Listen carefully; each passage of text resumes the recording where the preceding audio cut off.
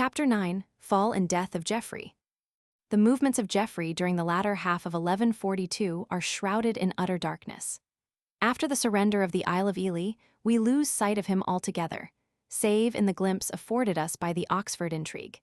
It is, however, quite possible that we should assign to the period of the siege of Oxford Castle, September-December, 1142, a charter to Abingdon Abbey which passed at Oxford. For if we deduct from its 8 witnesses the 2 local barons, Walter de Bockland and Hugh de Balbec, 5 of the remaining 6 are found in the Canterbury Charter. In that case, Geoffrey, who figures at their head, must have been at Oxford, in Stephen's quarters, at some time in the course of the siege. He would obviously not declare for the Empress, till the time was ripe for the scheme, and in the meanwhile, it might disarm suspicion, and secure his safety in the case of the capture or defeat of the Empress, if he continued outwardly in full allegiance to the king. It was not till the following year that the crisis at length came. Stephen, at Mid-Lent, had attended a council at London, at which decrees were passed against the general disregard of the rights and privileges of the Church. Her ministers were henceforth to be free from outrage, and her sanctuaries from violation, under penalty of an excommunication which only the Pope himself could remove. At some period in the course of the year, 1143, after this council, possibly about the end of September, the king held a court at St. Albans, to which, it would seem, there came the leading nobles of the realm. Among them was the Earl of Essex, still at the height of his power. Of what passed on this occasion, we have, from independent quarters, several brief accounts. Of the main fact there is no question. Stephen, acting on that sudden impulse which roused him at times to unwonted vigor, struck at last, and struck home. The mighty earl was seized and bound, and according to the regular practice throughout this internecine warfare, the surrender of the castles on which his strength was based was made the price of his liberty. As with the arrest of the bishops at Oxford in 1139, so was it now with the arrest of the great earl at St. Albans, and so it was again to be at Northampton, with the arrest of the Earl of Chester some 3 years later.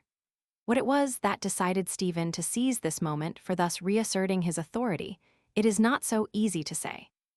William of Newburgh, who is fullest on the subject, gives us the story, which is found nowhere else, of the earl's outrage on the king more than 3 years before, and tells us that Stephen had been ever since awaiting an opportunity for revenge.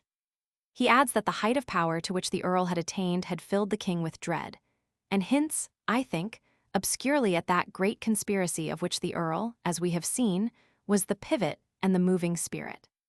Henry of Huntingdon plainly asserts that his seizure was a necessity for the king, who would otherwise have lost his crown through the kingmaker's treacherous schemes. We may, indeed, safely believe that the time had now come when Stephen felt that it must be decided whether he or Geoffrey were master. But as with the arrest of the bishops at Oxford 4 years before, so, at this similar crisis, his own feelings and his own jealousy of a power beneath which he chafed were assiduously fostered and encouraged by a faction among the nobles themselves. This is well brought out in the Chronicle of Walden Abbey, and still more so in the Gesta. It is there distinctly asserted that this faction worked upon the king, by reminding him of Geoffrey's unparalleled power, and of his intention to declare for the Empress, urging him to arrest the earl as a traitor, to seize his castles and crush his power, and so to secure safety for himself and peace for his troubled realm. It is added that, Stephen hesitating to take the decisive step, the jealousy of the barons blazed forth suddenly into open strife, taunts and threats being hurled at one another by the earl and his infuriated opponents. On the king endeavoring to allay the tumult, the earl was charged to his face with plotting treason. Called upon to rebut the charge, he did not attempt to do so, but laughed with cynical scorn. The king, outraged beyond endurance, at once ordered his arrest, and his foes rushed upon him. The actual seizure of the earl appears to have been attended by circumstances of which we are only informed from a somewhat unexpected quarter. Matthew Paris, from his connection with St. Albans, has been able to preserve in his Historia Anglorum the local tradition of the event. From this we learn, firstly, that there was a struggle. Secondly, that there was a flagrant violation of the right of sanctuary. The struggle, indeed, was so sharp that the Earl of Arundel, whom we know to have been an old opponent of Geoffrey, CP 323, was rolled over, horse and all, and nearly drowned in Holywell. The fact that this tussle took place in the open would seem to imply that the whole of this highly dramatic episode took place out of doors. As to the other of these 2 points, it is clear that there was something discreditable to Stephen, according to the opinion of the time, in his sudden seizure of the Earl. William of Newburgh observes that he acted non quidem honest et secundum jus gentium, sed pro merito ejus et medu. Silicet, quod expediert quam quod desurit plus attendans. Henry of Huntingdon similarly writes that such a step was magis secundum retributionem, nequitii, consulis quam secundum jus gentium, magis ex necessitate quam ex honestate. The Chronicle of Walden, also, complains of the circumstances of his arrest, and even the panegyrist of Stephen is anxious to clear his fame by imputing to the barons the suggestion of what he admits to be a questionable act, and claiming for the king the credit of reluctance to adopt their advice. But there was a more serious charge brought against the king than that of dishonorable behavior to the Earl. He was accused of violating by his conduct the rights of sanctuary of St. Albans, though he had sworn, we are told, not to do so, and had taken part so shortly before in that Council of London at which such violations were denounced. The abbot's knights, indeed, went so far as to resist by force of arms this outrage on the Church's rights. It is clearly to the contest thus caused, rather than, as implied by Matthew, to the actual arrest of Geoffrey, that we must assign the struggle in which the Earl of Arundel was unhorsed by Walchelin de Oxey, for Walchelin was one of the abbey's knights, and was, therefore, fighting in her cause. Though the friends of the Earl interceded on his behalf, the king had no alternative but to complete what he had begun. After what he had done, there could be no hope of reconciliation with the Earl. Geoffrey was offered the usual choice. Either he must surrender his castles, or he must go to the gallows. Taken to London, he was clearly made, according to the practice in these cases, to order his own garrison to surrender to the king. Thus he saw the fortress which he had himself done so much to strengthen, the source of his power and of his pride, pass forever from his grasp. He had also to surrender, before regaining his freedom, his ancestral Essex strongholds of Pleshy and Saffron Walden. The Earl's impotent rage, when he found himself thus overreached, is dwelt on by all the chroniclers. The king's move, moreover, had now forced his hand, and the revolt so carefully planned could no longer be delayed, but broke out prematurely at a time when the Empress was not in a position to offer effective cooperation. We must now return to the doings of Nigel, Bishop of Ely. That prelate had for a year, 1142-43, been peacefully occupied in his see, but at the council of 1143 his past conduct had been gravely impugned. Alarmed at the turn affairs were taking, he decided to consult the Empress. He must, I think, have gone by sea, for we find him, on his way at Wareham, the port for reaching her in Wiltshire. Here he was surprised and plundered by a party of the king's men. He succeeded, however, in reaching the Empress, and then returned to Ely. He had now resolved to appeal to the Pope in person, a resolve quickened, it may be, by the fact that the legate, who was one of his chief opponents, had gone thither in November, 1143. With great difficulty, and after long debate, he prevailed on the monks to let him carry off, from among the remaining treasures of the church, a large amount of those precious objects without the assistance of which, especially in a doubtful cause, it would have been but lost labor to appeal to the heir of the apostles. As it was Pope Lucius before whom he successfully cleared his character, and as Lucius was not elected till the March of the following year, 1144, I have placed his departure for Rome subsequent to that of the legate. He may, of course, have arrived there sooner and applied to Celestine without success, but as that pontiff favored the Empress, this is not probable. Indeed, the wording of the narrative is distinctly opposed to the idea. In any case, my object is to show that the period of his absence abroad harmonizes well with the London Chronicle, which places Geoffrey's revolt about the end of the year. For the bishop had been gone some time when the Earl obtained possession of Ely. Hugh Bigod, the Earl of Norfolk, whose allegiance had ever sat lightly upon him, appears to have eventually become his ally, but for the time we hear only of his brother-in-law, William de Say, as actively embracing his cause. He must, however, have relied on at least the friendly neutrality of his relatives, the Clares and the De Vers in Cambridgeshire, Suffolk, and Essex, as well as on the loyalty of his own vassals. It is possible, from scattered sources, to trace his plan of action, and to reconstruct the outline of what we may term the Fenland Campaign. Fordham, in Cambridgeshire on the Suffolk border, appears to have been his base of operations. Here supplies could reach him from Suffolk and North Essex. He was thence enabled to advance to Ely, the bishop being at this time absent at Rome, and his forces being hard-pressed by those which Stephen had dispatched against them. The Earl gladly accepted their appeal to himself for assistance, and was placed by them in possession of the isle, including its key, Aldrich Castle. He soon made a further advance, and, pushing on in the same direction, burst upon Ramsey Abbey on a December morning at daybreak, seized the monks in their beds, drove them forth clad as they were, and turned the abbey into a fortified post. He was probably led to this step by the confusion then reigning among the brethren. A certain scheming monk, Daniel by name, had induced the abbot to resign in his favor. The resignation was indignantly repudiated by the monks and the tenants of the abbey, but Stephen, bribed by Daniel, had visited Ramsey in person and installed him by force as abbot only 18 days before the Earl's attack. It is, therefore, quite possible that, as stated in the Walden Chronicle, Daniel may have been privy to this gross outrage. In any case, the Earl's conduct excited universal indignation. He stabled his horses in the cloisters, he plundered the church of its most sacred treasures, he distributed its manors among his lawless followers, and he then sent them forth to ravage far and wide. In short, in the words of the pious chronicler, he made of the Church of God a very den of thieves. But for the time, these same enormities enabled the daring Earl at once to increase the number of his followers, and to acquire a strategical position unrivaled for his purpose. The soldiers of fortune and mercenary troopers who now swarmed throughout the land flocked in crowds to his standard, and he was soon at the head of a sufficient force to undertake offensive operations. From his advanced post at Ramsey Abbey, he was within striking distance of several important points, while himself comparatively safe from attack. His front and right flank were covered by the meres and fens, his left was to some extent protected by the Ouse and its tributaries, and was further strengthened by a fortified work erected by his son Ernulf at one of the abbey's manors, Wood Walton.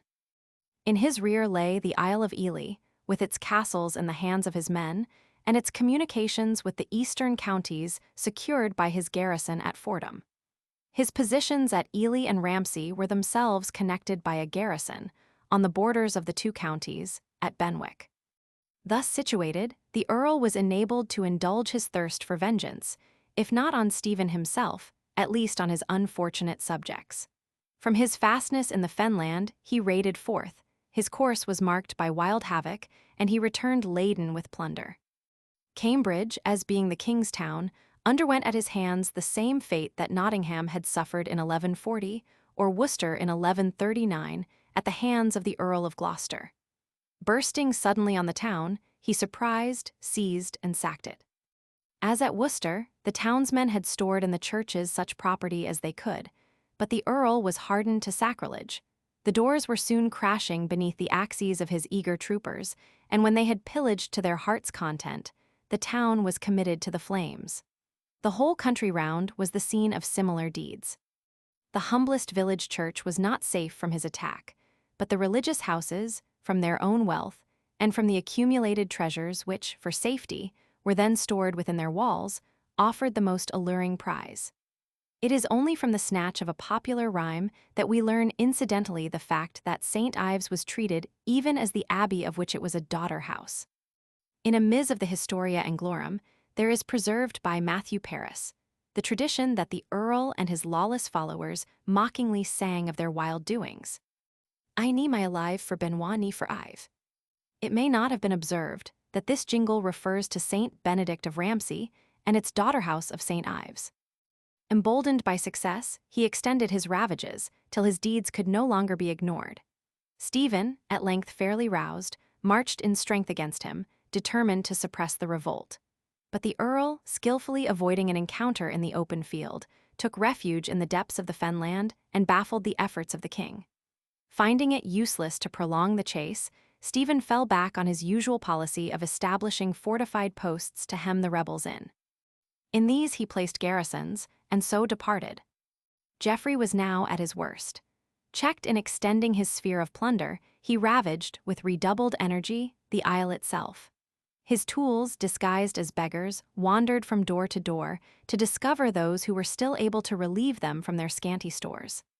The hapless victims of this stratagem were seized at dead of night, dragged before the Earl as a great prize, and exposed in turn to every torture that a devilish ingenuity could devise, till the ransom demanded by their captors had been extorted to the uttermost farthing.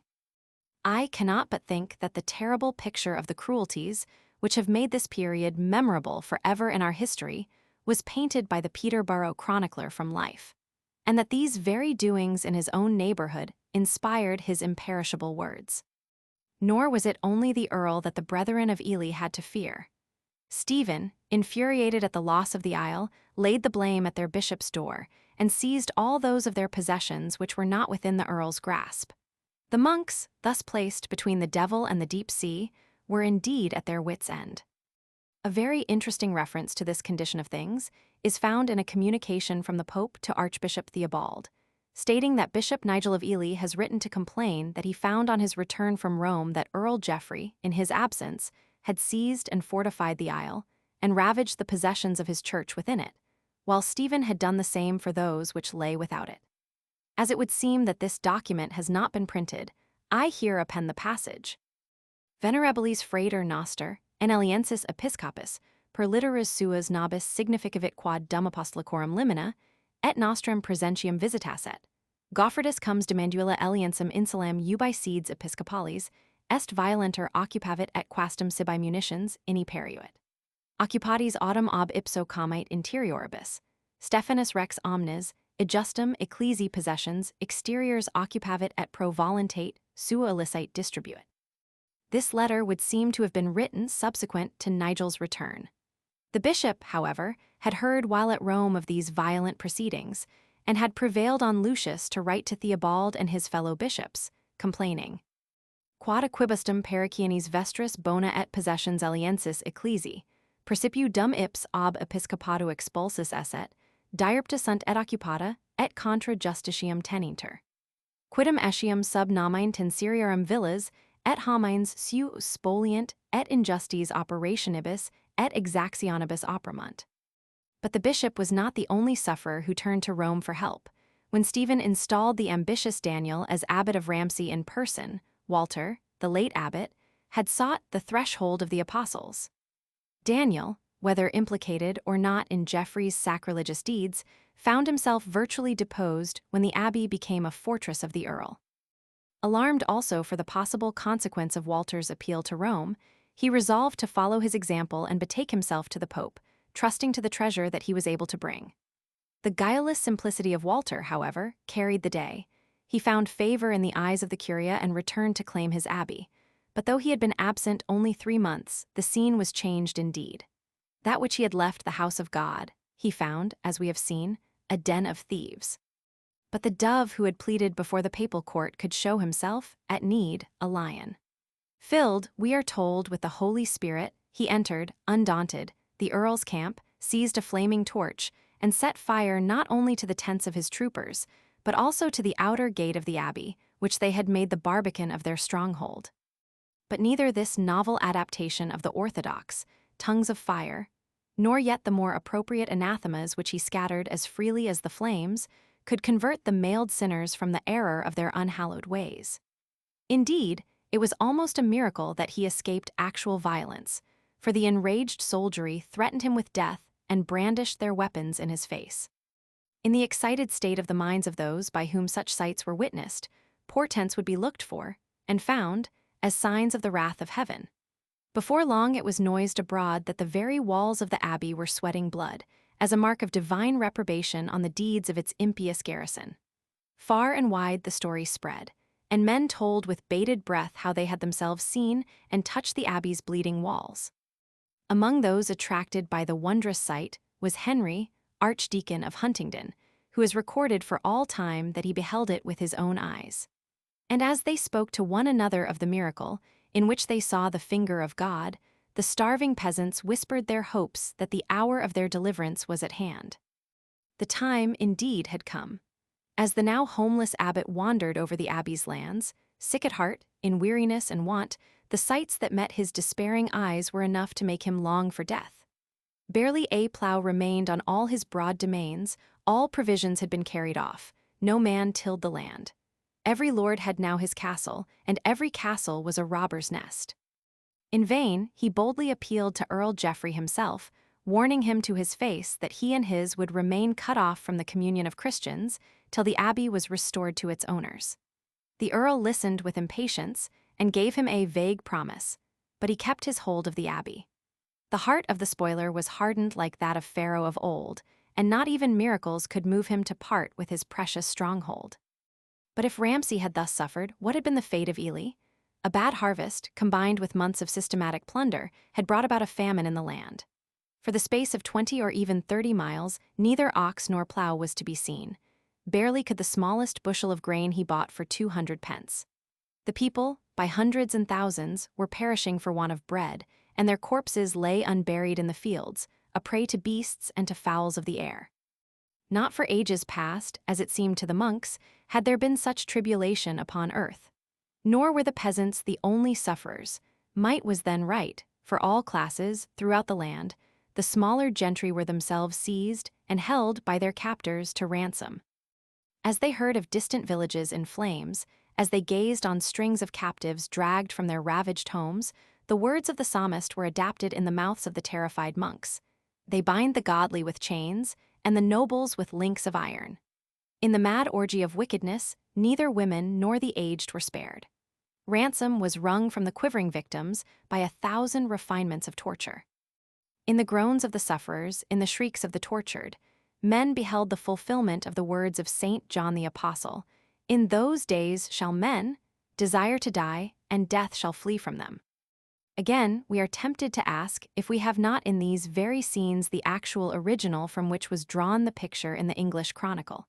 A picture which might thus be literally true of the chronicler's own district, while not necessarily applicable, as the latest research suggests, to the whole of Stephen's realm.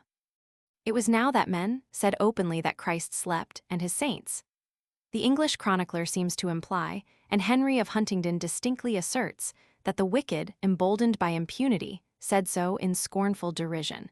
But William of Newburgh assigns the cry to the sufferings of a despairing people.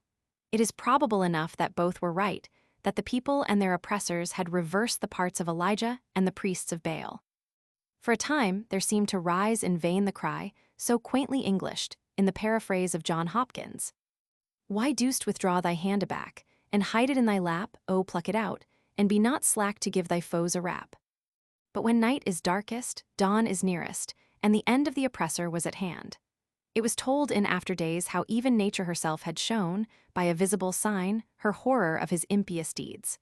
While marching to the siege of Barwell on a hot summer's day, he halted at the edge of a wood and lay down for rest in the shade.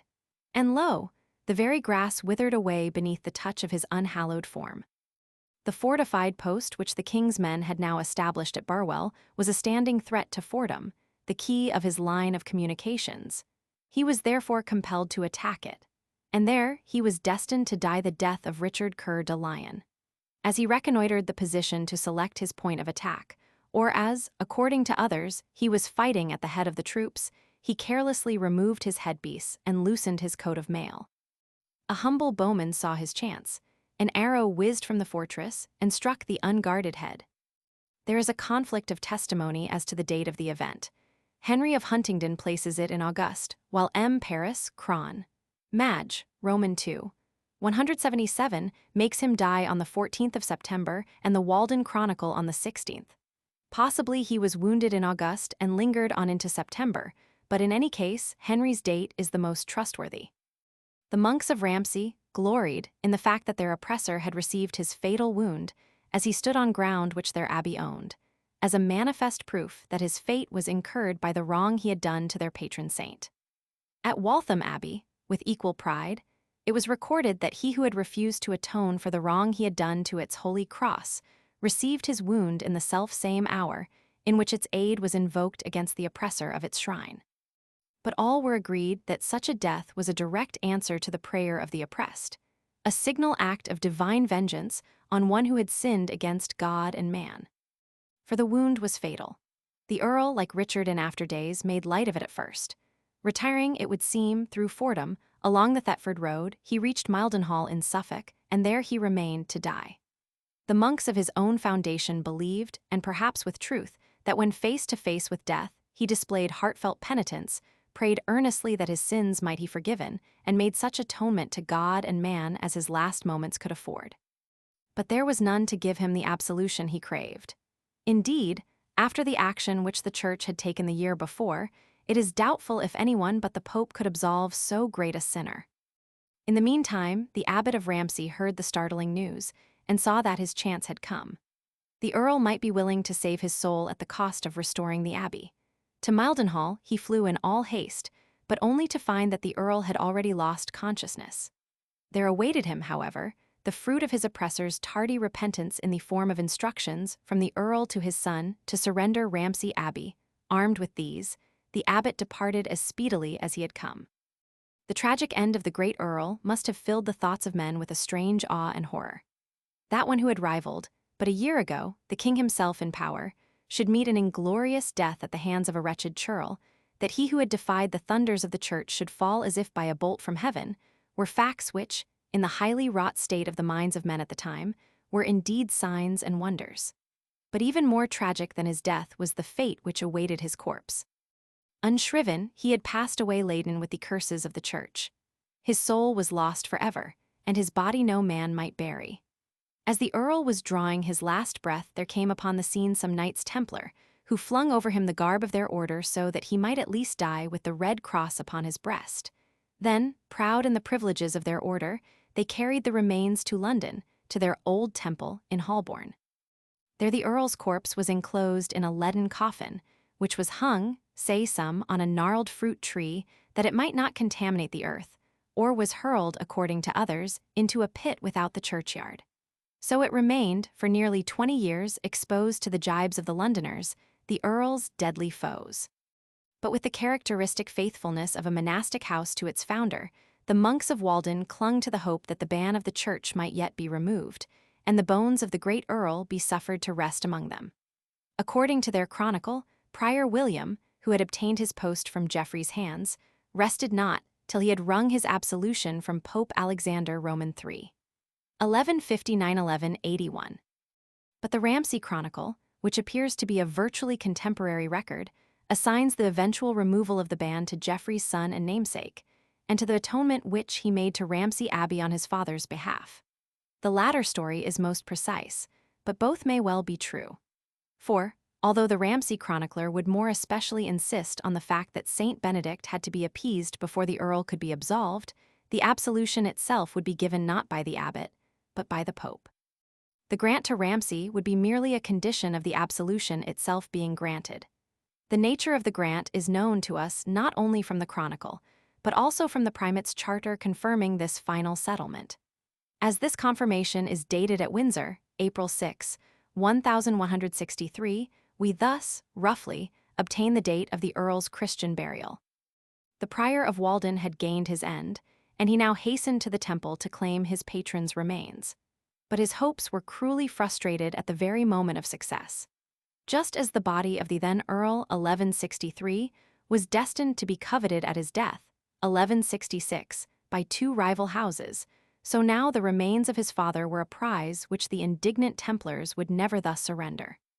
Warned of the prior's coming, they instantly seized the coffin and buried it at once in their new graveyard, where, around the nameless resting place of the great champion of anarchy, there was destined to rise, in later days, the home of English law. Chronicle of Abingdon, Roman II, 178–179, assigned to probably about the Christmas of 1135, p. 542. CP 143. They are Earl Geoffrey, Robert de Vere, William of Ypres, Adam de Belgnaud, and Richard de Lucy.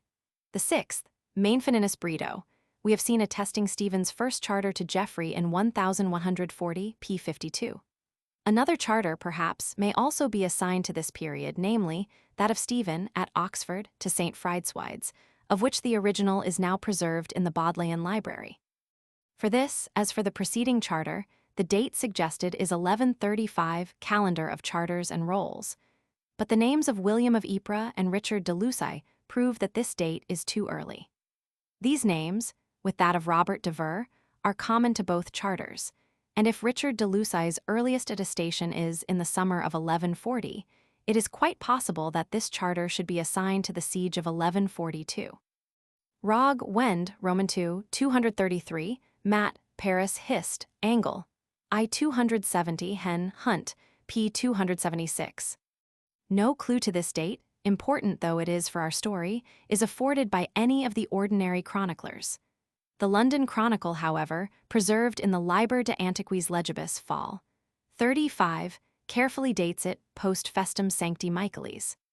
Mon, Ang, Roman IV, 142, Mat, Paris Hist, Angle, I 270-271 William of Newburgh Cap, Zy Gesta Stephani pp.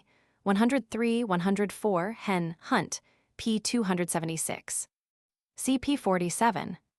Exceptem ob eo injurium rex caught dissimulabet, et tempus opportunum quo si ulcisaretur, observabat. Subtili astutia, ingentia moliens. Nisi enim hoc egiset, perfidia consulis illius rigno privatus fuiset. Compare the words of the Gesta.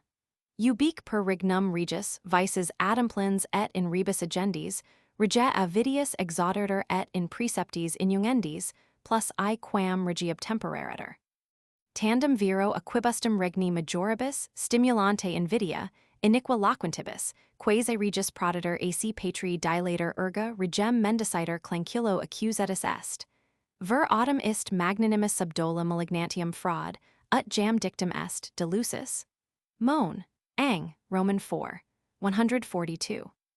Tum quia Galfridus, ut videbetter, omnia rigni jura sibi calide usurperat, tum quia regnum ut in orgiam vulgi celebra furet, comitissi andigavensi confera disposerat, ad hoc regem secreta persuasion impulerunt, quatinus Galfridum de perditionis infamia notatum caperit, et reditus quicunc possiderat casellis, et rex post hinc securus, et regnum ipsius haberetur peccadius. Gesta. Regem multo tempor different, ni regia majestas turpi perditionis opprobrio infameretur, subito inter Galfridum et barons, injurias et minis utrinc protensis, orta sedidio, ibid.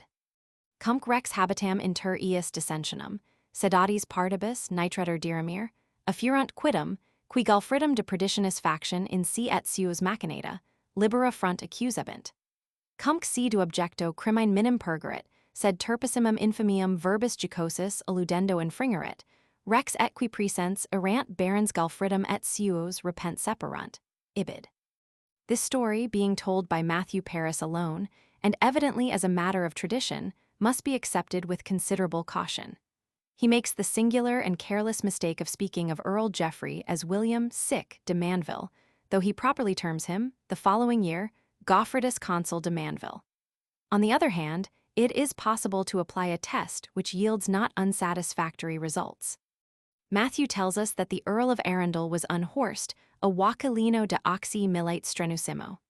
Now there was, contemporary with Matthew himself, a certain Richard de Oxia, who held by night service of St. Albans Abbey, and who, in 1245, was jointly responsible with Petronilla de Crocasul for the service of one night, Cron.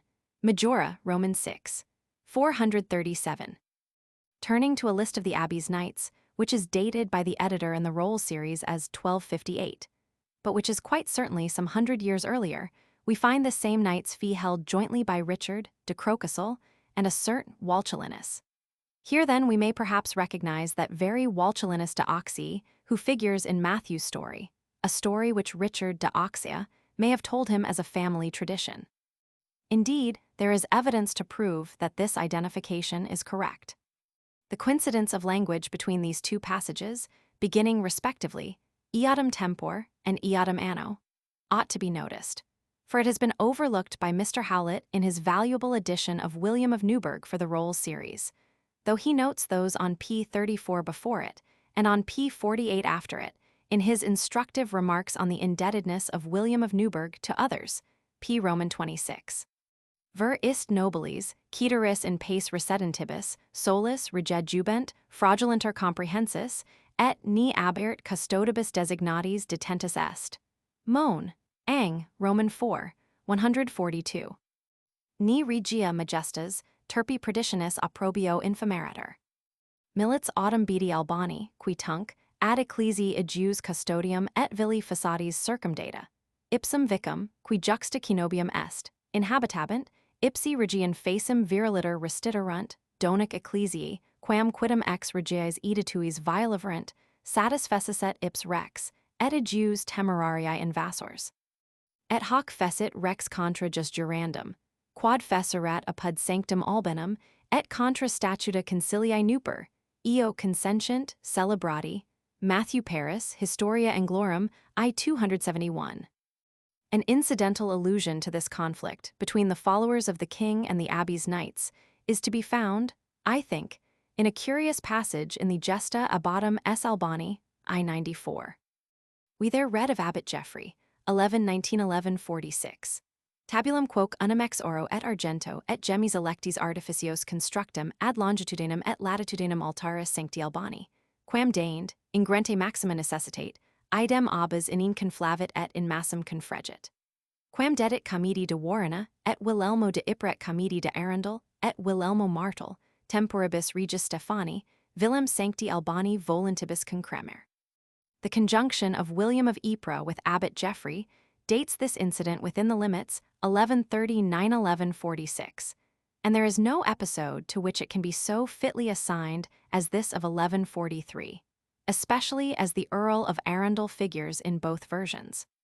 Et licit multi amicorum suorum, talia injust allata eager ferentium, pro eo regem interpellerant.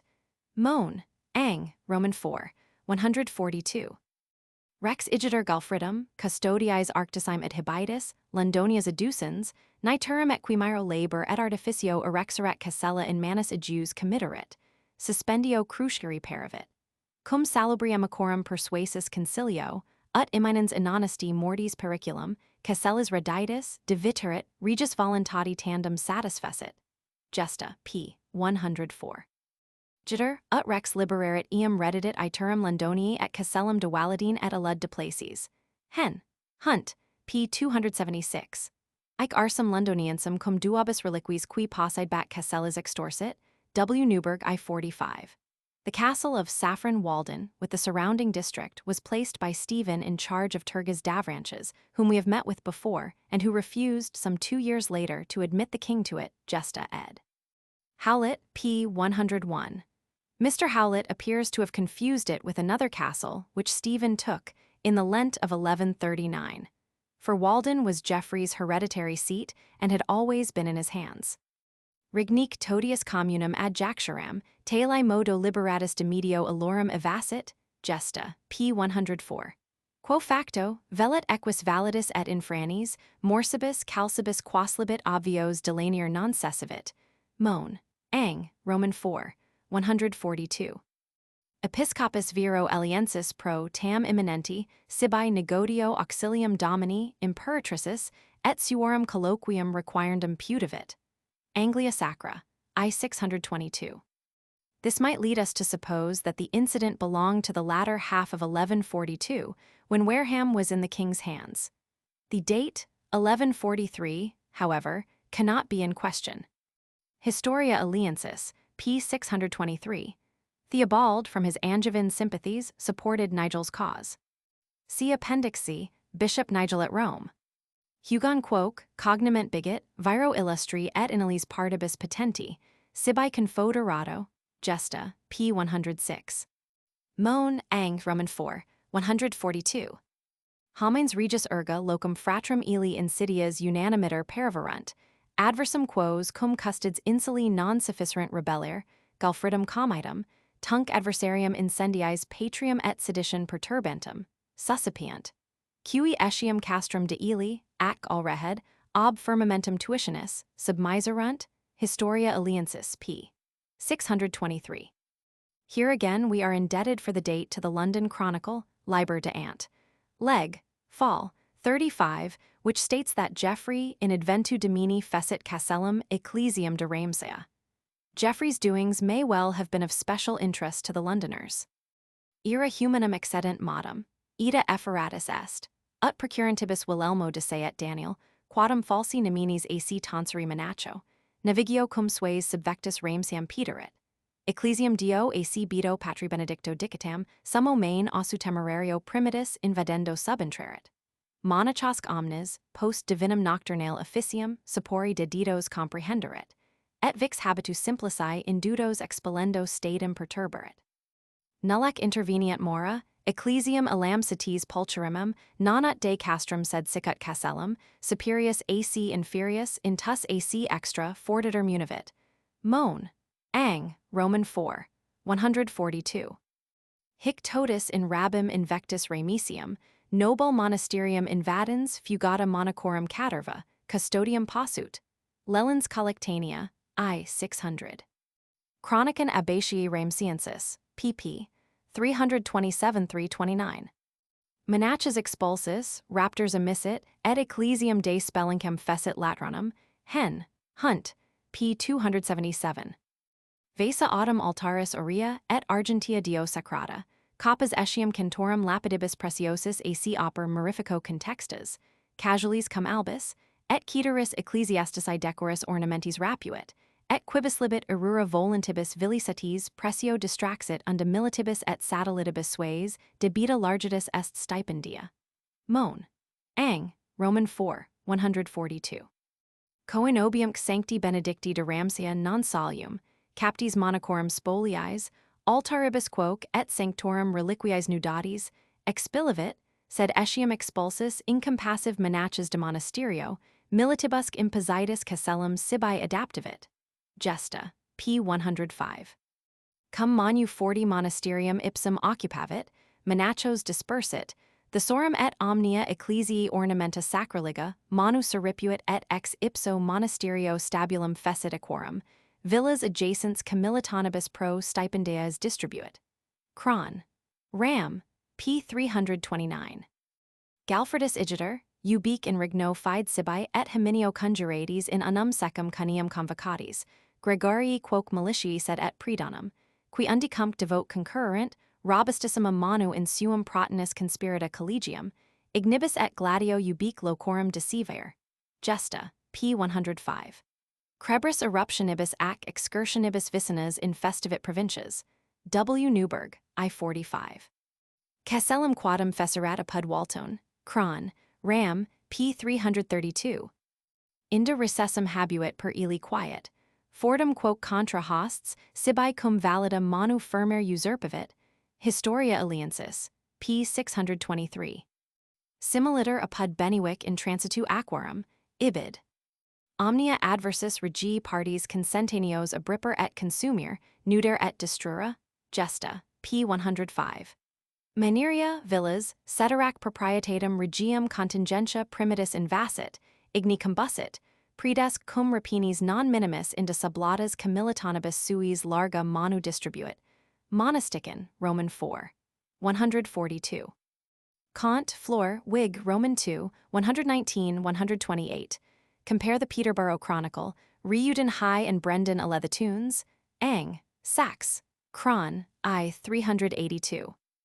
Gesta. Talique ferocitate in omnum circumquac provincium, in omnibus etiam, quascunc obvium habet, ecclesiaes emissarinter deceviat, possessions coenoberum, distractis rebus, depopulatis omnibus in solitudinem redigit. Sanctuaria aerum, vel quicumc in erares concredita reponbenter, sine medu vel piedate ferox abripuit. Ibid. Locis sacris vel ipsis de ecclesiaes nullum, deferendo exhibuit reverentiam. Monasticon, Roman 4. 142. Facti enim amens cantatabet unusquisque anglis, etc. The Anglis reads oddly. Strange that the sufferings of the people should be bewailed and made merry over in the same tongue. Stephen himself behaved no better, to judge from the story in the Chronicle of Abingdon, Roman 2. 292, where it is alleged that the king, being informed of a large sum of money stored in the treasury of the abbey, sent his satellite, William Dieppers, who, gaining admission on the plea of prayer, broke open the chest with an axe and carried off the treasure. Militum suorum numerositate emanure factus, per totem circumcirca discurrendo provincium nulli cuicunc pecuniam possidenti parcere vavit. Mon. Ang. Roman 4. 142. Crebris eruptionibus et excursionibus vicinus in festivit provincias, Dane sumpta ex successu fiducia longius progrediens, regem Stephanum acerimus fatigavit teruc incursibus. Will. Noob. I-45. Gesta. Exploratores vero illius, habitu mutato, mora genorum osciatum oberantes, Villanis et ceteris hugismodi hominibus pecunia adiodata abundantibus insidiabenter. Quibus taliter compartis in tempesti noctis silentio, tempor tamen primitus considerato. Sathani satellites accomite transmittibanter, qui viros innocuos altos sapor quandoc detentos, rapent raptos viroques, pro magno munere I presentarent. Qui mox immani supplicio, per intervalla tamen, vexibanter et tamdiu per tormenta varia vicissim sibi succedentia torquibanter, donic pecunii Is impositi ultimum solverent quadrantum. Monastican Roman 4. 142. An incidental allusion to this system of robbery by ransom is found in an Inquisition, temp. John, on the royal manor of Riddle, Essex, Testa de Neville, p. 270b. It is there recorded that Godebold of Riddle, who held land at Boreham, was captured by Geoffrey and forced to mortgage his land to raise the means for his ransom. Godebold der right liquim tenuit captus accomite Galfredo, pater Wilhelmi de Mandeville, tempor regis Stephani, pro redemption sua versus predictum comitem acquietanda possut in vademonium, etc. Propteria rex Stephanus, ira graviter excensus, omnia hic reputavit ob episcopo Nigelo machinari, et jussit e vestigio possessions ecclesiae assues undequac distrahi in vindictam odorum adjus. Succissa igitur menaches rerum facultate suorum, nimis eager compellanter in ecclesia, maxime suborum inedia. Unda non habens victuum, gemens et anxiae reliquas the sororum, etc. Historia Alliancis, p. 623. Cotton Mistib A. Roman 6, Fall, 117. Hic omnia episcopo, quamvis rami longius commorenti, satis in notarunt, et gratia domini papi sublimiter donatus, his munimentes tandem roboratus contra deprimentum ingenia, ad domum gaudens redit. Historia Alliancis, p. 623. Cotton Mistib A. Roman 6, Fall, 116b, see Appendix A, Tensory.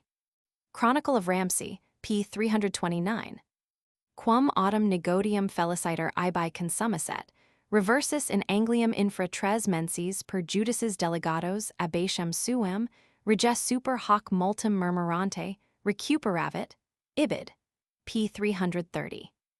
Quam vero sepidictus abbas in possessionum abatii sui corporaliter midi debuisset, invenit celeratum familiam predicti comitis sibi fortiter resistentum. Sed ips, spiritu de plenus, inter sagittas et gladios ipsorum sepius in caput ejus vibratos, excessit intrepidus, ignum eripuit, et tentoria ipsorum portamque exteriorum, quam incasalaverant viriliter incendit et combussit. Sed nec propter incendium nec propter anathema quad in ius furet sententiatum, locum amatum deserrer vel abati sedir valerant. Creditor a multis miraculos factum esse quad nullus ex insanis predinibus illis manus in eam missit dum aerum tecta, comburit quamvis lances et sagittis, multum errati, dum hic faceret, mortem I communis intenterant, ibid. Aliad etiam illis debus furter contigius miraculum, quad lapides murorum ecclesiae census, claustri etiam et officinarum quas predons inhabitaverant, in magna quantitate guttas sanguinis emisserunt, under per totem Anglium rumor abiat admirabilis, et magni super hoc habiti sunt inter omnes ad invisum collations. Erat enim quaes in autorium, et omnibus inturi volantibus visu et tactu manifestum. Ibid. Dum autem ecclesia elapro casello teneretur, ebulivit sanguis a pariatibus ecclesiae et claustri adjacentes, indignationem divinam manifestans, exterminationem celeratorum denuncians, quad multi quidem et ips ego oculis meis inspexi. Hen. Hunt. p. 277. miserabilis abbas ist post tot labors, et eremnas quietum haber, et domum suum recuperas, sperabat aqua dolens et expes recessit, laboribus expensis, ita fatigatus ut jam teterit eum viver. Non enim habet unde modus familiae sui equitaturas, et sumptus necessarios posset providir. Cron. Ram. p. 331. In omnibus terris diminusus todius abaci, unum tantum carocam reparit et dimidium, reparit victualium nihil, debitum urgibat, terri jaspin inculti. Oportuit profatum abatum exia et cassel vel amplius singulis mensibus pro rusticis sues redemption su tenserias priester, qui tam per danilum quam per ipsos malefactors multum exhausti furent, et extenuati. Cron. Ram. 333, 334. This description, though it is applied to the state of things which awaited the abbot on Earl Geoffrey's death, is obviously in point here. It is of importance for its allusion to the plough, which illustrates the language of doomsday, the plough teams being always the first to suffer, and the most serious loss. Compare Bishop Denwolf's 10th century charter in Liber de Haida, but still more for its mention of the Tenseriae. Here we have the very same word, used at the very same time at Peterborough, Ramsey, and Ely. The correction, therefore, of the English Chronicle is utterly unjustifiable, see Appendix A. Moreover, a comparison of this passage with the letter of Pope Lucius Ante, p. 215, shows that at Ramsey, as at Ely, the evil effect of this state of things continued in these Tenseriae even after the bishop and the abbot had respectively regained possession. Suorum tandem concilio fretis, comitum Goffridum adiet, monasterii sui detentorum, patenter et audector I ostendens tam ipsum quam totem familiam ipsius, tam ex ipso facto quam apostolica auctoritate intervenient, a Christiana communini esse privatos, domum suum sibi postulans restitui si velit absolvi. Quod comes vix patienter audiens, plurs I terminos de redenda possession sua constituit, sed promissum nunquam ad implevit, ita ut cum podius deludir vidretur, quam oblatum possessionum sibi vel restitura. Unde miser abbas miserabiliter afflictus mortis, debitum jam velit ex solvis. Cron. Ram. p. 331. Sed profani milits in sua malicia pertinices nec sic domum Dei quam polluerent redir volerant, induratum enim erat cor earum. Ibid. p. 330. Oppressorat enim fames omnum regionum, et igra sieges victim omnum negaverat. Per viginti miliaria, su trigenta non bos non eritrum, est inventus qui particulum terri excolrit. Vix parvissimus tunc, modius emi potret ducentis denariis. Tanta communum clades denopia panis secuta est, ut per vicos et platius centeni, et millenni, ad instar uterus inflati exanimes jacerent. Ferris et volatilibus cadavera inhumater relinquibanter. Nam multo retro tempor taelis tribulatio non fuit in cunctis terrarum regnis. Historia Alliancis. p. 623. Efferbuit enim per totem Anglium Stephani regis hostilis tribulatio, todec insula Roman 6 podius quam ration regebeter. Cron. Ram. p. 334. Potens per circuitum late vastando, milits ex rapina conducunt, villas comburunt, captivos de lunge ducens miserabiliter tractabant, pios allegabant in competibus et nobles in manicis feres. Historia Alliancis. p. 623. Furit idac rebis vesana. Invicta liteter malicia, non sexui non parcunt itati. Mil mortis species inferunt, ut ob afflictis pecuniam excusient, fit clamor duris plangentium, in horut luctus ubique merentium. Et constat fuis completum quad nunciator in apocalypsi Joannis, querent homines mori et fugiet mors ob eyes. Ibid. Sed verum est quod vulgariter dicitor, ubi dolor maximus ibi proxima consolatio. Cron. Ram. p. 331. Herba viridissima emarcit, ut eo surgent quaes I primor tua vidretur, nec toto fir anno viridatis sui vires recuperavit. Unde dater intelligi quam didistandum sit consortium excommunicatorum. Gervase. IP 128. Accessit paulo post cum exercitu suo ad quadam castellum expignandum, quad apud burwell de novo furet constructum, et quam elevata casside elud circuiret ut infirmarum, ejus partum alligerit ad expignandum. Quidem villissimus Sagittarius ex his, qui intra castellum, erant capiti ipsius comitus lethal vulnus impressit. Cron, Ram. 331, 332. Hic cum, in obsidiani superdicti Caselli de Burwell in scudo, et lancia contra adversarios viriliter discerset, ob nimium calorum cassitum deposuit, et lorici ventilebrum solvit, sic nudato capite intrepidus militavit. Istis quip erat. Quem cum vidiset quispium de Casello, et adversarium agnoscerit, tilo gracili quad gania disider eam jam communis positum petiet, que testum capitis ipsius male nudati perforavit. Gervase, I 128. Dum nimis audex, nimisc prudentiae sui in nitens regi virtutis, Casella frequentius circumstreperit, ob ipsis tandem regalibus circumventus prosterniter. Gesta, p. 106. Post hugis modi tandem excessibus aliusc multis his similibus publicam anathematis non immerito incurrit sententiam, in qua apud quadam opidulum in Barwella lethaliter in capite vulneratus est. Mon. Ang. Roman 4. 142. Inter acais suorum confertas, aquatum pedite velissimo solis sagitta percussus est. Et ips, vulnus ridens, post dies tamen ex ipso vulner excommunicatus occubuit. Hen. Hunt. 276. In quadam predio consistrit quad, ad ramsens monasterium pertinbat, et pertinet usc in hodiernem diem? Quod exerco in fundo bidi benedicti factum, fuis creditor ut omnes intelliger passent quad, deus ulcionum dominus hoc fesserat in odium et vindictam injuriarum quas monasterio bidi benedicti sacrilegus comes incelurat. Cron. Ram. p. 331. Cum nolit satisficere, placuit fratribus ibidem dio servientibus in transgressionis huius vindictam, crucem deponer si forte dives, ille compunctus hoc facto velit recipicere. Tradent autem qui higs inquirendis diligentium adhiburent idem depositionis, hora comidum alum ante castrum deburwell, ad quod expignandum diligenter, operam dabet letil vulnus suscepis, et eo infra excel dies viam universe carnis ingressum fuis. Harl. Ms. 3776, see also Appendix M.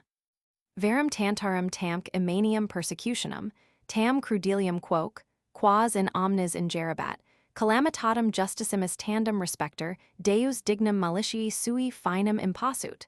Gesta, p. 106. Quia igitur improbi dixerunt diem dormiter, excidatus est deus, et in hoc signo, et in significato? Hen. Hunt, p. 277. Letiferum sui capitis vulnus deridens nec sic assuo cessavit furori. Gervase, I 128, 129.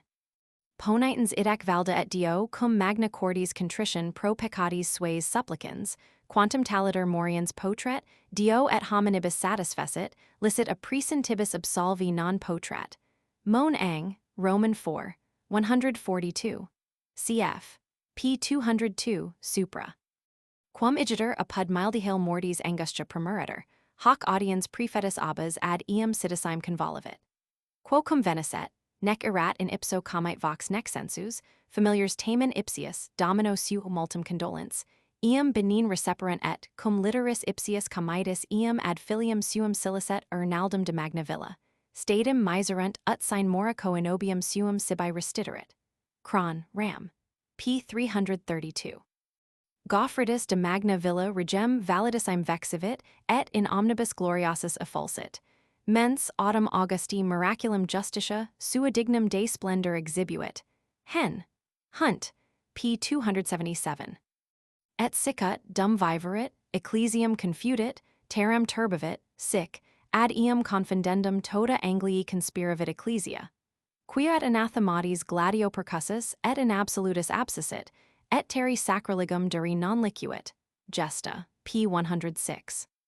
Illo autem in discrimine mortis ultimum trahent spiritum, quidem supervenor templara qui religionis sui habitum crus rubia signatum iam posserunt. Mon. Ang. Ut supra. But the Red Cross is said not to have been assumed by the order till the time of Pope Eugene, 1145. See Monastic in Ang, Roman 2, 815-816. AC Dane jam mortuum secum tollens, et in Pomerio suo, veteris silicit templi apud London canali inclusum plumbio in arbor torva suspenderunt. Mon. Ang. Roman 4. 142.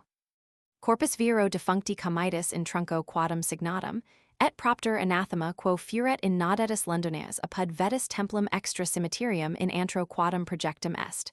Cron. Ram. p. 332.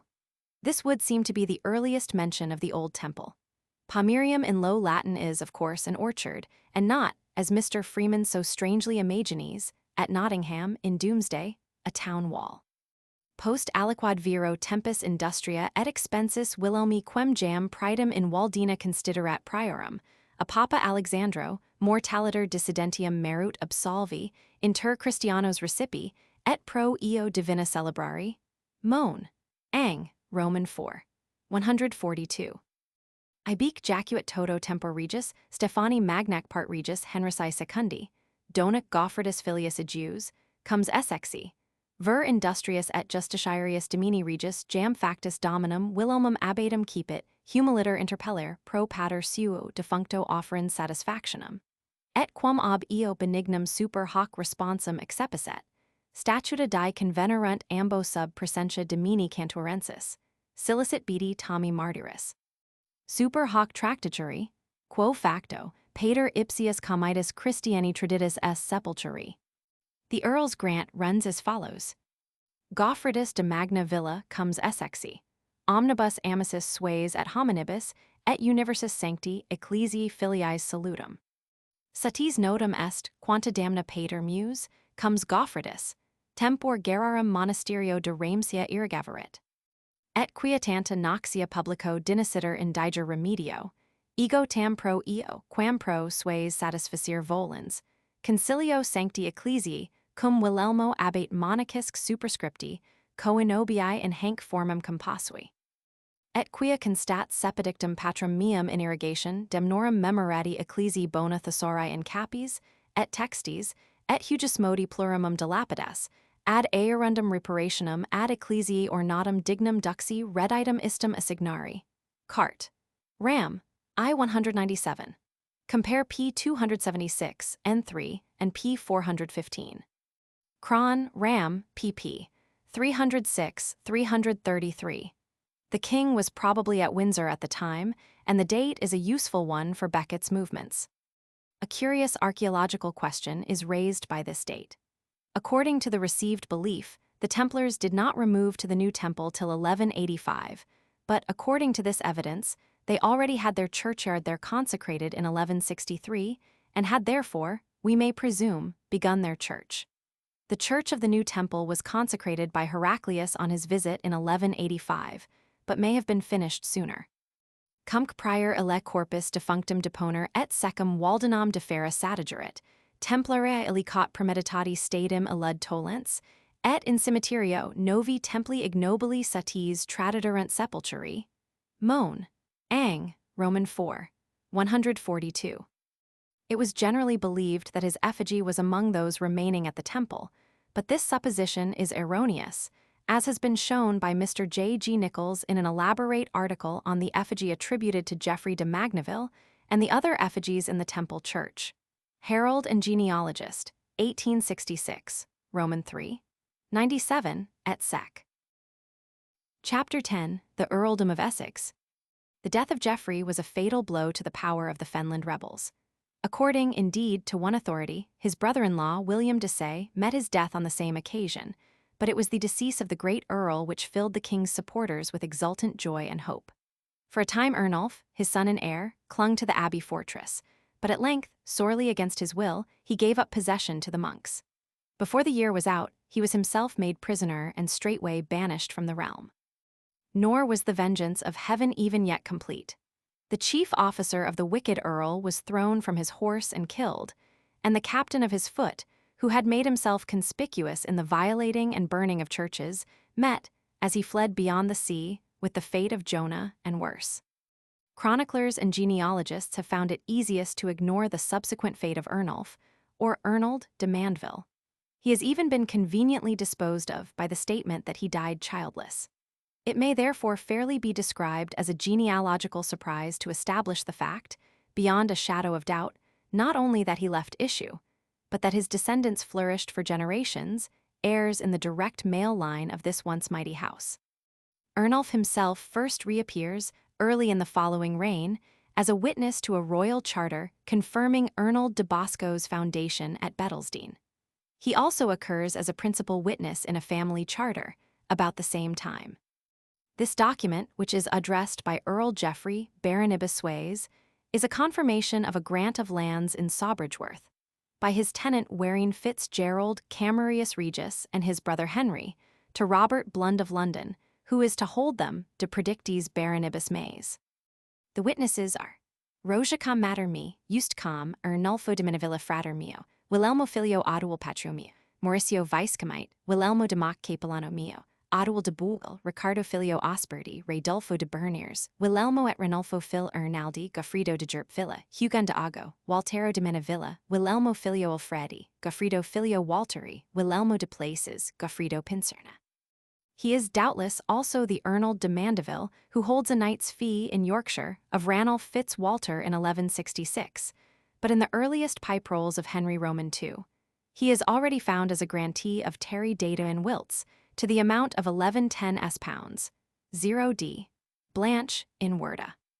This grant was not among those repudiated by Henry Roman II, and Geoffrey de Mandeville, Ernulf's heir, was still in receipt of the same sum in 1189 and 12012.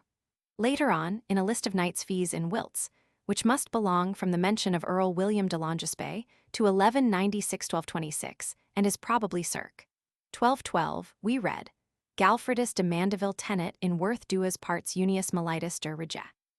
That Ernulf should have received a grant in Wilts, a county with which his family was not connected, is probably accounted for by the fact that he obtained it in the time of the Empress, who, as in the case of Humphrey de Bohun, found the revenues of Wilts convenient as a means of rewarding her partisans. But we now come to a series of charters of the highest importance for this discovery. These were preserved among the muniments of Henry Beaufort of Edmundescote, County Warwick, Esquire, when they were seen by Dugdale, who does not, however, in his baronage, allude to their evidence. By the first of these Earl Geoffrey, died 1166, grants to his brother Ernulf one knight's fee in Kingham, County Oxon. Siedes me dedis et firmiter concessus Ernulfo de Mandevilla, fratri meo terram de Cangeham. Pro servidio unius militis in excambition ter Radolfi de Newer. Et si Cangeham illigurantizare non patero dabo illi excambium, ad valorem de Cangeham antiquam, inde sit desacidus.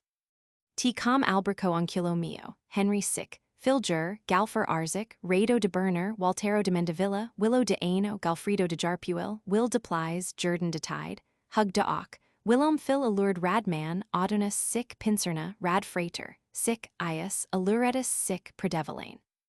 Ralph de Newers is entered in 1166 as a former holder of 4 fees from Earl Geoffrey, Roman II.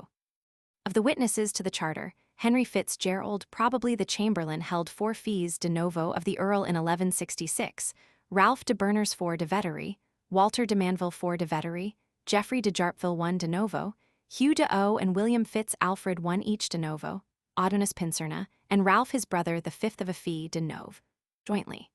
The relative precedence, according to Holding, is not unworthy of notice. The second charter is from Earl William, confirming his brother's gift. Wilhelmus de Mandevilla comes essexi omnibus hominibus, et cetera siedes me concessus Ernulfo de Mandilla, fratri meo donationum quam comes Galfredus illi fecit de Villa de Cahingeham. T. Comite Alberco, Simon de Bellicampo, Goffredo de Say, Willow de Builla, Radu de Berners, Sewell Dawsonuilla, Rico de Richella, Osperto Phil Rissai, Doi de Jerpanuilla, Wiscardo Laidit, Waltero de Berryuilla, Albot Fulcino, Hugon Clerico, etc. Here Earl Alberic was uncle both to the grantor and the grantee. Simon de Beauchamp was their uterine brother, Geoffrey de Say their first cousin. William de Beauville would be related to Otto de Beauville, the chief tenant of Mandeville in 1166. Suellis de Osville then, 1166, held 4 fees de vettery of the Earl. Richard de Richella held 3/4 of a fee de novo. Osbert Fitz Richard was probably a son of Richard Fitz Osbert, who held 4 fees de vetery in 1166. Wiscard Ledet was a tenant in Capite in Oxfordshire, Testa, p. 103. The third charter transfers the fee from the grantee himself to his son.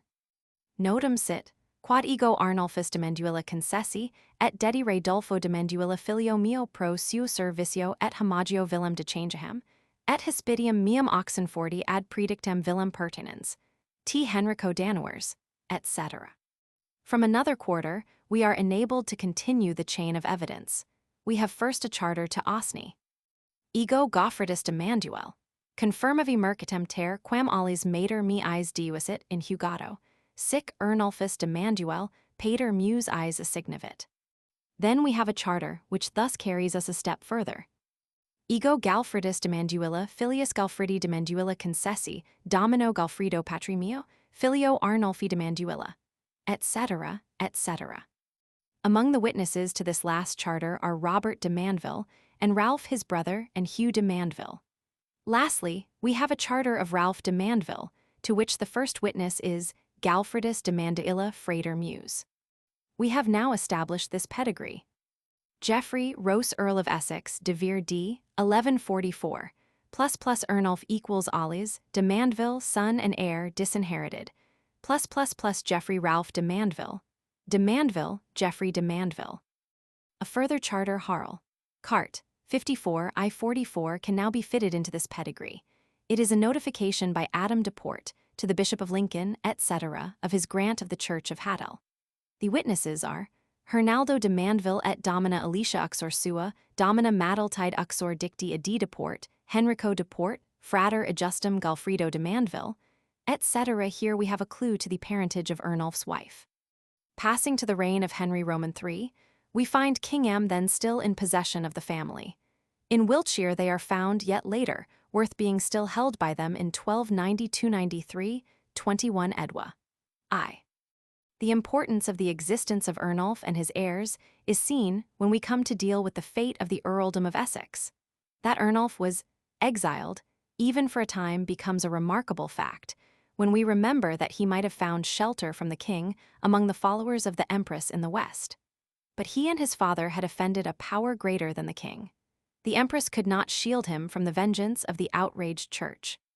It is, I think, in his doings at Ramsey, and in the penalties he had thus incurred, that we must seek the reason of his being, as we shall find, so strangely passed over, in favor of his younger brother Geoffrey, who had not partaken of his guilt. To another charter, hitherto unknown, we owe our knowledge of the fact that Geoffrey was recognized as his father's heir by the empress on his death. Instructive as its contents would doubtless be, it is known to us only from the following note, made by one who had inspected its transcript in the lost volume of the Great Coucher. Carta em imperatricis per quam dat Goffredo de Mandeville filio Goffredi comitus essexi totem hereditatem suum et omnes tenuris quas concessit patriciu. Testes arcam, Gloc, Ragcom, Cornub, Rogcom, Hereford R. Regis filio Umfridus de Bohun dap, Johans filius Gisliberti, W. de Pontlark Camario. Apud divises. The names of Robert, Earl of Gloucester, and Roger, Earl of Hereford, limit the date of this charter to 1144–1147, and the father of the grantee died, as we have seen, in August 1144. It should be noted that nothing is said here of the earldom of Essex, and that only an absolutely new creation could confer the dignity on Geoffrey, as he was not his father's heir. Here, however, yet another charter, also at present unknown, comes to our assistance with its unique evidence that Geoffrey must have held his father's title before 1147. He then disappears from view for the time. We must now skip some 12 years and pass to that most important charter in which the earldom was conferred anew on Geoffrey by Henry Roman II. Only those who have made a special study of these subjects can realize the value of this charter, a record hitherto unknown. The attitude of Henry Roman II. To the creations of Stephen and Matilda, the extent to which he recognized them, and the method in which he did so, are subjects on which the historian is peculiarly anxious for information, but on which our existing evidence is singularly and lamentably slight. Of the 4 charters quoted in the reports on the dignity of a peer, only 2 can be said to have a real bearing on the question, and of these one is of uncertain date, while the meaning of the other is doubtful. But the charter I am about to deal with is remarkably clear in its meaning, and possesses the advantage that its contents enable us to date it with precision. The original charter was formerly preserved in the Cottinian collection, but was doubtless among those which perished in the disastrous fire. The copy of it made by Dugdale, and now among his MSS. At Oxford, is unfortunately imperfect, but the discovery of an independent copy among the Rawlinson MSS has enabled me not only to fill the gaps in Dugdale's copy, which I have here placed within brackets, but also to establish by collation the accuracy of the text. Charter of Henry Roman II, to Geoffrey de Mandeville the Younger, Jan. 1156. H. Rex Angle et Dux Normani et Aquitani, et comes andigavi archiepiscopis, episcopis abitibus comitibus justitiariis, baronibus vicecomitibus ministris, et omnibus fidelibus sues Francis et Anglis Angli, et Normani salutum. Siedes me fessus Goffridum de magna villa comitum de Essexa, et dedis et hereditary concessus, sibi et heredibus sues, ad tenendum de me et heredibus, mes tertium denarium de placitis, mes adjustum comitatus. Et volo et concedo, et firmiter principio quad ips comes et, hered sue post eam et tenint comitatum, suum ita beni et in pace et liber, et quiet et pleen et honorifice sicut aliquis, comes in Anglia vel Normania melius. Liberius, quietius, plenius, et honorificentius tenet comitatum suum. Praeterea redidi iet concessi totem terram Goffridi de Magnavilla provisue et avisue, et patrisue, et omnia tenimenta alorum, tam in dominiis quam in fides militum, tam in Anglia quam in Normania, quedimi tenet in capite, et de quacunc tenit et de cujuscunc fido sint, et nominatim validenum et sabrichtesordum et Waltiham. Et vadium quad rex, Henricus avis mus, habuit super predicta tria maneria, suum perpetuum I clamavi quietum sibi, et heredibus sues de me et de mes heredibus. Quer volo, et firmiter principio, quad ips et hered sui habent et tenint, de me et de mes heredibus, comitatum suum predictum ita liber et quiet et pleen sicut aliquis comes in Anglia, vel Normania, melius, Liberius quietius et plenius comitatum suum tenet.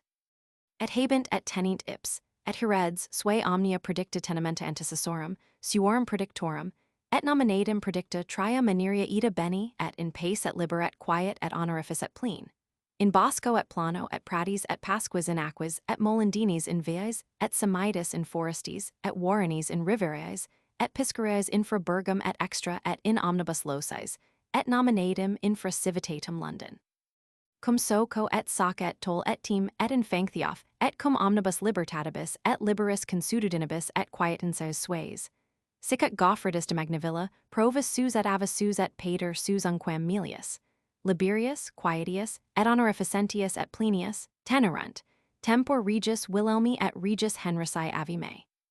Testibus T. Archiepiscopo Cantor. Rogo Archiepo Eborac, Rick Epo London, Rob Epo Lincoln, Nigelo Epo Alliancy, Tom Kank, Ragcom Cornub, Arcom Legrec, Rogcom de Clara, H. de Essex Canesta, Rick de Hum Canest, Rick de Lucy, War Filger Camario, Man Bisset Dap, Robto de Dunist et Jos de Bailolio apud Cantuarium. The first point to be considered is that of the date. It is obvious at once from the names of the primate and the chancellor that the charter must be previous to the king's departure from England in 1158.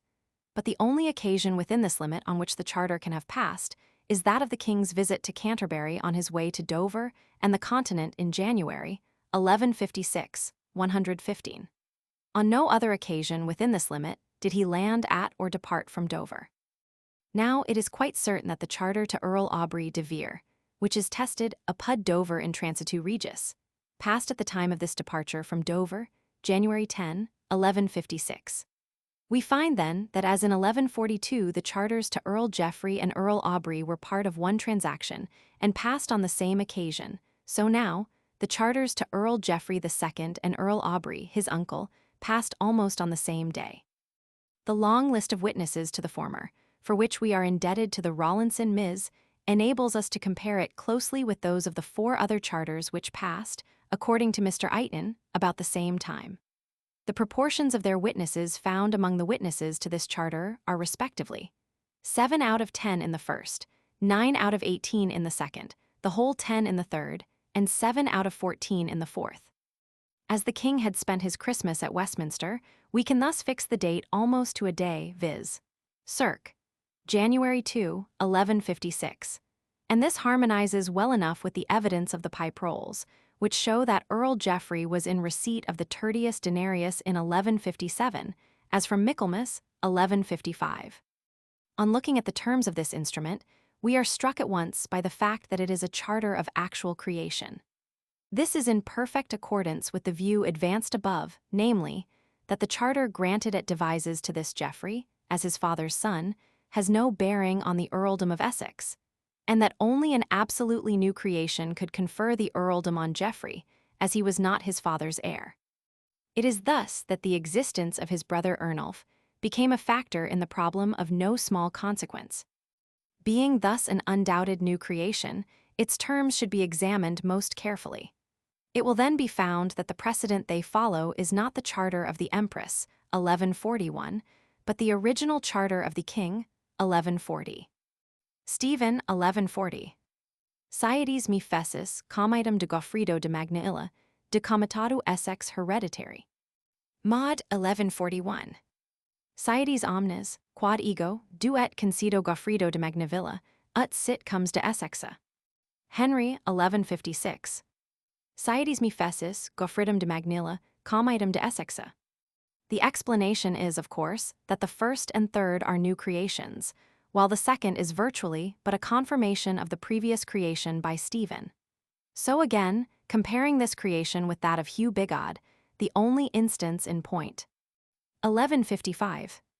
Siedes me fessis, Hugonum bigot comitum de Norfolca, silicet de tertio denario de Nordwick et de Norfolca. 1156.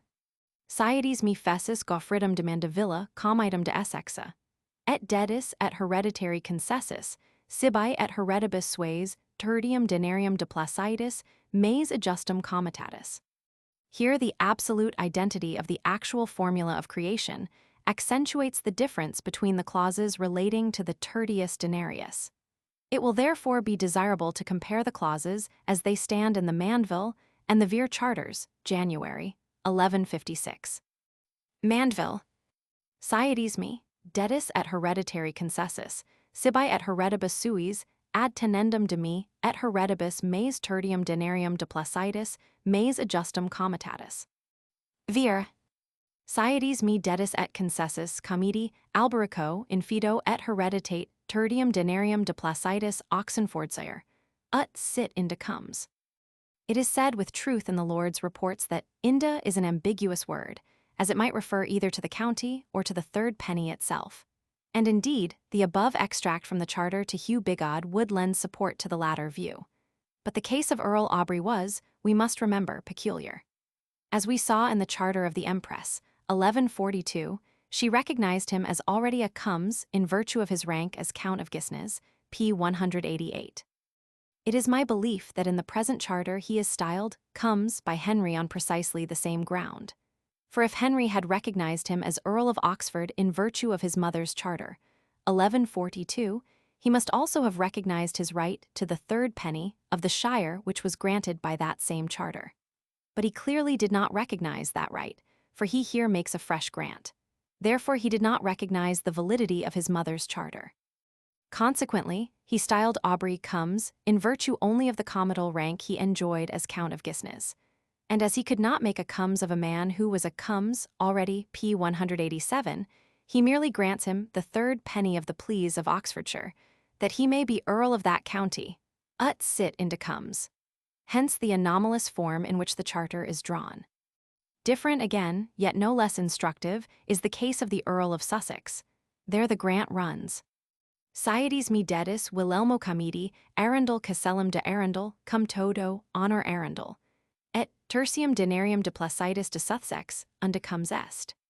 This charter has been looked upon as relating to the earldom itself, whereas it is clearly nothing but a grant of the castle and honor of Arundel and of the tertius denarius of Sussex, of which county he is earl.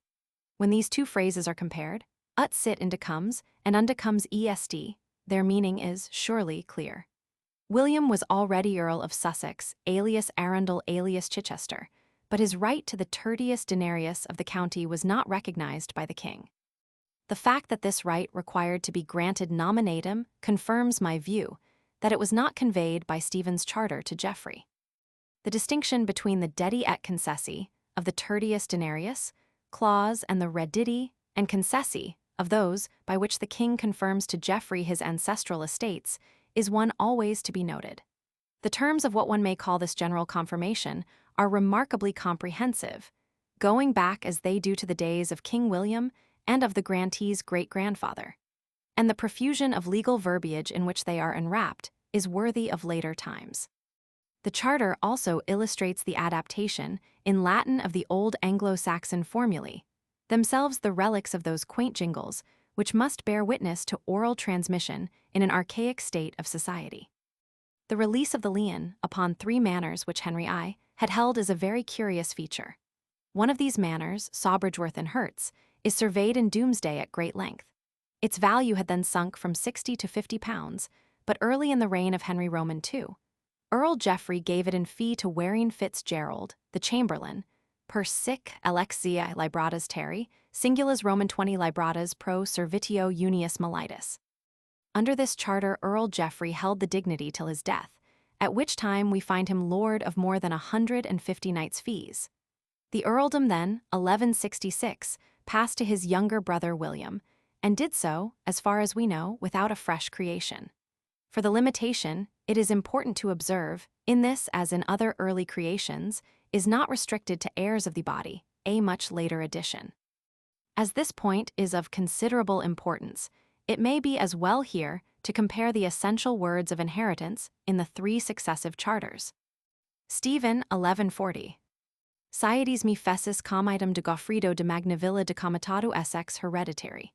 Quer volo, quod ips et hered sui post eum hereditario jur tenint de me et de heredibus meis, sicut aliae comites meditera me, etc.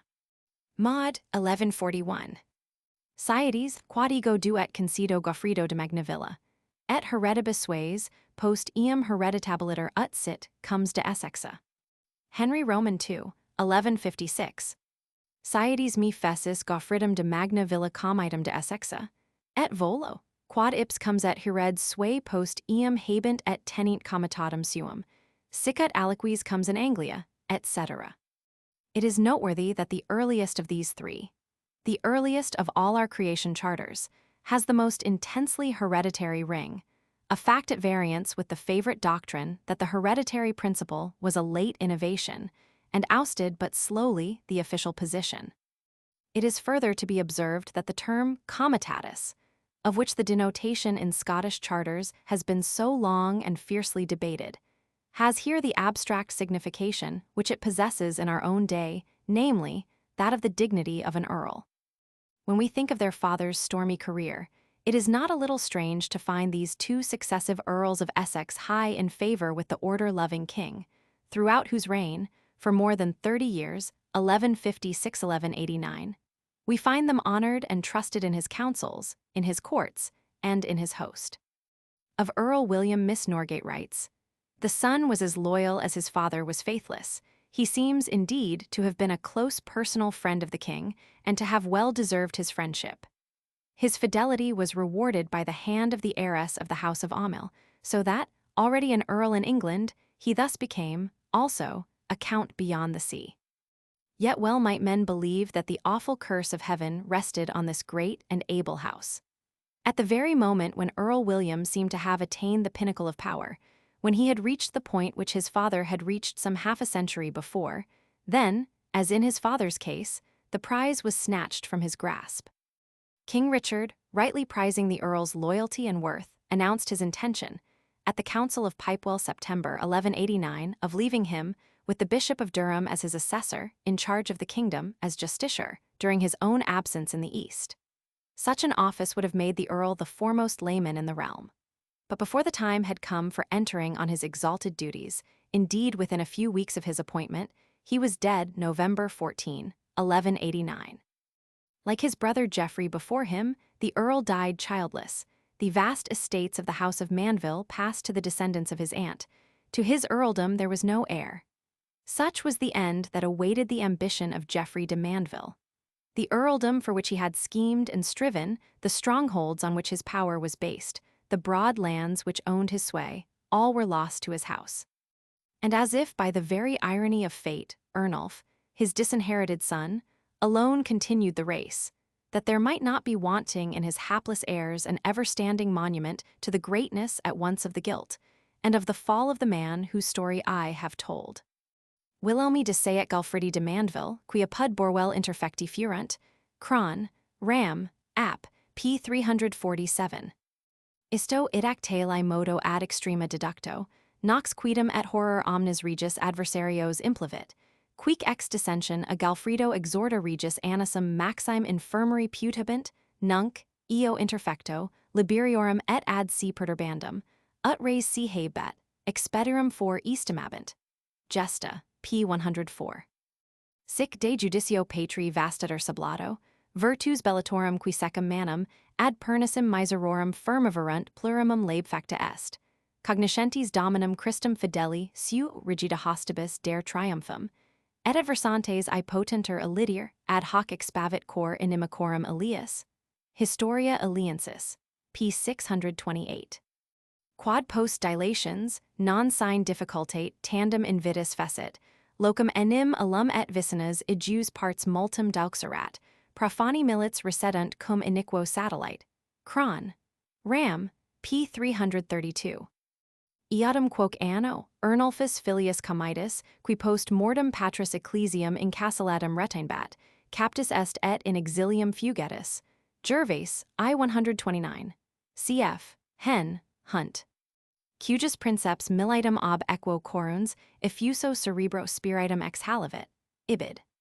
Magister autem peditum suorum, qui plus ceteris solidus erat ecclesias concremer et franger, dum mer transiert cum uxor sua, ut multi perhiburant, navis immobilis facta est.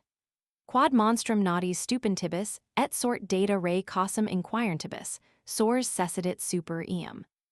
Quod cum ille totis viribus, nec merum, contradiceret, secundo et tertio sors jacto in eum devenit. Formidantibus igitur naudis positus est in simbum parvulem ipset uxor ejus, et aerum pecunia nequitur id quisita, ut cum illis esset in perdition. Quo facto, navis ut prius Maria libera sulcavit, simba vero in vorgin subsistens circumducta et absorpta est. Hen. Hunt. There is abundant evidence that the two names are used indifferently. Burke's extinct peerage, so also Dr. Stubbs. Harl, Cart, 84, c4. The charter being attested by Thomas the Chancellor must be previous to August, 1158, as it passed at Westminster. It has a rather unusual set of witnesses. This charter may fairly be dated 1157-1158 on the following grounds. It speaks of Waring Fitzgerald as the king's chamberlain and as living, but he died in the summer of 1158. It is, however, subsequent to Henry's accession, because it was not till after that event that Fitzgerald was enfeoffed in Sawbridgeworth, Liber Niger, and also subsequent to 1155, because Geoffrey occurs as earl. But as Morris retired, was not sheriff within these limits, till Michaelmas, 1157, we obtain the date 1157-1158. Sloane-Cart, Roman 32, 64. Liber Niger ed. 1774, p. 326.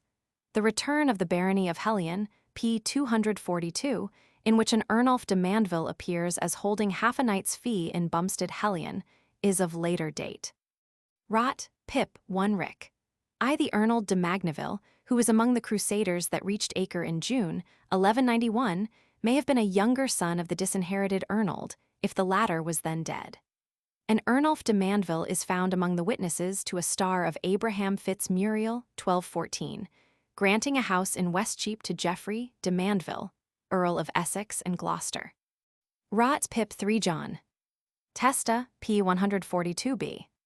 C. For the exceptionally heavy alienations in this county, some £440 a year, the pipe roll of 2 Henry Roman II. p. 57. Dugdale Mis 15 H. Fall, 129. Foudrad de Neuers E.A., Millets, Liber Niger. Compare them with the preceding charter of Earl Geoffrey. Dugdale Mis ut supra. William's succession to Otwell suggests that they were somehow related to William Fitz-Otwell, p. 169. With this charter of Earl William may be compared another cart, cot, X1, in which he confirms to Westminster Abbey the Church of Sawbridgeworth. The witnesses are Williamo de Ver, Esculfo Capellano, Ricardo de Vercoral, Wilelmo de Lissoris, David de Jarpuilla, Simon Frater Ias, Osperto Filio Ricardi, Osperto de Sancto Claro, Wilelmo de Norhala, Johan de Richella, Eustachio Camarillo, Rogero et Simon Claricis Abadis West. The second and third witnesses are also found attesting the Earl's charter to the nuns of Greenfield, CP 169. Compare further, a charter of William, Earl of Essex. Eng. Hist. Review, April, 1891. Esculfus or Hasculfus Capellanus was the hero of the adventure, on the Earl's death thus related by Dugdale. A chaplain of the Earl's called Hasculf took out his best saddle horse in the night and rode to Chicksend, where the Countess Rohes then resided, etc., etc. This is a good instance of the custom, so constantly met with in Domesday, by which a house in a county town was attached to a manor. Dugdale Ms. ut supra. Dodsworth Ms. Roman 7, Fall, 299. Ibid. XXX, Fall, 104. Alano de Matum is among them, cf. p. 89. Wilhelmus de Mandeville tenet in Kingham Fidem Unius Mellitus de Faud Comitus Hereford. Testa, pp. 102 a 106a. Lansdowne Ms. 865 Fall, 118 Doors, Harl, Ms. 154 Fall, 45.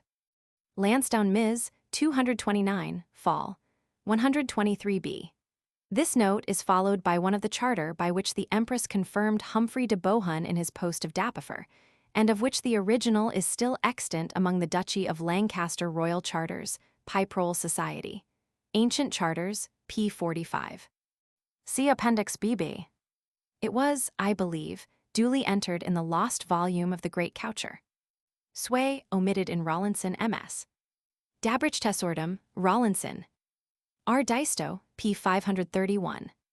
1 to the Church of St. Jean d'Angely, Canterbury. 2 to Christchurch, Canterbury, Dover. 3 to St. Mary's Abbey, Leicester, Dover.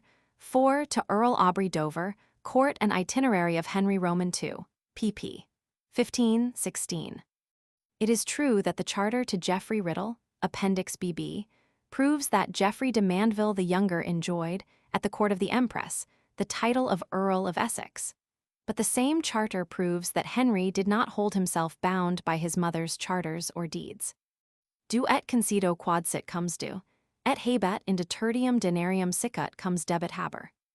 It is one of the mysteries of the Piproles that no such payment to the Earl is to be traced on them, though the grant is quite unmistakable in its terms. See Appendix H. The undo of this charter answers to the inda in the charters to Earl Aubrey. See Appendix A. See, for instance, survivals of them in the charters of Henry I, to Christchurch, Canterbury, and of Henry Roman II, to Oxford. The former runs on Strand and on Stream, on Woodin and on Felden, Campbell Charter, Roman 29. 5. The latter, by Water and by Strand, by Goad Sick, and by Lond, Hearns Liber Niger Appendix. The formula cum omnibus ad hoc rebus rite pertinentibus, sive litorum, sive cemporum agrorum saltuum, Kemble Cod, Dipple, No 425, Earl Land Charters p. 186, suggested to Prof. Maitland select pleas in manorial courts, a connection with the leet through the litis of early Teutonic law, but Mr. W. H. Stevenson, correcting him, observed Academy, June 29, 1889 that litorum referred to the seashore at Reculver, with which this grant deals. Both these distinguished scholars are mistaken, for the words only render the general formula. By land and by strand litorum, by woad and by felda. So for instance, by water and by land mid inlaid and mid utlaid wit in Nieberg and wit ten by land and by strand by woad and by felda, Ramsey cart, Roman 2, 80-81. Thus we have in Bosco et Plano, infrabergum et extra, supra, p. 236. See also pp. 286, 314, 381. Liber Niger, 1774, I 239. Angevin Kings, Roman 2, 144. The inheritance was in dispute for some time between his aunt's younger son and the two daughters and co-heirs of her elder son deceased. As the latter were eventually successful in their claim, there was no one heir to whom the earldom could pass, as of right, under the Charter of 1156, accepting it as representing a limitation to heirs whatsoever. I have, however, elsewhere suggested, Piprole Society, Ancient Charters, p. 99, that the salvo to the elder of the two daughters of her Antonatio may have been connected with a claim to the dignity by her husband, in her right. Appendices. Appendix A, Stephen's Treaty with the Londoners, cp. 3. There are few more suggestive passages in the chronicles of Stephen's reign than that which describes, in the Gesta, his pactio with the citizens of London.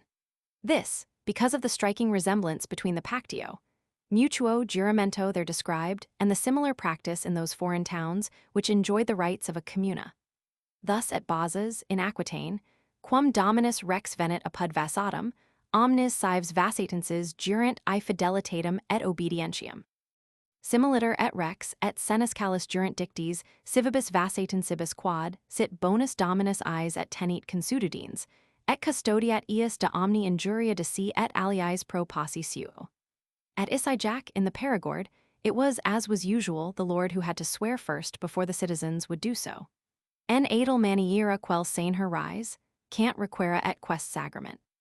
Du jurar a lor primerament quil los defendra de si et dautri de tot domnage, et les bonas custumes, quae il ont et quae il orant lor gardit, et lor emilhurit, a bona fi. Et quae les males lor ost, et lor talhiditat.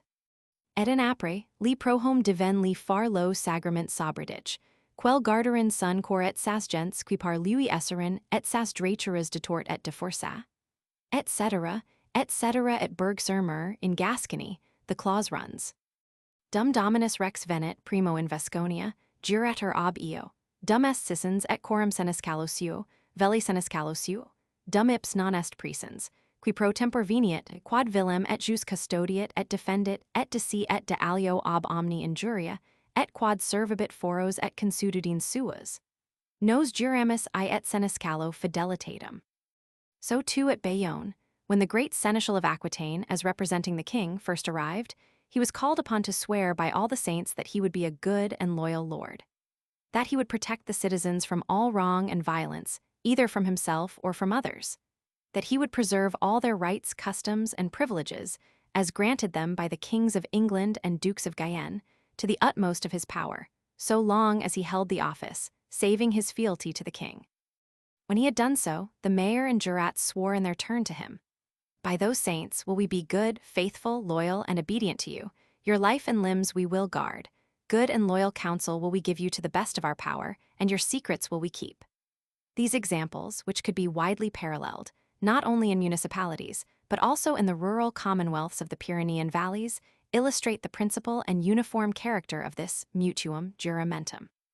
We are tempted then to ask whether it was not by some such transaction as this that Stephen secured the adhesion of the citizens. We shall find the empress securing the city in 1141, after a formal tractatus, at St. Albans with its authorized representatives, and we know that the conqueror himself made some terms with the citizens before he entered London. Comparing these facts with the reception at Winchester of Stephen and the empress in turn, it may fairly be questioned whether we should accept the startling assertion in the Gesta as literally correct. It would seem at least highly probable that what the Londoners really claimed in 1135 was not the right to elect a king of all England, but to choose their own lord independently of the rest of the kingdom, and to do so by a separate negotiation between himself and them. They were not, in any case, prepared to receive the king as their lord unless he would first guarantee them the possession of all their liberties. This semi-independent attitude, which was virtually that assumed by Exeter when it attempted to treat with the conqueror, was distinctly foreign to the English polity so far as our knowledge goes. There are faint hints, however, in Doomsday that such towns as London, York, Winchester, and Exeter may have possessed a greater independence than it has hitherto been the custom to believe. Lo senescaut de gain, du jurar, en son abervengude, o mayor jurats et, cent parts, et a laut poblet communitat de Bayonne. En quest form, per accents job seri bon sainher et leo, detort et de force vos guerderie demi medics et d'autres. Amon leo poter vosters fors vosters costumes et vosters privileges, sa en reperlos res d'Angleterre, et dux de gain autres vos saberi. Tant quont seri en laudet offici, soben le fidutat de noster sainher lo re. Et lost its merit jurats deben jurar en lemainher segant descent ici. Per accents nos vos serum bons, fidius, laos, et obediens, vite et members vos garderam, bon causail et leo vos daram, a noster leo poter, et segrets vos theorem. Appendix B, the Appeal to Rome in 1136, CP 8. One of the most interesting and curious discoveries that I have made in the course of my researches has been the true story of the appeal to Rome as arbiter between Stephen and Maud. Considering the exceptional importance of this episode, in many ways, it has received strangely little attention, with the result that it has been imperfectly understood and almost incredibly misstated. Mr. Freeman, working in the Norman Conquest, from the Historia Pontificalis, writes of this episode as taking place on, and in consequence of Stephen's attempt to secure the coronation of Eustace in 1152. Miss Norgate has gone into the matter far more fully than Mr. Freeman, but at first assigned the debate described in the Historia Pontificalis to 1151.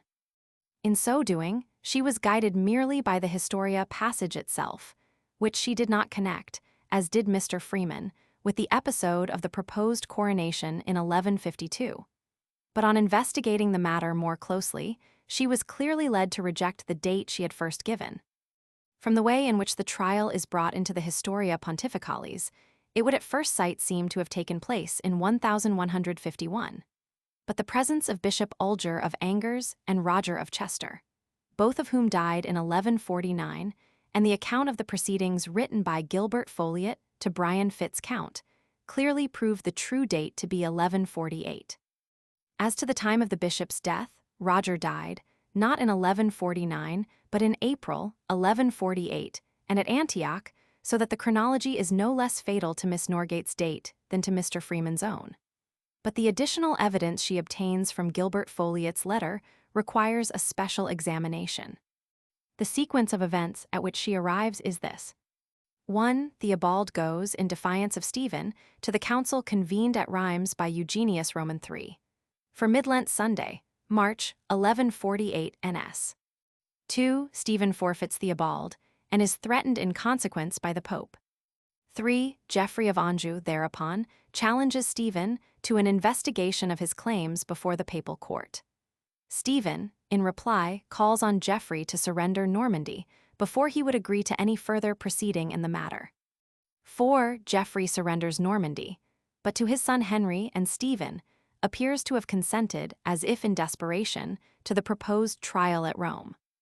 5. The trial takes place, as recorded in the Historia Pontificalis, and is attended, inter alios, by Gilbert Folliot, Abbot of Gloucester, who had obtained the succession to the vacant see of Hereford at the Council of Rheims, and had added in consequence to his style the words, Et Herefordiensis Ecclesiae Mandato Domini Papi Vicarius.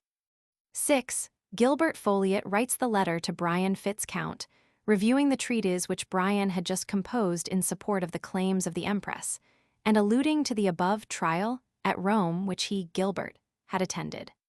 7. Gilbert Folliot is consecrated Bishop of Hereford by Theobald, at St. Omer, in September 1148.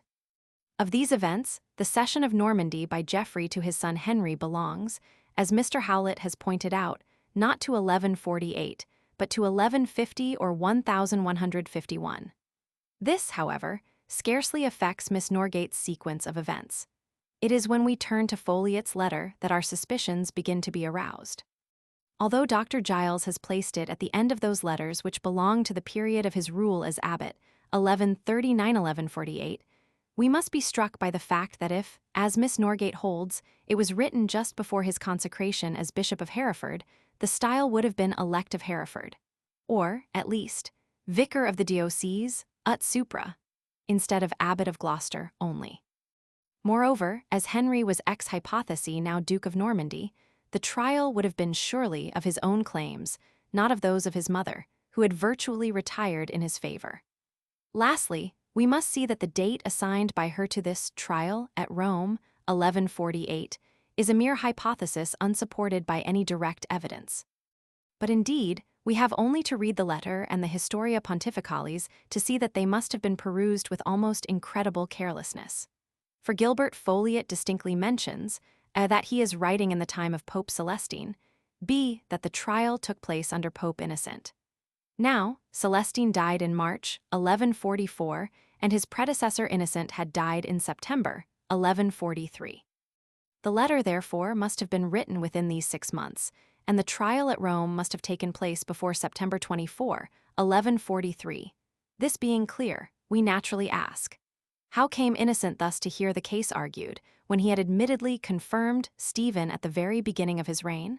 Having decided the question at the outset, how could he ignore that decision and begin, as it were, de novo? Moreover, Stephen's champion is described by the Historia writer as Arnulf, Archdeacon of Sees, afterwards Bishop of Lycia. Now, Miss Norgate, with her usual care, fixes the date of his elevation to the see as 1141. A council, therefore, which he attended as archdeacon must, on her own showing, be not later than this. Lastly, now that we know the council to be previous to 1141, do not the words of the writer, Magno illi conventui cum domino et pater nostro domino abate cluniacensi interfui et ego cluniacencium minimus, suggest that it was further previous to his becoming abbot of Gloucester in 1139? Turning again to the passage in the Historia Pontificalis, 41, we find that, in the light of the above evidence, its meaning is beyond dispute. So, indeed, it should be of itself, but for a most incomprehensible blunder by which 2 passages of the narrative are printed in perts as part of the arguments advanced in the debate. The fact is that the writer of the Historia, when he comes to the proposal to crown Eustace, is anxious to show us how the matter stood by tracing the attitude of the papacy to Stephen since the beginning of his reign. He, therefore, takes us right back to the year of the king's accession and tells us how, and to what extent, his claim came to be confirmed. This discovery at once explains Gilbert Foliot's expression.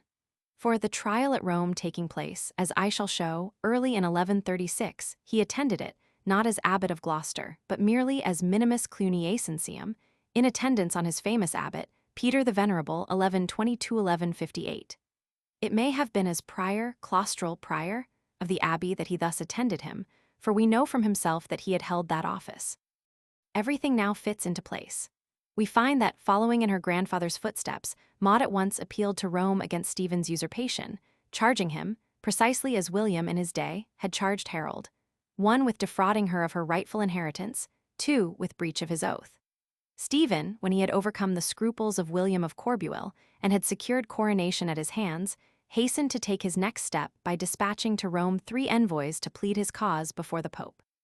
These envoys were Roger, Bishop of Chester, Arnulf, Archdeacon of Sees, the spokesman of the party, and Lovell, a clerk of Archbishop William. This last was, of course, intended to represent his master in the matter, and to justify his action in crowning Stephen by explaining the grounds on which his scruples had been overruled.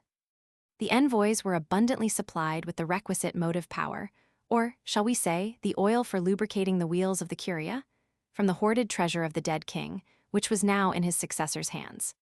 The Pope resolved that so important a cause required no ordinary tribunal. He convoked for the purpose a great council, and among those by whom it was attended was Peter, abbot of Cluny, with Gilbert Foliot in his train. The name of Cluny leads me to break the thread for a moment for the purpose of insisting on the important fact that the sympathies of the house, under its then abbot, must have been with the Angevin cause. This is certain from the documents printed by Sir George Ducat, especially from the mandatory epistle of this same abbot Peter relating to the Empress. We have here, I think, the probable explanation of the energy with which that cause was espoused by Gilbert Foliot. To return to the council. The case for the prosecution, as we might term it, was opened by the Bishop of Angers, who charged Stephen both with perjury, that is, with breaking the oath he had sworn to Henry I, and with usurpation in seizing the throne to the detriment of the rightful heir. Stephen's supporters, with Arnulf at their head, met these charges by a defense, the 2 reports of which are not in absolute harmony.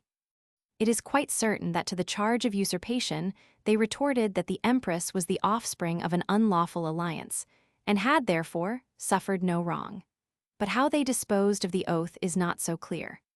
According to Gilbert Folliot, whose account we may safely follow, they advanced the subtle and ingenious plea that fidelity had only been sworn to the empress as heir, sicut heredi, to the throne, and since, they urged, she was not such heir for the reason given above, the oath was ipso facto void, and the charge fell to the ground. The other writer asserts that the defense was based, first, on the plea that the oath had been forcibly extorted, and second, on the cunning pretense that the king had reserved to himself the right of appointing another heir, and had exercised that right on his deathbed, to the extent of disinheriting the empress and nominating Stephen in her stead. A careful study of the two versions has led me to believe that both writers were, probably, right in their facts. Gilbert Folliot would be the last man to invent an argument in favor of Stephen, nor would the other writer have any inducement to do so, writing, as he did, long after that king's death. Moreover, the pleas that 1. The oath had been extorted, 2. Henry I. had released his barons from its obligation, are precisely those which the author of the Gesta and William of Malmesbury respectively mention as being advanced on Stephen's behalf. Lastly, we have yet another plea advanced by Bishop Roger of Salisbury, namely, that so far as he was himself concerned, he looked on the remarriage of the empress, without the consent of the Great Council, as absolving him from his oath. Now all this points to one conclusion. The thorn in the side of Stephen and of his friends was, clearly, this unlucky oath. Their various attempts to excuse its breach betray their consciousness of the fact. More especially was this the case before a spiritual court. Hence their ingenious endeavor, described by Gilbert Folliot, to keep the oath in the background as the lesser of the 2 points. Hence, too, their accumulated pleas. First, they urged that the oath was void because the empress was not the heir, then, that it was void because extorted. Lastly, that it was void because the dying king had released them from their obligation. Such an argument as this speaks for itself. The only point on which the 2 witnesses do, at first sight, differ, is the attitude taken by the Bishop of Angers with regard to the plea that the empress was not of legitimate birth.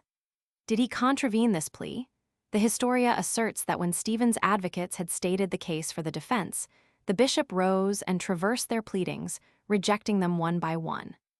But Gilbert, writing to Brian Fitz-Count, admits that the attack on the birth of the empress, the only argument which he discusses, had not been replied to. Now, the version found in the Historia, though composed much later, is a more detailed account and bears the stamp of truth. Yet Gilbert's admission to his friend and ally betrays an uneasy consciousness that the charge had not been disposed of, for he asks him to suggest an effectual reply and proceeds to suggest one himself. He relies on Saint Anselm's consent to her parents' marriage. We have here possibly the clue we seek. For the Bishop of Angers, in his speech, as given by the writer of the Historia, had not alluded to Saint Anselm's consent. Perhaps he was taken by surprise and had not expected the plea. Stephen's advocates seem, from a hint of Gilbert Folliot, to have simply stampeded the convention, conventus, and the wrath of the Angevin champion rose to a white heat. The Pope commanded that the wrangling should cease and announced that he would neither pass sentence nor allow the trial to be adjourned. This was equivalent to a verdict that the king was not guilty, and was duly followed by a letter to Stephen confirming him in his possession of the kingdom and the duchy. Seeing that he had lost his case, the aged Bishop of Angers relieved his feelings by a bitter jest at the cost of the heir of St. Peter. But we are more immediately concerned with that letter by which the Pope, the writer tells us, confirmed Stephen in possession. For this connecting link is no other than the letter which meets us in the pages of Richard of Hexham.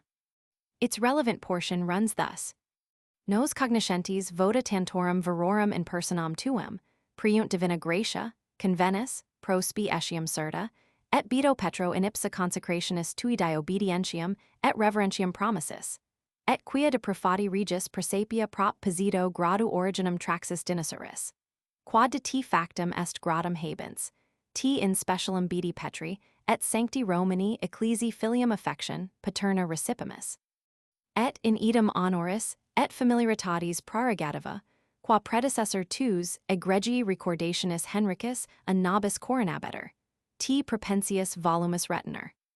The chronicler, observing that Stephen was his et aliis modis in regno Anglii confirmatus, passes straight from this letter to the King's Oxford Charter, in which he describes himself as ob innocentio sancti Romani sedis pontifex confirmatus. Of this confirmation, as we find it styled by the author of the Historia, by Richard of Hexham, by John of Hexham, and lastly by Stephen himself, I speak more fully in the text. For the present the point to be grasped is that 1. The conventus at Rome was previous to 2. This letter of the Pope, which was previous itself to 3. Stephen's Charter, which is assigned to the spring, after Easter, of 1136. Thus, we arrive at the fact that the council and debate at Rome belong to the early months of 1136. To complete, while we are about it, the explanation of the Historia narrative, we will now take the second passage, which has been erroneously printed in Pertz. Postea, cum prefetus Guido Cardinalis promoveretur in papam celestinum, favor imperatricis scripsit domino Theobaldo Cantuarensi, archiepiscopo, in hibens ni qua ferit innovatio, in rigno Angli circa coronam. Quia reserat litigiosa cujus translatio, jure reprobata est. Successors ius papi Lucius et Eugenius indem prohibitionem innovaverunt. This passage is absurdly given as part of Bishop Ulger's sneer. The above cardinal is Guy, cardinal priest of St. Mark, referred to in the previous misplaced passage as opposing the confirmation of Stephen. Observe here that 3 writers allude quite independently to his sympathy with the Angevin cause. These are 1. The writer ut supra of the Historia Pontificalis, 2. Gilbert Foliot, who speaks of him, when Pope, as favent party huic domino Papa Celestino, and 3. John of Hexham, who describes him as alumnus andigavencium. A coincidence of testimony, so striking as this, strengthens the authority of all 3, including that of the writer of the Historia Pontificalis. The step taken by Pope Celestine was based on the alleged doubt in which his predecessor had left the question. It was, he held, still res litigiosa, and therefore, without reversing the action of Innocent in the matter, he felt free to forbid any further step in advance. His instructions to that effect to the primate were duly renewed by his successors, and covered, when the time arrived, the case of the coronation of Eustace as being an innovatio in regno Angli circa coronam. Stephen had indeed been confirmed as king, and this could not be undone. But that confirmation did not extend to the son of the perjured king. With the character and meaning of the confirmation, obtained by Stephen from the Pope, I have dealt in the body of this work. There are, however, a few minor points which had better be disposed of here. Of these the first is Miss Norgate's contention that when, in 1148, Stephen met Geoffrey's challenge to submit his claims to Rome, by a counter-challenge calling upon Geoffrey to give up his equally ill-gotten duchy before he would agree to any further proceeding in the matter. Geoffrey took him at his word, but in a way which he was far from desiring. He did give up the Duchy of Normandy by making it over to his own son, Henry Fitzempress. A reference to the passage in the Historia on which Miss Norgate relies will show at once that Geoffrey, on receiving the counter-challenge, abandoned all thought of carrying the matter further. It also incidentally proves that Geoffrey had refused admission to his dominions to either pope or legate. This is a fact of interest. This was not the only occasion on which Stephen's recognition by the Pope stood him in good stead. At the crisis of 1141, the sensitive conscience of Archbishop Theobald had prevented his transferring his allegiance to the Empress, badly though Stephen had treated him, till he received permission from the lords anointed to follow in the footsteps of his brother prelates. The loyal primate explained the position when Gilbert Foliot had enraged the Angevins by doing homage to Stephen for the see of Hereford. Wholly Angevin though they were in their sympathies, the prelates maintained that they were bound as churchmen to follow the Pope's ruling, and that the papacy had received Stephen as king. Another point deserving notice is the choice of Arnulf, afterwards the well-known Bishop of Lycia, as Stephen's chief envoy in 1136. For Miss Norgate, oddly enough, misses this point in her sketch of this distinguished man's career. She has nothing to say of his doings between his Tractatus de Schismate, about 1130, and his appointment to the See of Lycia in 1141, from which date For the next 40 years, there was hardly a diplomatic transaction of any kind, ecclesiastical or secular, in England or in Gaul, in which he was not at some moment or in some way or other concerned. This, therefore, constitutes a welcome addition to his career, and moreover gives us the reason of Geoffrey's aversion to him, when Duke, and of the heavy price with which his favor had to be bought by Arnulf. The last point concerns the most interesting and valuable letter from Gilbert Folliot to Brian Fitzcount. A careful perusal of this composition has led me to believe, from internal evidence, that it refers not, as Miss Norgate puts it, to a book by Brian Fitzcount, or a defense of his lady's rights in the shape of a little treatise, but to a justification of his own conduct in reply to hostile criticism. And I venture to think that so far from this composition being unhappily lost, it may be, and probably is, no other than that lengthy epistle from Brian to the Bishop of Winchester, of which a copy was entered in Richard de Barry's Liber Epistolaris. And there, happily, it is still preserved. This can only be decided when the contents of that epistle are made accessible to the public, as they should have been before now. To resume, I have now established these facts. The trial at Rome took place not, as Mr. Freeman assumes, in 1152, nor, as Miss Norgate argues, in 1148, but early in 1136. The letter of Gilbert Folliot, in which he refers to it, was written, not in 1148, but late in 1143 or early in 1144. The whole of Miss Norgate's sequence of events, I 369, 370, breaks down entirely. The great debate before the Pope at Rome was not the result of Stephen's attempt to get Eustace crowned, nor of Geoffrey's challenge to Stephen by the mouth of Bishop Miles, but of the charge brought against Stephen at the very outset of his reign. The true story of this debate and of Stephen's confirmation, by the Pope, as king is here set forth for the first time, and throws on the whole chain of events a light entirely new. Pertz's Monumenta Historica, Volume Roman 20. The application to Rome and the debate which followed it there are to be found in the Historia Pontificalis, 41, Pertz, Roman 20, 543. Bishop, sic Henry, promisit si datrum operem et diligentiam ut apostolicus Eustachium filium regis coronaret. Quod utique feri non licebet, nisi Romani pontificis venia impetrata.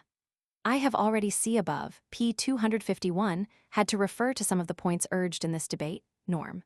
Conc. v. 325 note.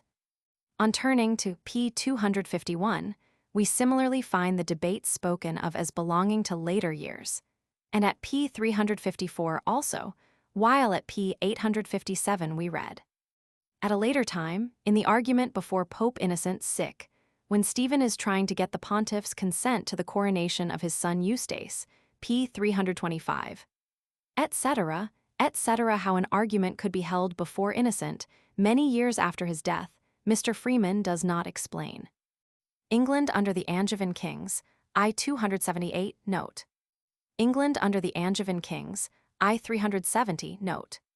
Ibid, I 370, 371, 495, 496. Academy, November 12, 1887. Sed jam nunc Dio propitio, et favent party huic domino Papa Celestino. Audisti dominum Papam innocentium convocus ecclesiam, et Rami conventum celebrum habuis. England under the Angevin kings, I 500. Perhaps she did not recognize his name, see below. Ex adverso steterunt, a rege missi Rogerus Sestrensis, episcopus lupellus clericus Guilhelmi, bone memory cantuarensis archiepiscopi, et qui eyes in causa patricinabater Ernulphus archidiaconus sagensis. Hist. Pontiff, 41. Audisti dominum Papam innocentium convocus ecclesiam, et Rami conventum celebrum habuis. Magno illi conventui cum domino et pater nostro domino abato cluniacensi interfui et ego cluniacencium minimus, ibi causa hic in medium deducta est, et aliquendiu ventilata, Folliot's letter, LX 6, ed. Giles, I 100. Charters and Records of the Ancient Abbey of Cluny, 1888. Felicis Memoriae Rex Anglorum et Dux Normanorum, Henricus, Wilhelmi Primo Ducis Dane Regis Filius, specially eam cluniacensum ecclesiam, amore colluit et veneratus est. Donus autumn multiplicibus et magnis omnes jam dictos exsuperans, etiam majorum ecclesiam. Miro et singulari oper, inter universes pene totius orbis ecclesias consumavit. E de causa, specialis apud universos cluniacensis ordinis fraters, ejus memoria habiter et in perpetuum per de gratiam habiter. Cui in paterna hereditate succedens Matildis, ejus filia, Henrici magni Romanorum imperatoris conjux. Paterni imaginis et prudentii formam velet sigillo impressum representavit, et praetor alia digna relatu, cluniacensum ecclesiam more patris sincere dauxit. Ibid. Roman 2. 104. Stabat ob imperatris dominus endigavensis episcopus, qui, duo inducibat principiu, jus silicet hereditarium et factum imperatrici juramentum, foliates letter, ut supra. Quorimonium imperatricis ad papam innocentium Algerius endigavorum venerandus antistes dicelit, argens regem periuriae et illicitae presumptionis regni, hist, pontiff, 41. Hic adversus episcopum allegavit publis, quad imperatrix patris erat indigna succession, eo quad de incestis nuptiaes procreata et filia furet monialis, quam rex Henricus de monasterio Romesiensi extrixerat aec velum obstuleret? Hist, pontiff. Imperatricem, de qual loquitur, non de legitimo matrimonio ortem denunciamus. Deviavit a legitimo tramite Henricus rex, et quam non licebet sibi junxit matrimonio, unde istius sunt natalitia propagata, quer elam patri in heredum non deber succedier et sacra denunciant. Foliates letter. Sublato enim jure principali, necessario tolliter et secundarium. In hac igitur causa principale est, quod dominus endigavensis de hereditate inducit, et ob hoc totum illud dependit, quod de juramento subjungitur. Imperatrix inamque sicut heredi juramentum factum fuis pronunciat. Totum igitur quod de juramento inducitur, exinere nesses est, si de ipso hereditario jure non considerit, ibid.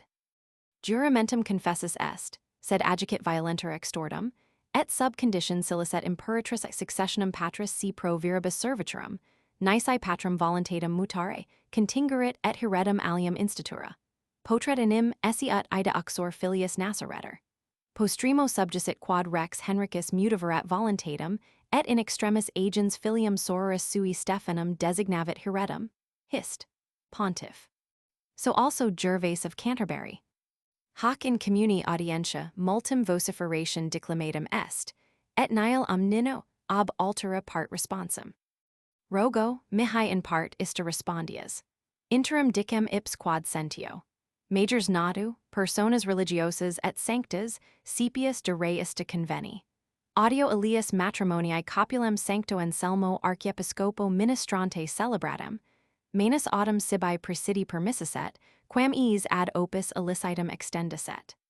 His reply was, ipsa enim confirmavit matrimonium quad accusas, filiamque ex eo susceptum dominus Pascalis Romanus pontifex inixit in imperatricem. Quad utique non feciset de filia monialis. Nec eam veritas later potret, quia non fuit obscurum matrimonium aut contractum in tenebris. Multorum vociferation declamatum est. In archidiaconum excandescens, hist, pontiff. Non chalit ulterius contentions earum domnis innocentius nec sententium fair, voluit aut causam in alia differa tempus, sed contra concilium quorundum cardinalium, et maxime guidinis presbyteri sancti Marsi, receptis muniribus regis Stephani, I familiaribus literis, regnum Anglii confirmavit et jucatum Normanii. This is the passage so inexplicably printed in Pertz as part of the bishop's speech, which immediately precedes it. Algerius vero cum cognitioni cause supersedere vidrit, verbo comico udibatur dicens, de causa sua querentibus intus despondibiter, et agissibat, Petrus enim periger proftus est, numulariis relicta domo, hist, pontiff. Ed. Howlett, p. 147. Compare the description of Henry of Winchester, shortly before this, as spe silicet captus amplissima, that Stephen would do his duty by the church. Ni filium regis, qui contra just jurandum regnum obtinus videbatur in regem sublimerit, Gervase. Volume IP 369. Pertz, Roman 20. p. 531.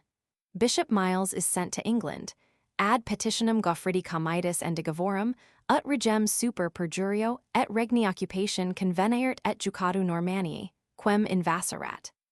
Mr. Howlett has duly pointed out that Geoffrey did not, as Miss Norgate imagines, hand over Normandy to his son in consequence of this challenge. But I would point out further that Stephen demanded not merely the surrender of Normandy, but also that of the English districts then under Angevin sway, hoc ricelit responsum.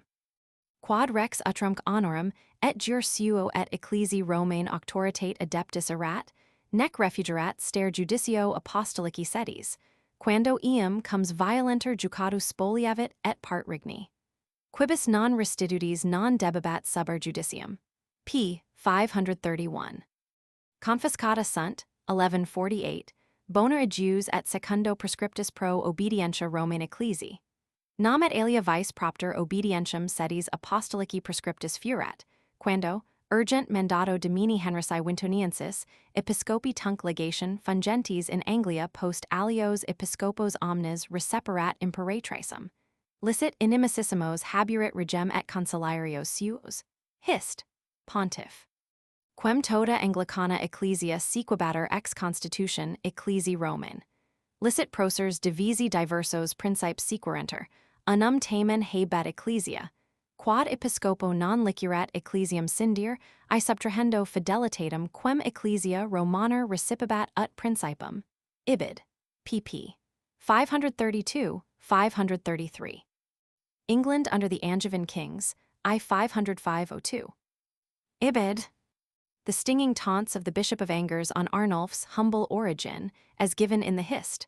Pontiff, are of great importance in their bearing on Henry I's policy of raising men to power from the dust. They should be compared with the well-known sneer of Ordericus, CP 111. England under the Angevin kings, IP 496, note. Ibid, p. 369. Ibid, p. 496, note. I called attention to this letter in a communication to the Athenaeum, pointing out that in Mr. Horwood's report on the Liber Epistolaris in an historical MSS. Commission report on Lord Harlech's MSS. 1874, mention was made among its contents of a letter from the Bishop of Winchester to Brian Fitz-Count, and of Brian's reply, which is merely described as a long reply to the above. It extends over 3 folios, and of which a praesis should certainly have been given. Appendix C, the Easter Court of 1136, CP 19. I here give in parallel columns the witnesses to I. Stephen's grant to Winchester, Roman 2, his grant of the bishopric of Bath, Roman 3, his great charter of liberties subsequently issued at Oxford. 1.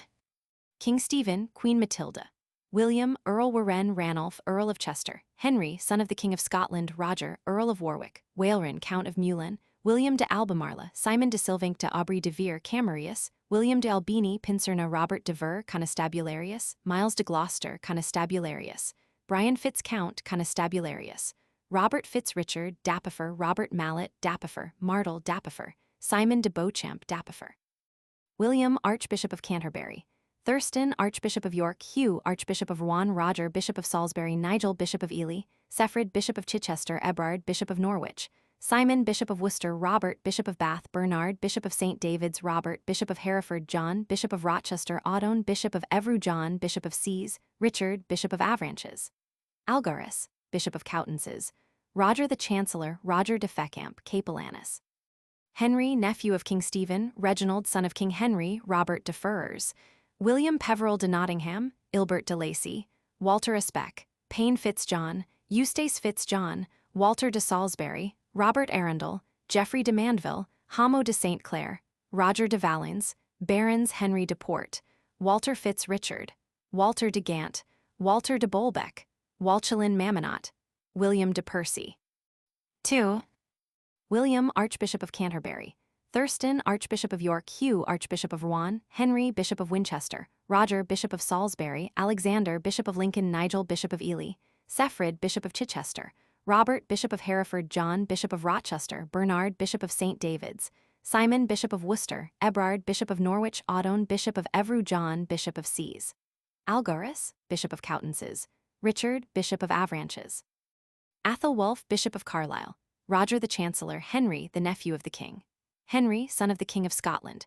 William, Earl Warenne Waleran, Count of Meulan. Roger, Earl of Warwick. Robert de Vere, Constabularius. Miles de Gloucester, Constabularius. Aubrey de Vere, Camerarius. William de Pont de l'Arche, Camerarius. Robert Fitzrichard, Camerarius. William de Albini, Pincerna. Robert de Ferrars. Robert Arundel, Geoffrey de Mandeville, Ilbert de Lacy. William Peveril, Geoffrey Talbot. 3. William, Archbishop of Canterbury. Hugh, Archbishop of Rouen. Henry, Bishop of Winchester. Roger, Bishop of Salisbury. Alexander, Bishop of Lincoln. Nigel, Bishop of Ely. Ebrard, Bishop of Norwich. Simon, Bishop of Worcester. Bernard, Bishop of St. David's Audon. Bishop of Evreux. Richard, Bishop of Avranches. Robert, Bishop of Hereford. John, Bishop of Rochester. Athelwulf, Bishop of Carlisle. Roger the Chancellor. Henry, the nephew of the king. Robert, Earl of Gloucester. William, Earl Warenne. Ranulph, Earl of Chester. Roger, Earl of Warwick. Robert de Vere. Miles de Gloucester. Constabuli, Brian Fitz Count. Robert de Oily. William Martle. Hugh Bigot. Dapifery, Humphrey de Bohun. Simon de Beauchamp. William de Albini. Pincerny Udo Martle. Robert de Ferrers. William Peveril de Nottingham. Simon de St. Liz. William de Albemarle. Payne Fitz John. Hamo de St. Clair. Ilbert de Lacy. There were thus assembled at the Easter Court of 1136 the 2 primates of England and 12 of their suffragans, and the primate of Normandy, with 4 of his 19 prelates in all. Next to these, in order of precedence, were Henry, the king's nephew, Henry, son of the King of Scots, and Reginald, afterwards Earl of Cornwall, whose presence, as a son of the late king, was of importance in the absence of the Earl of Gloucester. The names in all 3 lists repay careful study. Among them we find all those of the leading supporters of the Empress in the future, while in Robert de Ferrers, William de Aumale, and Geoffrey de Mandeville, we recognize 3 of those who were to receive earldoms from Stephen. The style and place of William de Aumale deserve special notice, because they prove that he did not, as is supposed, enjoy comital rank at the time. This fact, further on, will have an important bearing. So too, Simon de St. Liz, de Silva Necta, was clearly not an earl at the time of these charters. It is believed indeed that he was Earl of Northampton, while Henry of Scotland was Earl of Huntingdon. But it is clear that when Henry received from Stephen, as he had just done, Waltheof's earldom, that grant must have comprised Northampton as well as Huntingdon, and I have seen other evidence pointing to the same conclusion.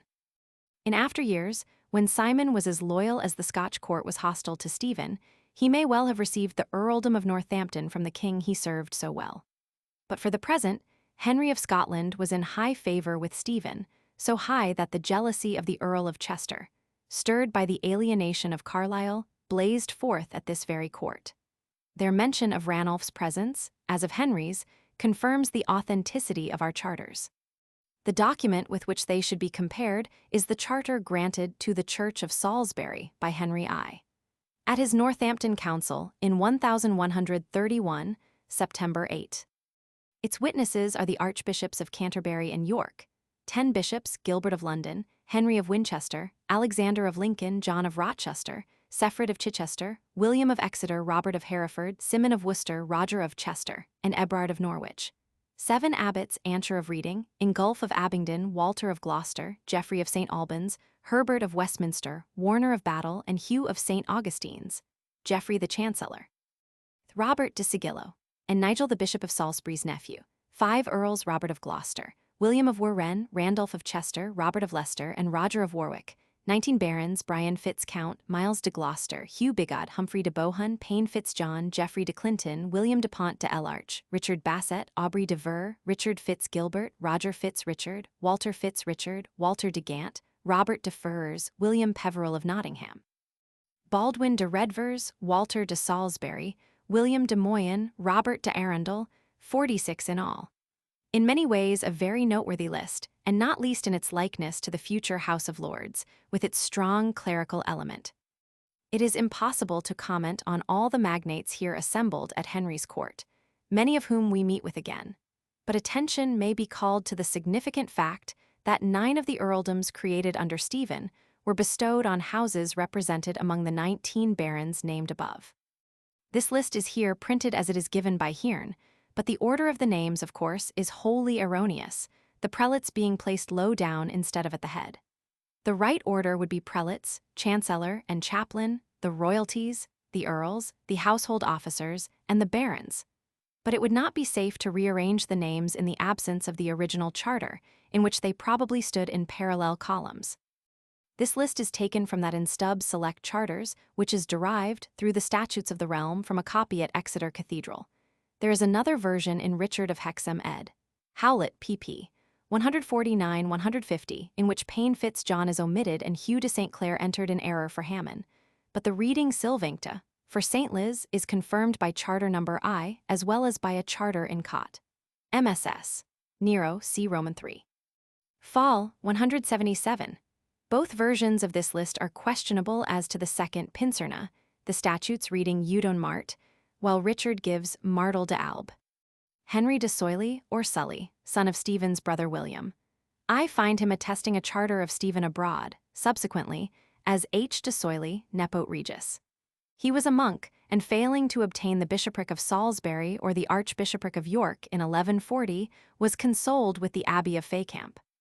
For if he had even been then a count over sea, he would have ranked, like the Count of Meulan, among English earls. Fuit quoque Henricus filius regis Scotchi, ad curiam Stephani regis Anglii in proxima pascha, quam apud Londonium festive tenuit, cum maximo honor susceptus, ac ad mensum ad dexteram ipsius regis sidit. Unda et Wilhelmus archiepiscopus cantorensis sia reges subtraxit, et quidem prosers Anglii erga regem indignati coram ipso Henrico calumnias incellurant. Rick. Hexham. Among these prosers was the Earl of Chester. Sarum Charters and Documents, Rolls Series, pp. 6-7. Afterwards Bishop of Durham.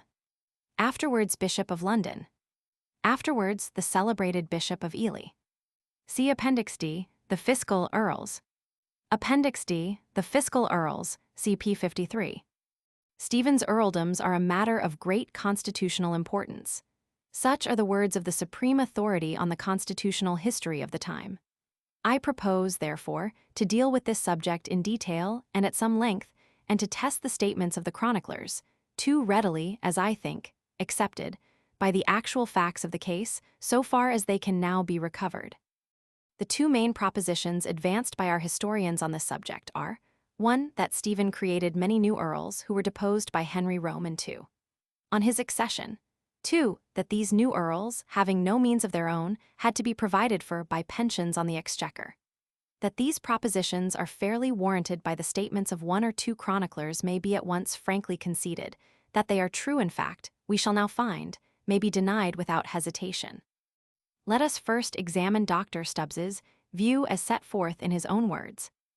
Not satisfied with putting this weapon into the hands of his enemies, he provoked their pride and jealousy by conferring the title of Earl upon some of those whom he trusted most implicitly, irrespective of the means which they might have of supporting their new dignity. Their poverty was relieved by pensions drawn from the exchequer. Stephen, almost before the struggle for the crown had begun, attempted to strengthen his party by a creation of new earls. To these the third penny of the county was given, and their connection with the district from which the title was taken was generally confined to this comparatively small endowment, the rest of their provision being furnished by pensions on the exchequer.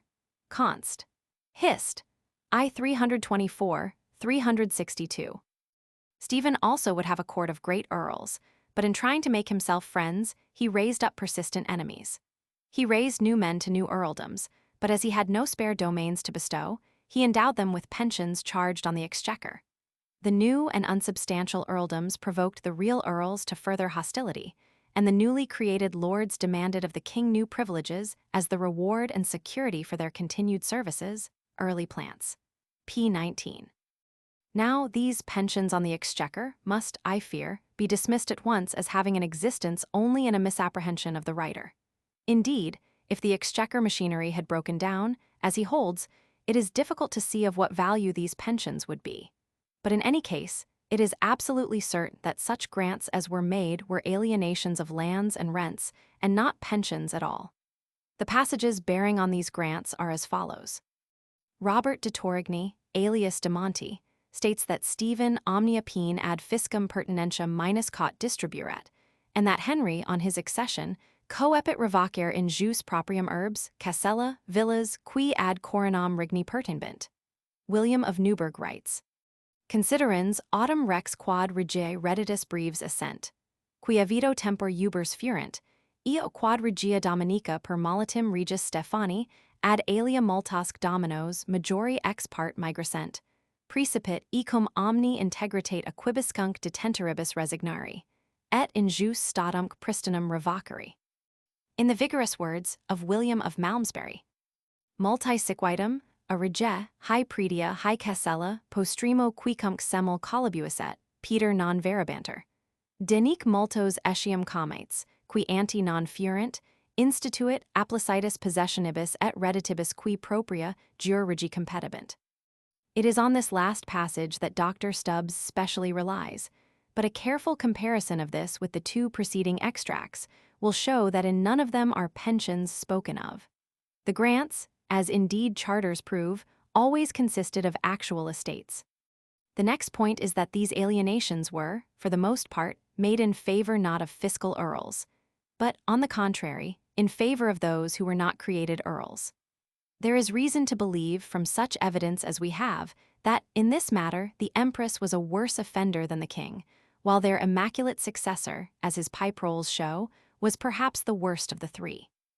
It is, at any rate, a remarkable fact that the only known charter by which Stephen creates an earldom, being that to Geoffrey de Mandeville 1140, does not grant a pennyworth of land, while the largest grantee of lands known to us, namely William de Ypres, was never created an earl. Then, again, as to the third penny. It is not even mentioned in the above creation charter, and there is no evidence that the third penny of the county was given to all Stephen's earls. Indeed, as I have elsewhere shown, it was probably limited to a few, see Appendix H. The fact is that the whole view is based on the radically false assumption of the poverty of Stephen's earls. The idea that his earls were taken from the ranks is a most extraordinary delusion. They belonged, in the main, to that class of magnates from whom, both before and after his time, the earls were usually drawn. Dr. Stubbs's own words are in themselves destructive of his view. Stephen made Hugh Bigod Earl of Norfolk, Aubrey de Vere Earl of Oxford, Geoffrey de Mandeville Earl of Essex, Richard de Clare Earl of Hertford, William of Aumale Earl of Yorkshire, Gilbert de Clare Earl of Pembroke, Robert de Ferrers Earl of Derby, and Hugh de Beaumont Earl of Bedford. Were such nobles as these new men? Had their poverty to be relieved? Why, their very names are enough. They are those of the noblest and wealthiest houses in the baronage of Stephen's realm. Even the last, Hugh de Beaumont, though not the head of his house, had two elder brothers earls at the time, nor was it proposed to create him an earl till, by possession of the Beauchamp fief, he should be qualified to take his place among the great landowners of the day. Having thus, I hope, completely disposed of this strange delusion, and shown that Stephen selected his earls from the same class as other kings, I now approach the alleged deposition of the earls created by the Empress and himself, on the accession of Henry Roman II. I would venture, on the strength of special research, to make several alterations in the lists given by Dr. Stubbs. The earldoms he assigns to Stephen are these: Norfolk, Hugh Bigod before 1153, Oxford, Aubrey de Vere questionable, Essex, Geoffrey de Mandeville before 1143, Hertford, Richard de Clare uncertain, Yorkshire, William of Aumale 1138, Pembroke, Gilbert de Clare 1138, Derby, Robert de Ferrers 1138, Bedford, Hugh de Beaumont, Kent, William of Ypres questionable. From these we must at once deduct the two admitted to be questionable. William of Ypres, because I am enabled to state absolutely, from my own knowledge of charters, that he never received an English earldom, and Aubrey de Vere, because there is no evidence whatever that Stephen created him an earl. On the other hand, we must add the earldoms of Arundel or Chichester or Sussex, and of Lincoln. When thus corrected, the list will run: Derby, Robert de Ferrers, 1138, Yorkshire, William of Aumale, 1138, Pembroke, Gilbert de Clare, 1138, Essex, Geoffrey de Mandeville, 1140, Lincoln, William de Raumer, 1139-1140, Norfolk, Hugh Bigod before February, 1141, Arundel, William de Albini before Christmas, 1141, Hertford, Gilbert de Clare before Christmas 1141, Bedford, Hugh de Beaumont 1138. A glance at this list will show how familiar are these titles to our ears, and how powerful were the houses on which they were bestowed. With the exception of the last, which had a transitory existence, the names of these great earldoms became household words. Turning now to the earldoms of the Empress, and confining ourselves to new creations, we obtain the following list. Cornwall, Reginald Fitzroy, 1141, Devon, Baldwin de Redvers before June 1141, Dorset or Somerset, William de Mohun before June 1141, Hereford, Miles of Gloucester, July 1141, Oxford, Aubrey de Vere, 1142, Wiltshire, Salisbury, Patrick of Salisbury in or before 1149.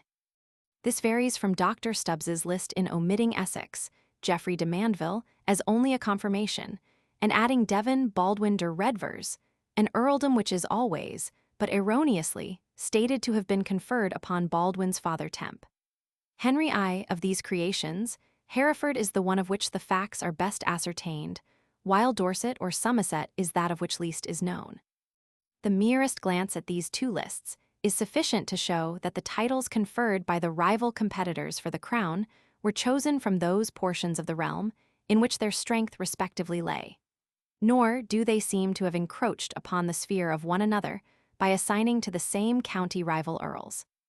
This is an important fact to note, and it leads us to this further observation, that contrary to the view advanced by Dr. Stubbs, the earls created in this reign took their title, wherever possible, from the counties in which lay their chief territorial strength. Of the earldoms existing at the death of Henry, Chester, Leicester, Warwick, Gloucester, Surrey, Huntingdon, and Buckingham, Surrey was the one glaring exception to this important rule. Under Stephen and Matilda, in these two lists we have 15 new earls, of whom almost all take their titles in accordance with this same rule. Hugh Bigod, Robert de Ferrers, William of Aumale, Geoffrey de Mandeville, William de Albini, William de Raumer, William de Mohun, Baldwin de Redvers, Patrick of Salisbury, are all instances in point. The only exceptions suggest the conclusion that where a newly created earl could not take for his title the county in which his chief possessions lay, he chose the nearest county remaining vacant at the time. Thus the head of the House of Clare must have taken Hertford for his title, because Essex had already been given to Geoffrey, while Suffolk was included in the earldom of Hugh as Earl of the East Angles. So too, Miles of Gloucester must have selected Hereford, because Gloucester was already the title of his lord. Aubrey de Vere, coming, as he did, among the later of these creations, could not obtain Essex, in which lay his chief seat, but sought for Cambridge, in which county he held an extensive fief. But here, too, he had been forestalled. He had therefore to go further afield, receiving his choice of the counties of Oxford, Berks, Wilts, or Dorset, and of these he chose the nearest, Oxford to wit. Here then we have, I think, a definite principle at work, which has never, so far as I know, been enunciated before. It may have been observed that I assume throughout that each earl is the earl of a county. It would not be possible here to discuss this point in detail, so I will merely give it as my own conviction that while comital rank was at this period so far a personal dignity that men spoke of Earl Hugh, Earl Gilbert, or Earl Geoffrey, yet that an earl without a county was a conception that had not yet entered into the minds of men.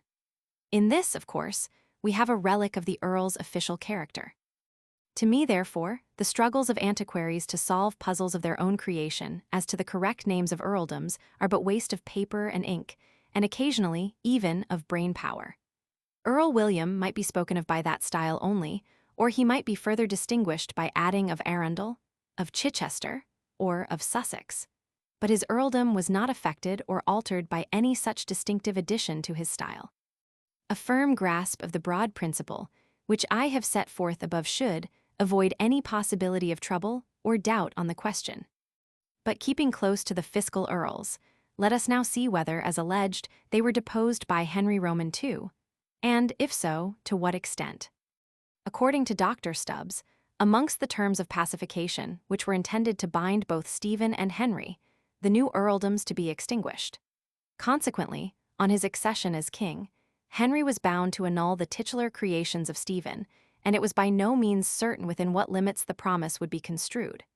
but I cannot find in any account of the said terms of pacification any allusion whatever to the supposed fiscal earls. Nor indeed does Dr. Stubbs himself, in his careful analysis of these terms, include anything of the kind. The statement is therefore, I presume, a retrospective induction.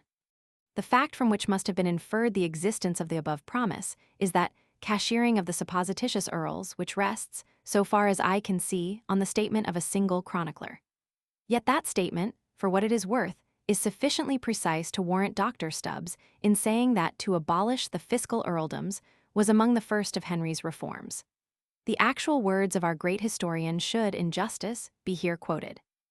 Another measure which must have been taken at the coronation December 19, 1154, when all the recognized earls did their homage and paid their ceremonial services, seems to have been the degrading or cashiering of the supposititious earls created by Stephen and Matilda. Some of these may have obtained recognition by getting new grants, but those who lost endowment and dignity at once, like William of Ypres, the leader of the Flemish mercenaries, could make no terms. They sank to the rank from which they had been so incautiously raised, early Plantagenets pp. 41-42. We have no record of actual displacement. Some, at least, of the fiscal earls retain their dignity. The earldoms of Bedford, Somerset, York, and perhaps a few others drop out of the list. Those of Essex and Wilts remain. Some had already made their peace with the king, some, like Aubrey de Vere, obtained a new charter for their dignity. This part of the social reconstruction was dispatched without much complaint or difficulty. Const. Hist. I 451. Before examining these statements, I must deal with the assertion that William of Ypres was a fiscal earl who lost endowment and dignity at once. That he ever obtained an English earldom I have already ventured to deny. That he lost his endowment at Henry's accession I shall now proceed to disprove. It is a further illustration of the danger attendant on a blind following of the chroniclers that the expulsion of the Flemings and the fall of their leader are events which are always confidently assigned to the earliest days of Henry's reign. For though Stephen died in October 1154, it can be absolutely proved by record evidence that William of Ypres continued to enjoy his rich endowment. Down to Easter 1157. Stephen had indeed provided well for his great and faithful follower, quartering him on the county of Kent, where he held ancient domain of the crown to the annual value of £261, Blanche, plus 178 pounds, 7 pounds. Numero of crown escheats formerly belonging to the Bishop of Bayeux. Such a provision was enormous for the time at which it was made. Returning now to the cashiering of the earls, it will be noticed that Dr. Stubbs has great difficulty in producing instances in point, and can find nothing answering to any general measure of the kind. But I am prepared to take firm ground, and boldly to deny that a single man, who enjoyed comital rank at the death of Stephen, can be shown to have lost that rank under Henry Roman II. Rash though it may seem thus to impugn the conclusions of Dr. Stubbs in toto, the facts are inexorably clear. Indeed, the weakness of his position is manifest when he seeks evidence for its support from a passage in the Polycraticus. The following passage of the Polycraticus probably refers to the transient character of the new dignities, although some of the persons mentioned in it were not of Stephen's promoting. Ubi sunt, ut de domesticis loquar, Goffredus, Milo, Ranulphus, Alanus, Simon Gilibertus, non tam comates rigniquam hosts publici, ubi Wilhelmus Sarisperiensis. Const. Hist. I 451 note. For this passage has nothing to do with the transient character of the new dignities. It alludes to a totally different subject, the death of certain magnates, and is written in the spirit of Henry of Huntingdon's De Contemptu Mundi.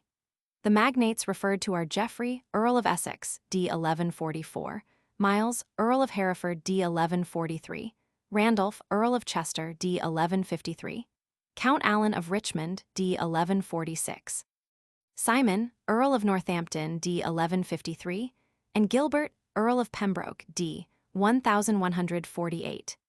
Their names alone are sufficient to show that the passage has been misunderstood, for no one could suggest that the Earl of Chester or Earl Simon, Waltheof's heir, enjoyed new dignities, or that their earldoms proved of a transient character.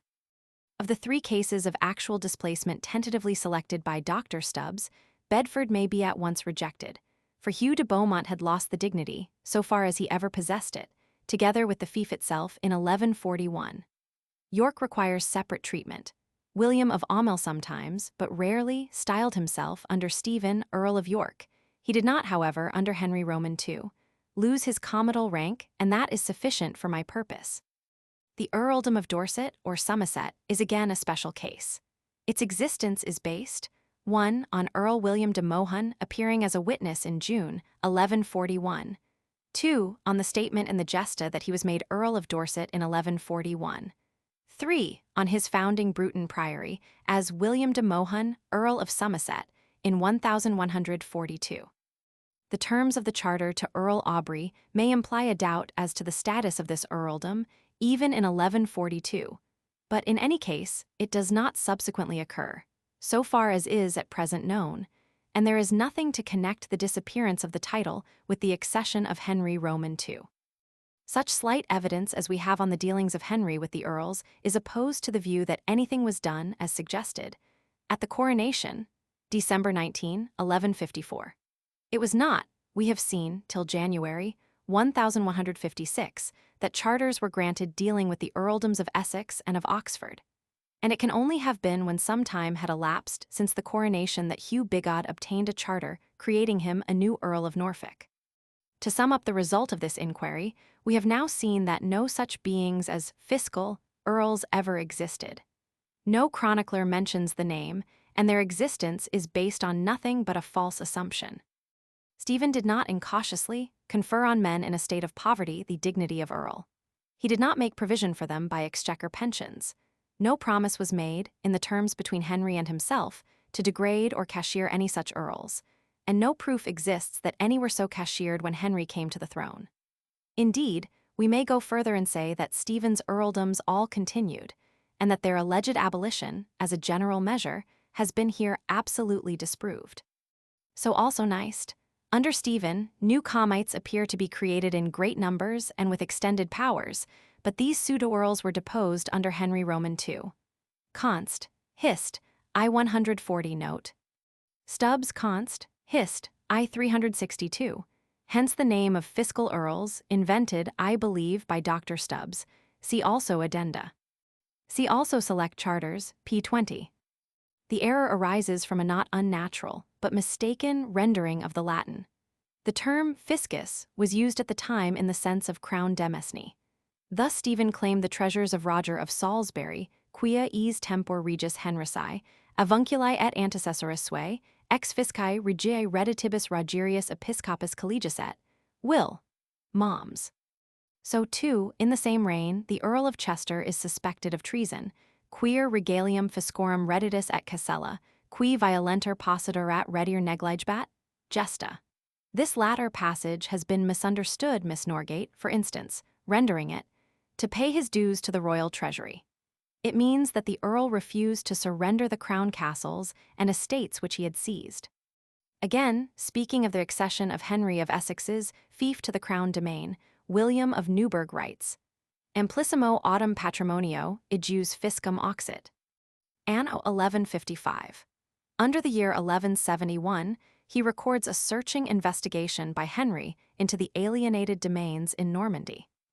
The erroneous view is also found in a valuable essay on the Crown lands by Mr. S. R. Bird, who writes, It is true that extensive alienations of those lands took place during the turbulent reign of Stephen in order to enable that monarch to endow the new earldoms.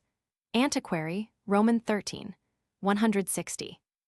The king's second charter to Geoffrey de Mandeville is not in point, for it was unconnected with his creation as earl and was necessitated by the grants of the empress. Const. Hist. I 362. As Stephen's earldoms are a matter of great constitutional importance, it is as well to give the dates and authorities. Ibid. I 362. There is a curious allusion to him in John of Salisbury's letters, ed. Giles, I 174-175, as famosissimus ele tyrannus et ecclesiae nostri gravissimus persecutor, Wilhelmus de Ypres, cf. pp. 129, 206n, 213n, 275n. A shadowy earldom of Cambridge, known to us only from an inspeximus temp. Edward Roman III, and a doubtful earldom of Worcestershire bestowed on the Count of Meulan need not be considered here. Son of Richard de Clare, who, in Dr. Stubbs's list and elsewhere, is erroneously supposed to have been the first earl. The earliest mention of Patrick, as an earl, that I have yet found is in the Devises Charter of Henry, 1149. In an interesting charter, transcribed in Lansdowne Mis. 229 Fall. 116b, of this Earl Baldwin as comes exoni, granted at Carisbrooke, he speaks, Ricardi de Redvers Patris May. I have shown, p. 95n, that William de Mohun was already an earl in June, 1141, though the Gesta assigns his creation to the siege of Winchester, later in the year. Buckingham is a most difficult and obscure title, and is only inserted here cavendi causa. Northampton, also, and Huntingdon are most troublesome titles, owing to the double set of earls with their conflicting claims and the doubt as to their correct title. This view is not affected by the fact that two or even more counties, as in the case of Waltheof's earldom, might be, officially, linked together, for where this arrangement had lingered on, the group might, or might not be treated as one county, as regarded the earl. Warwick and Leicester are an instance one way, Norfolk and Suffolk the other. Select Charters pp. 2021, cf. Early Plants, p. 37, all property alienated from the Crown was to be resumed, especially the pensions on the exchequer with which Stephen endowed his newly created earls. Const. Hist. I 451. Ibid. I 333, 334. Robert de Monte. Select Charters, p. 21. The chroniclers are positive on the point. At the opening of 1155, writes Gervase, I 161, Guilhelmus de Ipper et omnisphere Flandrenses qui in Angliam confluxerent, indignationem et magnanimitatem novi regis metuens, ob Anglia recesserunt. So, too, Fitz-Stephen asserts that, infra tres primos mensis coronationis regis Wilhelmus de Ipra violentis incubator canci, cum lacrimis emigravit. Piproles 2 and 3 Hen Roman 2, published 1844. Compare also the moralizing of Ordericus on the death of William Fitz, Osborne, 1071. Ubi est Guilhelmus Osborni filius, herfordensis comes et regis vicarius, etc. This is the date given for his death in the Tintern Chronicle, Monastican, OE, I 725. William of Salisbury was a deceased magnate, but is mentioned by himself in the above passage because he was not an earl. As he is overlooked by genealogists, it may be well to explain who he was. He fought for the Empress at the siege of Winchester, where he was taken prisoner by the Earl of Hertford, Will. Moms, ed. Stubbs, Roman 2, 587. He was also the Wilhelmus, Civitatis Cerspirii preceptor, et municeps, Gesta ed. Howlett, p. 96, who took part in the attack on Wilton Nunnery in 1143, and Lento tandem cruciatu tortus interreat. This brings us to a document in the Register of St. Osmond, I 237, in which Walterus, Edwardi Viscomitis filius, et Sibylla uxer me et here's noster comes patricius, make a grant to the Church of Salisbury, nominatum pro anima Wilhelmi filii nostri, fratris comitis patrice, in restoramentum dampnorum qui praenominatus filius noster, Wilhelmus sarum, ecclesi fecerit. The paternity of William is thus established. I have never found him attesting any charter as an earl, though this does not, of course, prove that he never did so. Gesta ed. Howlett pp. 3273. Amil Albemarle is notoriously a difficult title, as one of those of which the bearer enjoyed comital rank, though whether as a Norman count or as an English earl, it is, at first, difficult to decide. Eventually, of course, the dignity became an English earldom. Nor was it an earldom of Stephen's creation. It was granted at Northampton. Its date is of importance as proving that the charter to the Earl of Arundel, being attested by Hugh as Earl, must be of later date. Mr. Eighton, however, oddly enough, reverses the order of the two itinerary of Henry Roman II, pp. 2-3. He was thus misled by an error in the witnesses to the Earl of Arundel's charter, which Foss had acutely detected and explained long before. Appendix E, the arrival of the Empress, CP 55. The true date of this event is involved in considerable obscurity. The two most detailed versions are those of William of Malmesbury and of the continuator of Florence of Worcester. The former states precisely that the ecclesiastical council lasted from August 29 to September 1, 1139, and that the empress landed at Arundel on September 30. The latter gives no date for the council, but asserts that the empress landed at Portsmouth before August 1, that is, 2 months earlier. These grave discrepancies have been carefully discussed by Mr. Howlett, though he fails to note that the continuator is thoroughly consistent in his narrative, for he subsequently makes the empress remove from Bristol, after spending more than 2 months there, to Gloucester in the middle of October. He is, however, almost certainly wrong in placing the landing at Portsmouth, and no less mistaken in placing it so early in the year. The in autumno of Ordericus clearly favors William rather than the continuator. Mr. Howlett, in his detailed investigation of this exceedingly complex chronological difficulty, endeavors to exalt the value of the gestabii, laying peculiar stress on its mention of Baldwin de Bedvers' landing as suggestive of a fresh conjecture. Urging that Baldwin's was in very truth the main army of invasion, he advances the theory that the expedition came in 2 sections, for the Gesta Stephani say that Baldwin de Bedvers arrived 40 militum caterva, as no doubt he did, for it was only his presence in force that could render the coming of Maud and her brother with 20 or 30 retainers anything else than an act of madness.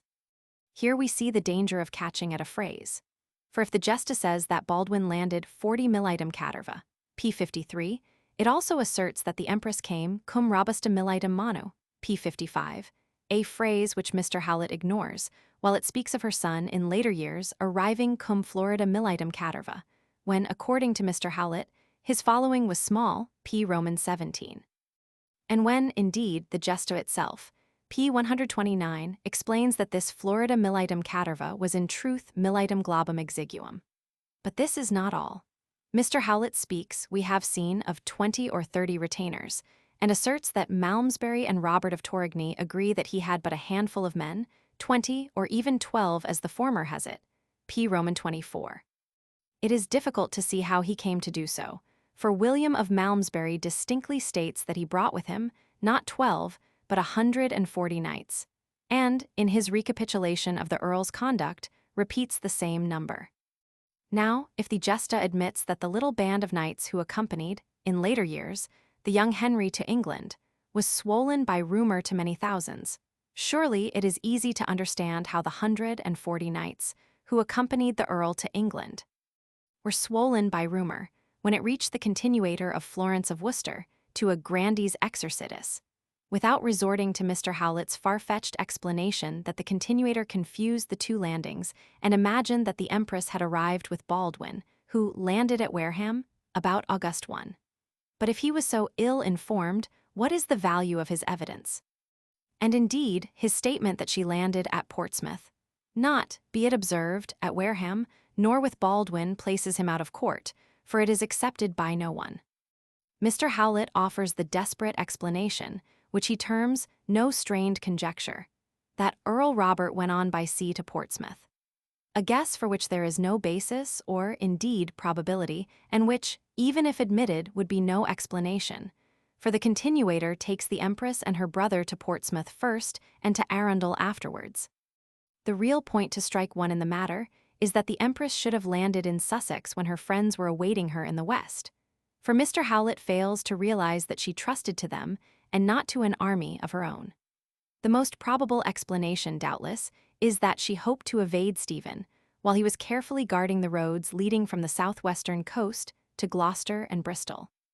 Robert of Torigny distinctly implies that Stephen had effectually closed the other ports, apullurunt idac apud Harundel, quia tunc alium portum non habent. In any case, Mr. Howlett's endeavor to harmonize the 2 conflicting dates, the end of July and the end of September, by suggesting as a compromise the end of August, cannot be pronounced a success. It may afford, perhaps, some fresh light if we trace the king's movements after the arrival of the empress. Though the narratives of the chroniclers for the period between the landing of the empress and the close of 1139 are at first sight difficult to reconcile. And, in any case, hard to understand, it is possible to unravel the sequence of events by a careful collation of their respective versions, aided by study of the topography and of other relative considerations. On the landing of the Empress, the Earl of Gloucester, leaving her at Arundel, proceeded to Bristol. Will, Moms, p. 725. Stephen, who says Florence's continuator, p. 117, was then besieging Marlborough, endeavored to intercept him, Gesta, p. 56, but failing in this returned to besiege the Empress at Arundel. Ibid. Kant. Flor. Whig, p. 117, Gervase, I. 110. Desisting, however, from this siege, he allowed her to set out for Bristol. Meanwhile, her brother, on his way to Bristol, had held a meeting with Brian Fitz-Count Will Malms, p. 725, and had evidently arranged with him a concerted plan of action. It must be remembered that they intended immediate revolt, for they had promised the Empress possession of her realm within a few months. Brian had accordingly returned to Wallingford and declared at once for the Empress. Gesta, p. 58. Stephen now marched against him, but either by the advice of his followers, Ibid, or from impatience at the tedium of the siege, again abandoned his undertaking, and leaving a detachment to blockade Brian. Kant. Flor. Whig, p. 118, marched west himself to strike at the center of the revolt. He first attacked and captured Cerney near Cirencester, a small fortress of miles of Gloucester. Gesta, p. 59, Will, Moms, p. 726, and was then called south to Malmesbury by the news that Robert Fitz-Hubert had surprised it on the 7th of October and expelled his garrison. Will, Moms, p. 726, Kant. Flor. Whig, p. 119, Gesta, p. 59. Recovering the castle within a fortnight of its capture. Will, Malms, p. 726, after besieging it 8 days. Kant. Flor. Whig, p. 125, he was then decoyed still further south by the news that Humphrey de Bohun, at the instigation of Miles, had garrisoned Trowbridge against him. Here, however, he was not so fortunate. Will, Moms, p. 726, Gesta, p. 59. In the meanwhile, Miles of Gloucester, with the instinct of a born warrior, had seized the opportunity thus afforded him, and striking out boldly from his stronghold at Gloucester, marched to the relief of Brian Fitz-Count. Bursting by night on the blockading force, he scattered them in all directions and returned in triumph to Gloucester. Gesta, p. 60. It was probably the tidings of this disaster, though the fact is not so stated, that induced Stephen to abandon his unsuccessful siege of Trowbridge and retrace his steps to the Thames Valley. Ibid. pp. 61-62.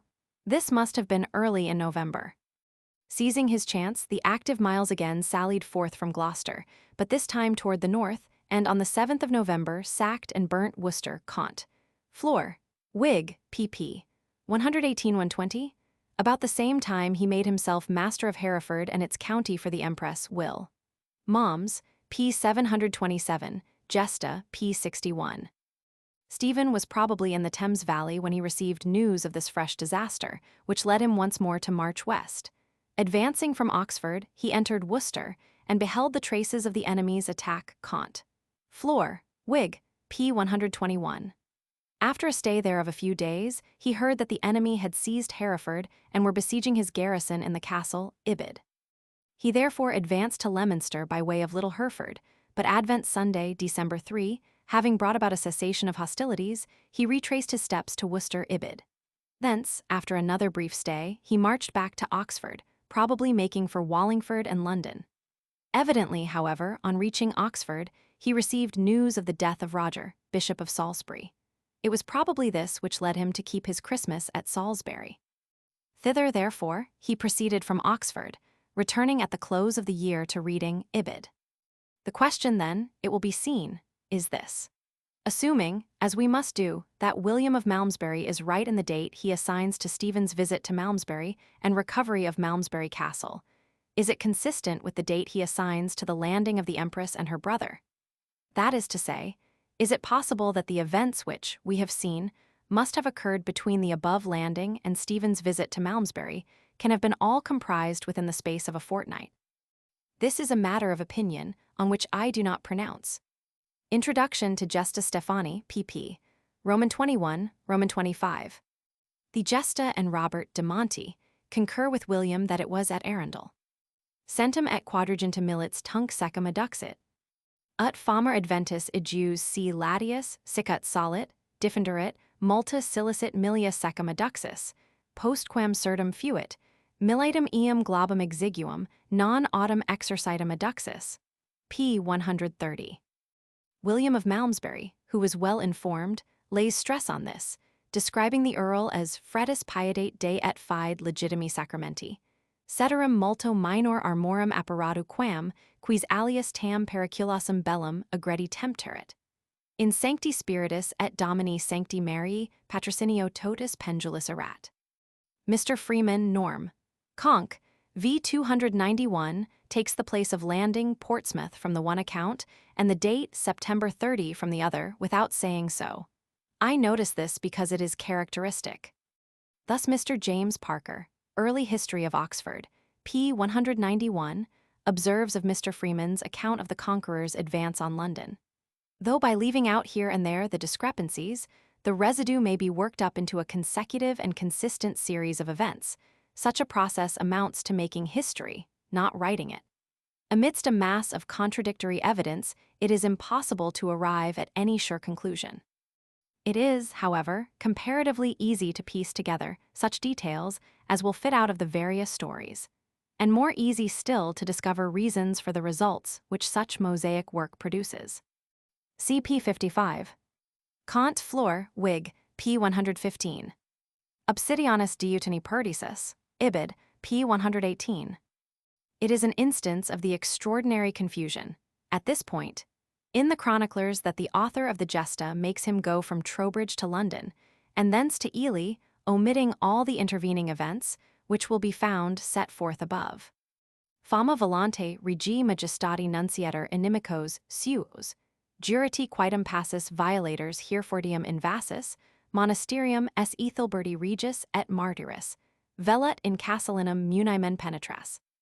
It seems absolutely certain, especially if we add the testimony of the other MSS, that this passage refers to the attack on the royal garrison in the castle so graphically described by the author of the Gesta, but apparently placed by him among the events of the summer of the following year. As, however, his narrative breaks off just at this point, his sequence of events is left uncertain, and in any case the chronology of the local chronicler, who here writes as an eyewitness, must be preferred to his. This passage, p. 121, should be compared with that on pp. 123-124, Rex et comes, oxen effordium, which looks extremely like a repetition of it, as the passage on pp. 110-111 is an anticipation of that on pp. 116-117. Assigned to December 11 by William of Malmesbury, p. 727, and to December 4 by the continuator, p. 113. The above facts are rather in favor of the former of the two dates. Appendix F, the defection of Miles of Gloucester, cp. 55. Miss Norgate assigns this event to the early summer of the year 1138, on the authority of Gervase of Canterbury, I 104. The statement of that writer is clear enough, but it is also clear that he made it on the authority of the continuator of Florence.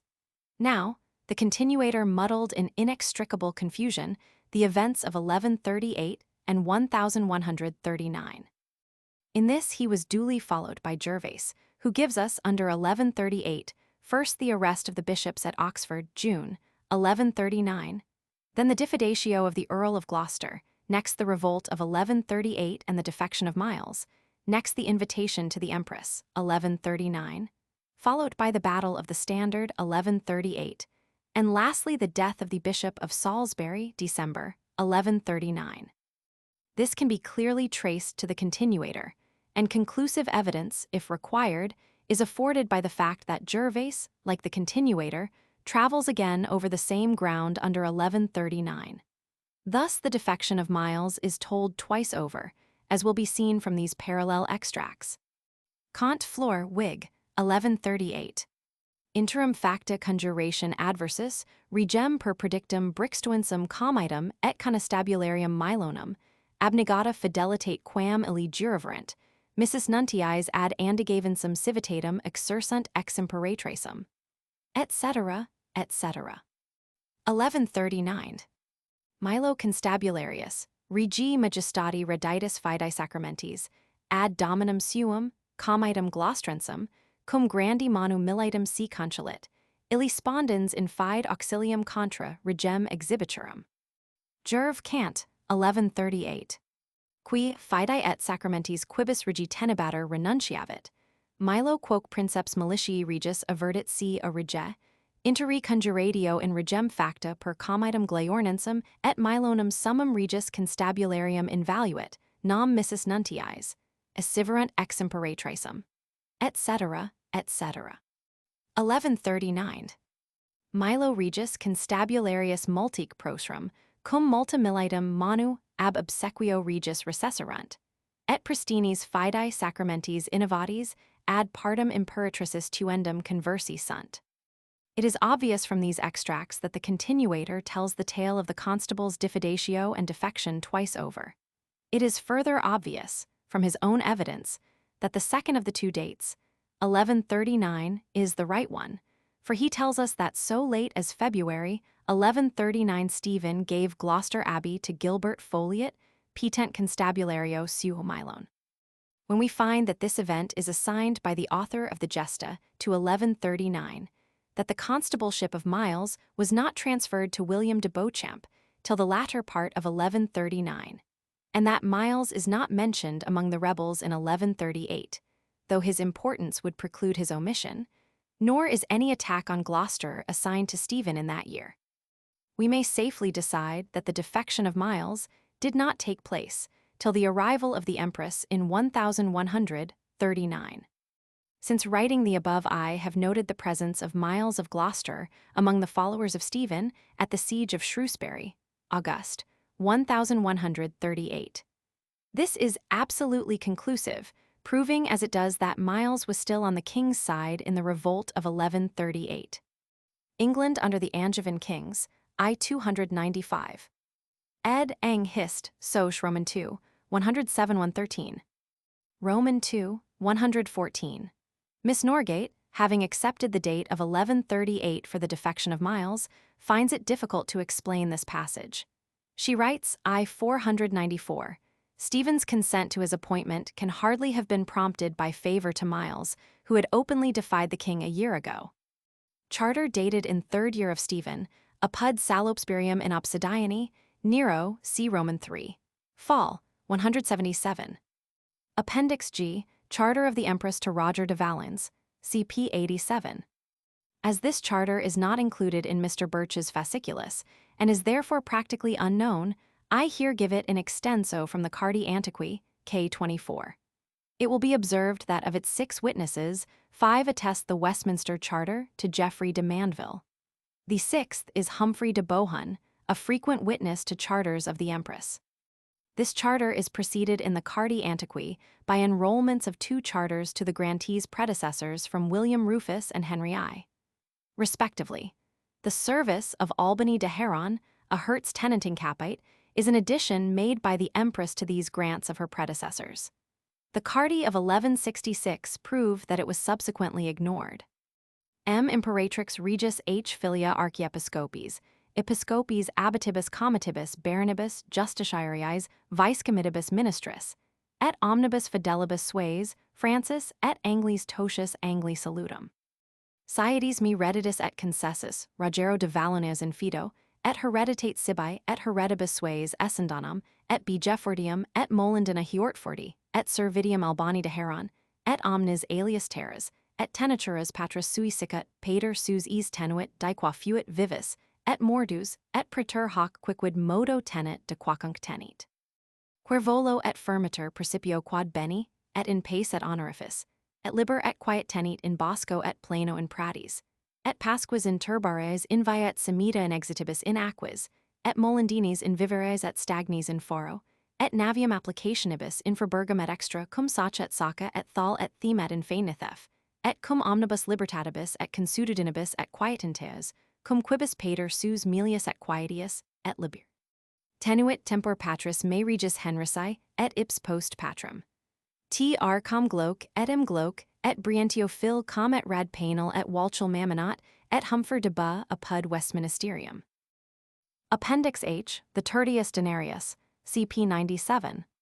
Special research has led me to discover that all our historians are in error in their accounts of this institution. The key to the inquiry will be found in the fact that the term Tertius Denarius had two distinct denotations, that is to say, was used in two different senses. Dr. Stubbs and Mr. Freeman have both failed to grasp this essential fact. The two varieties of the Tertius Denarius were these. 1. The Tertius Denarius Placitorum Comitatus. This is the recognized third penny of which historians speak. Observe that this was not, as it is sometimes loosely termed, and as indeed Nice describes it, the customary third of the revenues of the county, but, as Dr. Stubbs accurately terms it, the third penny of the pleas. So here the Empress grants to Geoffrey de Mandeville tertium denarium vice comitatus de placitis, cf. p. 239. This distinction is all-important, for the pleas only represented a small portion of the total revenues of the county, as compounded for in the sheriff's firma. 2. The Tertius Denarius Redditus Burgi. This third penny, which has been strangely confused with the other, differs from it in these two respects. Firstly, it is that not of the pleas placitorum, but of the total revenues redditus. Secondly, it is that not of the county comitatus, but of a town alone burgi.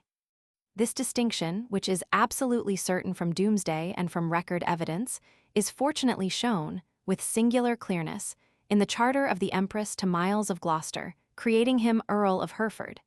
In it she grants tertium denarium redditus burgi Hereford quicquid unquam redat, et tertium denarium placitorum totius comitatus Hereford. Nor is it less clear in the charter, 1155, by which Henry Roman II creates Hugh Bigod Earl of Norfolk, silicet de tertio denario de Norwich et de Norfolca.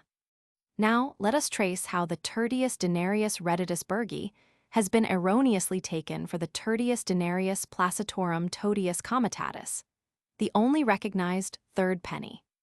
Dr. Stubbs writes, the third penny of the county, which had been a part of the profits of the English earls, is occasionally referred to in Domesday. The passage on which this statement is based is found earlier in the volume. Our great historian there writes, each shire was under an ealdorman, who sat with the sheriff and bishop in the folkmoot, and received a third part of the profits of jurisdiction. The third penny of the county appears from Doomsday I. 1. 26, 203, 246, 252, 280, 298, 336, to have been paid to the Earl in the time of Edward the Confessor. Ellis, Introduction to Doomsday, I. 167. The argument that the ealdorman or earl of the days before the conquest received a third part of the profits of jurisdiction in the county rests here, it will be seen, wholly on the evidence of Doomsday. But in 6 of the 8 passages on which Dr. Stubbs relies, we are distinctly dealing, not with the county comitatus, but with a single town burgess. These are Dover, Lewes, Huntingdon, Stafford, Shrewsbury, and Lincoln. In these, therefore, the third penny could only be that of the Redditus Burgi, not of the Placida Comitatus. Huntingdon is specially a case in point, for there the Earl received a third of each of the items out of which the render, redditus, of the town was composed. The only cases of those mentioned which could possibly concern the third penny, Placitorum Comitatus, are those of Yorkshire 298, Lincolnshire 336, and Nottinghamshire with Derbyshire 280. Even in these, however, the third penny of the pleas is only vaguely implied, the passages referring to a peculiar system which has, I believe, never obtained the attentive study it deserves. This system was confined to the Danish district, to which these counties all belonged. The main point, however, which we have to keep in view is that the third penny of the revenues of the town has nothing to do with the third penny of the pleas of the county, and that the passages in Domesday concerning the former must not be quoted as evidence for the latter. I do not find that Ellis introduction, I 167, 168, is responsible for so taking them, but Dr. Stubbs, as we have seen, clearly confused the two kinds of Tertius Denarius, and we find that Mr. Freeman does the same when he tells us that at Exeter, £6, that is, the Earl's third penny, went to the Sheriff Baldwin. We are reminded by this last instance that not only the Earl, but the Sheriff, was concerned with the third penny of the revenues of the town. This, which I would here again repeat, is not the earl's third penny to which historians allude, sometimes, as for instance at Shrewsbury and Exeter, fell to the sheriff's share. Dr. Stubbs mentions the case of Shrewsbury only and takes it as evidence that the sheriff as well as the ealdorman was entitled to a share of the profits of administration. This third penny redditusburgi is in Doomsday absolutely erratic. In the Wiltshire and Somersetshire towns, it seems to have been held by the king himself, though at Cricklade both he and Westminster Abbey are credited with it, 64b, 67. At Leicester it was held by Hugh de Grantmesnil, but we are not told by what right, I 230. At Stafford it had been held by the English earl, and had fallen with his estates to the crown. The Conqueror kept it, but having his own 2/3 share, made a fresh third, which he granted to Robert de Stafford. At Ipswich it had, with the tertius denarius de duobus hundred, been annexed to an estate held by the local earl. The whole of this was granted by the Conqueror to his follower Earl Allen. At Worcester, by a curious arrangement, the total render had been divided, in unequal portions, between the king and the earl, while a third of the whole was received by the bishop. At Fordwich, the third penny fell to Bishop Odo, and was bestowed by him, with the king's consent, on St. Augustine's, Canterbury, to which the other 2/3 had been given already by the confessor. The case of Bristol has led Mr. Freeman into a characteristic error. We read in Doomsday, Burgenses dicunt quod episcopus G habet Roman 33 marcas argenti, et unam marcam ori ter firmam regis. I 163. Mr. Freeman, who is never weary of insisting on the value of Doomsday, is clearly not so familiar as one could wish with its normal contractions, for he renders the closing words P ropter firmam regis. On this he observes, this looks like the earl's third penny, but Geoffrey certainly had no formal earldom in Gloucestershire. When we substitute for the meaningless, propter, the right reading, praetor, in addition to, we see at once that the figures given no longer suggest a third penny. Leaving now the third penny of the revenues of the country town, let us turn our attention to that of the pleas of the whole county. Independent of the system in the Danelaw to which I have referred above, we have two references in Doomsday to this third penny. Firstly, the tertius denarius de tota sera Dorset, I 75. Secondly, in the case of Warwickshire, tertio denario placitorum Surrey, I 278, yet neither of these is among the cases appealed to by Dr. Stubbs. Now, the curious point about them is that in neither instance was the right annexed to the dignity of earl, but to a certain manor, which manor was held by the earl. That is to say, he was entitled to this third penny of the pleas, not qua earl, but qua lord of that estate. The distinction is vital. Whether the third penny of the pleas be that of the whole shire or only of a single hundred, it is always attached, under the confessor, to the possession of some manor. We find the tertius denarius of 1, of 2, of 3, of even 600 so annexed. This peculiarity would seem to have been an essential feature of the system, and I need scarcely point out how opposed it is to the alleged tenure ex officio in days before the conquest, or to that granted to the earl qua earl under the Norman and Angevin kings. Let us seek to learn when the latter institution, the recognized tertius denarius, became first annexed to the dignity of earl. The prevailing view would seem to be that it was so annexed from the first, that its possession, in fact, was part of, or rather was connoted by, the dignity of an earl. Maddox held that the oldest mode of conferring the dignity of earl, a mode coeval to the Norman conquest, was by charter, and he further held that, by the charter the king granted to the earl the tertius denarius comitatus. Dr. Stubbs writes, of the investiture of earls in the Norman period. The idea of official position is not lost sight of, although the third penny of the pleas and the sword of the shire alone attest its original character. Const. Hist. I 363. Mr. Freeman puts the case thus. Earldoms are now in their transitional stage. They have become hereditary, but they carry with them the official perquisite of the ancient official earls, the third penny of the king's revenues in the shire. Here it may at once be pointed out that the mistake which I referred to at the outset is again made, the third penny being described as that not of the pleas, but of the revenues of the county. Then there is the question whether this perquisite was indeed the right of the ancient official earls. Lastly, we must ask whether the earldoms granted in this period did unquestionably carry with them this official perquisite. To answer this last question, we must turn to our record evidence. Now, the very first charter quoted by Maddox himself, in support of his own view, is the creation by Stephen of the Earldom of Essex in favor of Geoffrey de Mandeville. The formula there is quite vague. Geoffrey is to hold beni et in pace et liber et quiet et honorifice sicut aliae, comites me de terra, me melius vel honorificentius tenent comitatus suos unde comites sunt. Here there is nothing about the third penny, and we must therefore ask whether its grant is included in the above formula. That is to say, whether an earl received his third penny as a mere matter of course.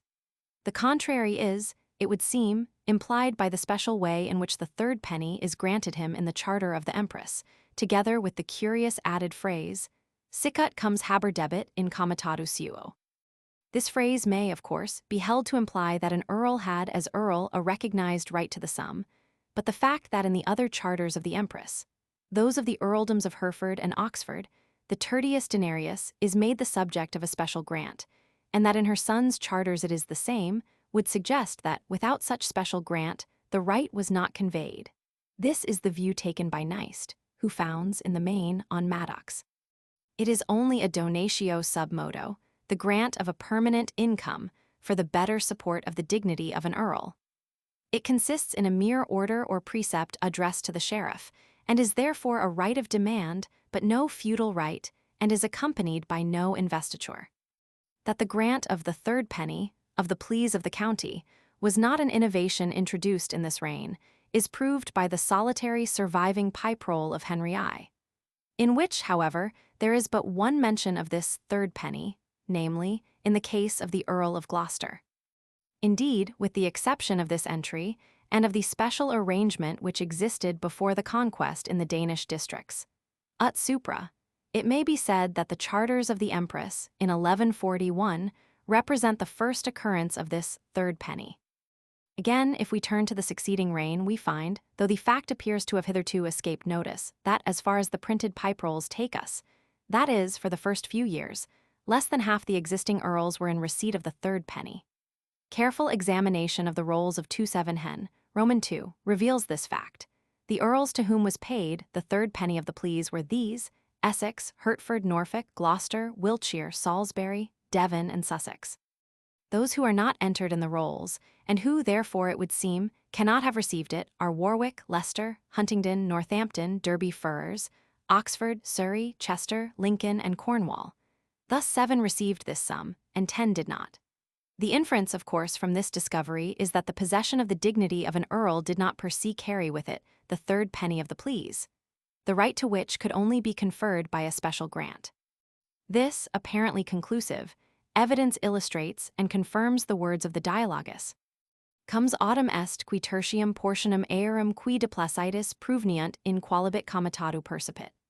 Summa namque illa qui nomen firmi requiritur of viscomite tota non exsurgit ex fundorum reditibus, sed ex magna part deplacitis pruvenit. Et horum tertium partum comes percipit, qui ideo sic disidicitor, quia fisco socius est et comes in percipiendis. D. Nunquid ex singulis comitatibus, comites ista percipiant. M. Nequaquam. Sed hic tantum ista percipiant, quibus regum munificentia, obsequiae prestiti vel eximii probitatis, intuitu comites sibi create, et ration dignitatis illius hic conferenda discernit, quibustum hereditary, quibustum personaliter. This passage requires to be read as a whole, for the answer might easily be differently understood, as indeed it has been in the Lord's reports, where it is taken to apply to the earls as well as to the third penny. The point is of no small importance, for the conclusion drawn is that both were either hereditary or personal at the pleasure of the crown. Careful reading, however, will show, I think, that, like the question, the reply deals with the third penny alone. The hic conferenda discernit of the latter refers to the ista of the former.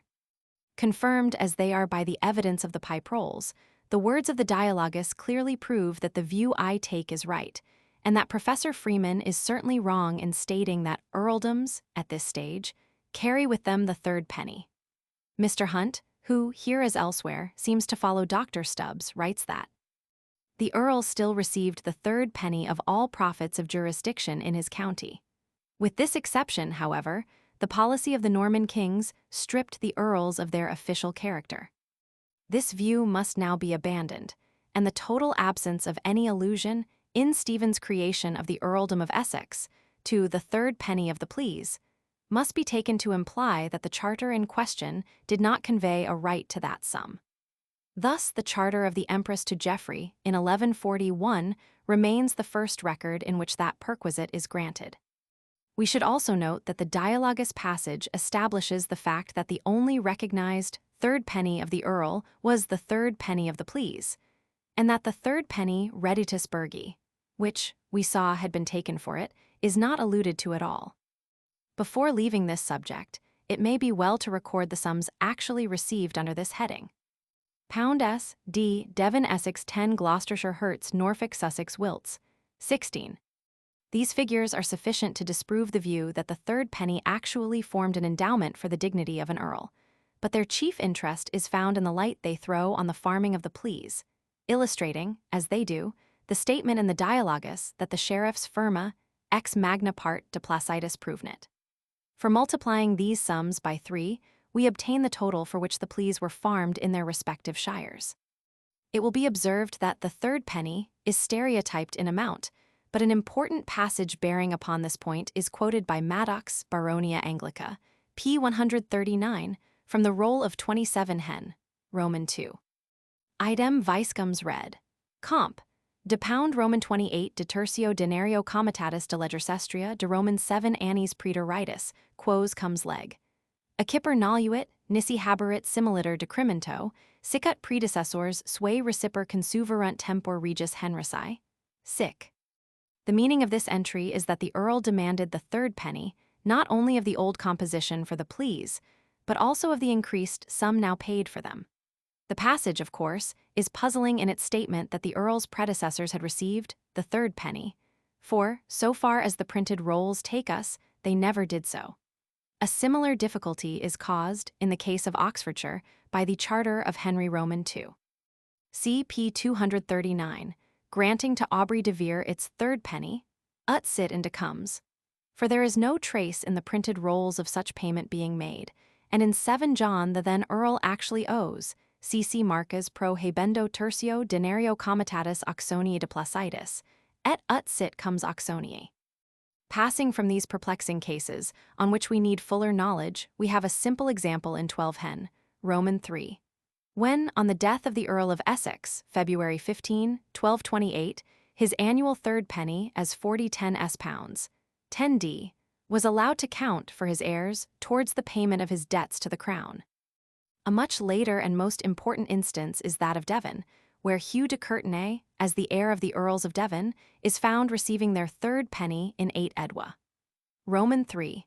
Though not an earl, a state of things which provoked a protest, a decision against him, and eventually his elevation to comital rank. Constitutional History, I 139. Ibid, I 363. This ensured him his participation pro rata in any future increase, crimentum, of the render. Const. Hist. I 361. Ibid. P 113. We must further observe that, of these 6 lieues of which we are not told if, or how, its reditus was divided before the conquest, and Shrewsbury, of which we are told that the third penny of its reditus went, not to the Earl, but to the Sheriff, tempor regis e. Duas parts habet rex et viscums tertium, are not in point for the Earl's share. Exeter p. 43, cf. p. 55. This passage appears to imply that Dr. Stubbs, who sees in the third penny of the county the perquisite of the Earl, would look on that of the borough as the perquisite of the sheriff. But the latter, as we have seen, was held as a rule by the Earl, though occasionally by the sheriff. This has been strangely misunderstood by Mr. Eighton in his analysis of the Staffordshire Survey. See my paper in Doomsday Studies. Doomsday, Roman 2, 280-294. We read of Alan's heir, Conan, in 1156, Comedi canano de tertio denario comet, Roman 9 li, et ex sol, rot, pip, 2 hen, Roman 2, p. 8. It is a singular circumstance that Robert de Torigny alludes to this under 1171, when, at the death of Conan, Tota Britannia et comitatus de Gipuis et honor Ricomundi passed to the king, and still more singular that his latest editor, Mr. Howlett, identifies Geoffrey with Gingamp, p. 391. Will, Rufus I-40. Doomsday I-38b, 101, 87b, 186b, 253, Roman II, 294b. Baronia Anglica, pp. 137, 138. Exeter, p. 55. Const. Hist. I-139. The Palatinate of Chester is, of course, anomalous and does not strictly tell either way. In the 3rd and 5th years, the Earl of Arundel is entered as receiving the 3rd penny per breve regis. Dialogus de Scacario, Roman II, 17. Reports on the dignity of a peer, Roman III, 68. Neist is right in insisting on the fact that an earl was only entitled to the tertius denarius in virtue of a distinct grant, but he fails to grasp the important point that such grant was not made to every earl as a matter of course, but only as a special favor. He is also, as we have seen, quite mistaken as to the extent of the 3rd penny, cp. 287. Norman Britain, p. 168. These figures are taken from the rolls of 27 hen, Roman II, a range sufficiently wide to establish their permanence. Occasionally, as in the case of Wilts and Sussex, the tertius denarius seems to be omitted for a year or two, but this does not affect the general result. Piprole of John, quoted by Maddox Baronia Anglica, p. 139. Maddox Baronia Anglica, p. 139. Appendix I, Viscomites and Custodes, CPP, 107-108. Dr. Stubbs writes, a measure dictated still more distinctly by this policy may be traced in the list of sheriffs for AD 1130. Richard Bassett and Aubrey de Vere, a judge and a royal chamberlain, act as joint sheriffs in no less than 11 counties. Geoffrey de Clinton, Miles of Gloucester, William of Pont-Elarche, the treasurer, are also sheriffs as well as justices of the King's Court, I 892. But this statement requires a certain qualification. For though they appear as sheriffs, viscomites on the roll, and have been always so reckoned, we gather from one passage in the record that they were, strictly speaking, not viscomites but custodes. The difference is this. By the former a county was held ad firmam, by the latter it was held in custodia. In the Inquest of Sheriffs, 1170, the distinction is clearly recognized. We there find the expressions used. Sive ius tenerint ad firmam, sive in custodia. By the true sheriff, Viscoms, the county was in fact leased. He, as its farmer, Firmarius, was responsible for its annual rent, firma. It was thus virtually a speculation of his own, and the profit, if any, was his. But by a process exactly analogous to that of a modern landlord taking an estate into his own hands and farming it himself through a bailiff, the king could, under special circumstances, take a county into his own hands and farm it himself through a bailiff, custos. Henry Roman II, in his 20th year, did this with London, putting in his own custodes in the place of the regular sheriffs, and in later days Henry Roman III, and Edward I did the same. It was this, I contend, that Henry I had done with the counties in question. The proof of it is found in this passage. Ricardus Basset et Albericus de ver redunt compotum de M. Marsis Argenti de superplus comitatuum, quas habent in custodia, p. 63. Here we have the very same phrase as that in the Inquest of Sheriffs. While the enormous superplus of 1,000 marks must represent the excess of receipts over the amount required for the firmi, which excess, the counties being in custodia, fell to the share of the crown. Thus we obtain the right explanation of the employment in this capacity of royal officers, and we further get a glimpse, which we would not lose, of one of those administrative changes which, as under Henry Roman II, tell of a system of government as yet empirical and imperfect. It is clear that this measure was no mere development, but a sudden and unforeseen step. For in the case of Essex, the scene of our story, William de Eynsford, a Kentish landowner, had leased the county for 5 years from Michaelmas, 1128, the consideration he paid for his lease being 100 marks, 6613 pounds, 4d. Early in the 2nd year of his lease, that is between Michaelmas, 1129, and Easter, 1130, he must have been superseded by the royal custodes, on the king taking the county into his own hands. He, however, received compensation for disturbance, 4/5 of his 100 marks, de jure soma, being remitted to him in consideration of his losing 4 out of his 5 years' lease. All this we learn from the brief record in the roll, p. 63. Another point that should be here noticed is the use of the term gersoma. Retrospectively, its use in this roll illustrates its use in Domesday. In those cases where a firmarius was willing, as a speculation, to give for an estate more than its fixed rental firma, he gave the excess de gersoma, either in the form of a lump sum or in that of an annual payment. Appendix J, the Great Seal of the Empress, CP 116. There yet remains one point in connection with this remarkable charter, perhaps the most striking, certainly the most novel of all. This is that of the seal. According to the transcript in the Ashmole MSS, the legend in Circumferentia Sigillo was this: Matildes Imperatrix Ram et Regina Angliae. Now that any such seal was designed for the Empress has never been suspected by any historian. We cannot, on a question of royal seals, appeal to a higher or more recognized authority than Mr. Walter de Grey Birch. He has written as follows on the subject. The type of seal of the Empress which is invariably fixed to every document among this collection that bears a seal is that used by her in Germany as Queen of the Romans. From this date, 1106, to that of her death, which took place on the 16th of December, AD 1167, long after the solution of the troubles of the years 1140–1142 in England, she was accustomed to use this seal, and this only. It has never been suggested by any writer upon the historic seals of England that Mathildes employed any great seal as Queen of England, made after the conventional characteristics which obtain in the great seals of Stephen, her predecessor, or of her son, King Henry Roman II. The troubled state of this country, the uncertain movements of the lady, the unsettled confidence of the people, and the consequent inability of attending to such a matter as the engraving of a great seal. A work, it must be borne in mind, involving some time and care, are, when taken together, more than sufficient causes to account for the continued usage of this type, although we may fairly presume that it was intended to supersede this foreign seal with one more consentaneously in keeping with English tradition.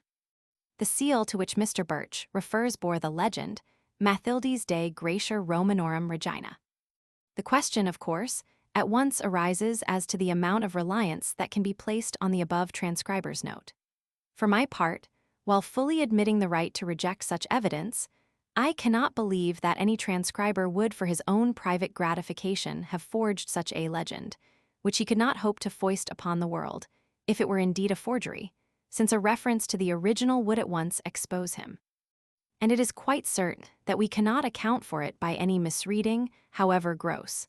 A comparison of the two legends will put this out of the question. Mathildes de Gratia Romanorum Regina, Matildes Imperatrix Ram et Regina Angliae. If we accept the fact, and believe the legend genuine, the first point to strike us is the substitution of Imperatrix for Regina Romanorum. It is passing strange that Maud should have retained, indeed that she should ever have possessed, a seal which gave her no higher style than that of Queen of the Romans. It is true that at the time of her actual betrothal, 1110, her husband was not, in strictness, emperor, not having yet been crowned at Rome, yet the performance of that ceremony a few months later, April 1111, made him fully emperor. At the time therefore of their marriage and joint coronation, 1114, they were, one would imagine, emperor and empress. And indeed we read in the Lüneburg Chronicle, Dar makte sie to Kaiserin. At the same time, as has been well observed, matters of phrase and title are never unimportant, least of all in an age ignorant and superstitiously antiquarian. And there must be some good reason for what appears to be a singular contradiction, though the point is overlooked by Mr. Birch. Two explanations suggest themselves. The one is that while Henry was fully and strictly emperor, having been duly crowned at Rome, his wife, having only been crowned in Germany, 1114, was not entitled to the style of empress, but only to that of Queen of the Romans. As against this, it would seem impossible that the wife of a crowned emperor can have been anything but an empress. Moreover, from the pleadings of her advocate at Rome, in 1136, CP 257N, we learn incidentally that she had duly been anointed to empress. The only other explanation is that her seal had been engraved in 1110, when the emperor was, as I have shown, only Rex Romanorum, and had not been altered since. It is important to remember that a seal is evidence of formal style and not of current phraseology, in spite of the efforts of Messrs. Bryce and Freeman to insist on accuracy in the matter. It is certain that at the time of which I write a most loose usage prevailed. Thus William of Malmesbury, although he specially records the solemn coronation of Henry V. as Imperator Romanorum, at Rome in 1111, speaks of him as Imperator Illimanii, or Imperator Illiminorum, both before and after that event. This circumstance is the more notable because I cannot find that style recognized in Mr. Bryce's work, where the terms German Emperor and Emperor of Germany are treated as recent corruptions. Its common use in the 12th century is shown by the scene, in the next reign, between Herbert of Bosham and the king, May 1, 1166, when the latter takes the former to task for speaking of Frederick as king, not as emperor of the Germans. Had Henry enjoyed the advantage of sitting under our own professors, he would have insisted on Frederick being styled emperor of the Romans.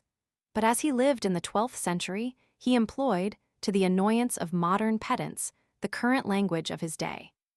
It was natural and fitting that, the legend on her seal being at variance with her style, the Empress should embrace the opportunity afforded, by the making of a wholly new seal, to bring the two into harmony. The next point is the adoption of the form Anglii, not Anglorum. This, at first sight, seems suspicious, for though the abbreviation found in charters Angle might stand for Anglorum or for Anglii, the legend on the seal of Stephen, as on that of Henry I, contains the form Anglorum, and Matilda styled herself in her charters Anglorum, not Angli Domina. But the remarkable fact that both the queens of Henry I bore on their seals the legend Sigillum Regini Angli led me to the conclusion that, so far from impugning, this form actually confirmed the genuineness of the alleged legend. It will doubtless be asked why this seal should have been affixed, so far as we know, to this charter alone. But it is precisely this that gives it so great an interest. For this is the only known instance of an original charter, still surviving, belonging to the brief but eventful period of the Empress's stay at Westminster on the eve of her intended coronation. It may safely be presumed that a great seal was made in readiness for this event, and that its legend would necessarily include the style of Queen of England. The Empress, in at least two of her charters, had already, though irregularly, assumed this style, and was clearly eager to adopt it. As to her retention of her foreign style on her seal as an English sovereign, it might be suggested that she clung to the loftiest style of all from that haughty pride which was to prove fatal to her claims. But it is more likely that she found it needful to distinguish thus her style from that of her rival's queen. For by a singular coincidence, they would both have had, in the ordinary course, upon their seals precisely the same legend, viz. Mathildes Dei Gratia Regina Angli. We may then, I think, thus account for the presence of this seal at Westminster, and for its use, with characteristic eagerness, by the Empress on this occasion. We may also no less satisfactorily account for the fact that it was never used again. For this, indeed, the events that followed the fall of the Empress from her high estate and the virtual collapse of her hopes may be held sufficiently to account.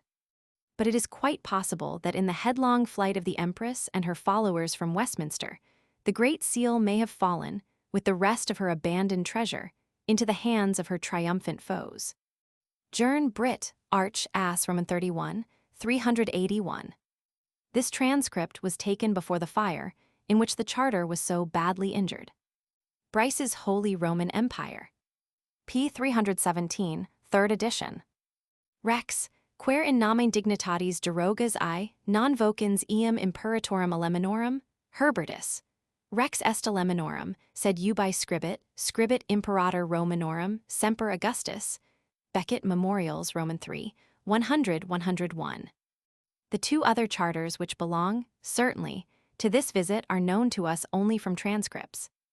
M. Imperatrix Henrici Regis Filia, et Angel Regina. We must remember the then supreme position and lofty pretensions of the emperor. Original charters of Stephen's queen are so extremely rare that we know but little of her seal. Transcripts, however, of two fine charters of hers, formerly in the Cottinian collection, will be found in Ad. Ms. 22,641 Falls, 2931, and to one of them is appended a sketch of the seal, the first half of the legend being Matildes de Gracia, and the second being lost.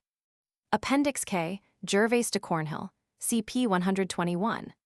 Few discoveries in the course of these researches have afforded me more satisfaction and pleasure than that of the origin of Gervais de Cornhill, the founder of an eminent and wealthy house, and himself a great city magnate who played, we shall find, no small part in the affairs of an eventful time.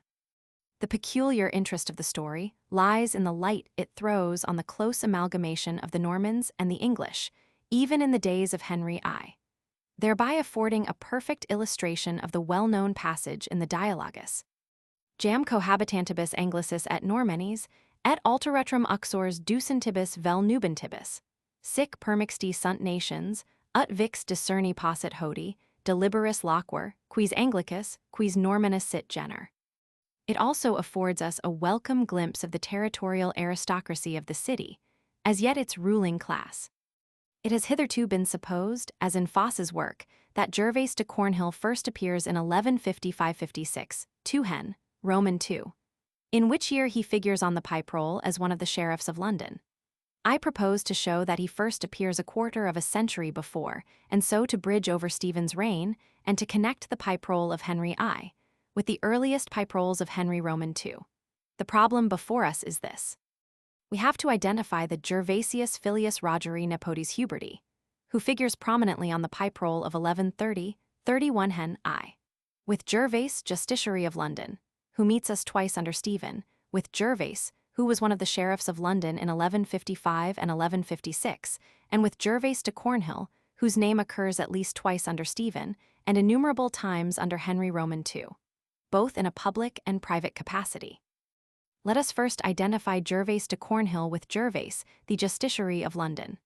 The latter personage occurs once in the legend on the seal affixed to a star with Hebrew words, which reads, Sigillum Gervas Justicia Londonire, and once in a charter which confirms this legend, dealing, as it does, with a grant, Gervasio Justic de Lond.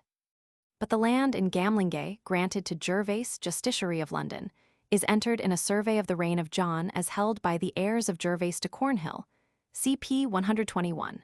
Similarly, the land mortgaged in the former transaction to Gervais, Justiciary of London, is afterwards found in possession of Henry, son and heir of Gervais de Cornhill. Thus is established the identity of the two. The identity of the Gervais who thus flourished in the reigns of Stephen and Henry Roman II, with the Gervais Fitz-Roger of 1130, must next occupy our attention. Here are the entries relating to the latter. Radulfus Filius Ebrardi debit, CC Marcas, Argenti pro Placidus pecuni Rogeri, Nepotis Huberti. Andreas Bucca uncta reddit compotum de Elziage Libris, et Roman 7 solidis, et viage denariis pro Roman 20 libratis, ter de terra Rogeri Nepotis Huberti.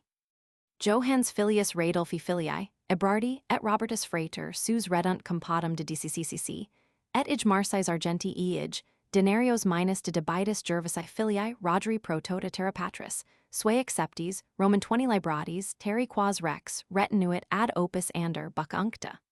Et idem debent eig marcas ori pro concession, terrarum quas Gervasius eis dedit. In general de uxor, Rogeri Nepotis Huberti debit ig marcas ori, ut habet meritagem, et dotum, et res suas.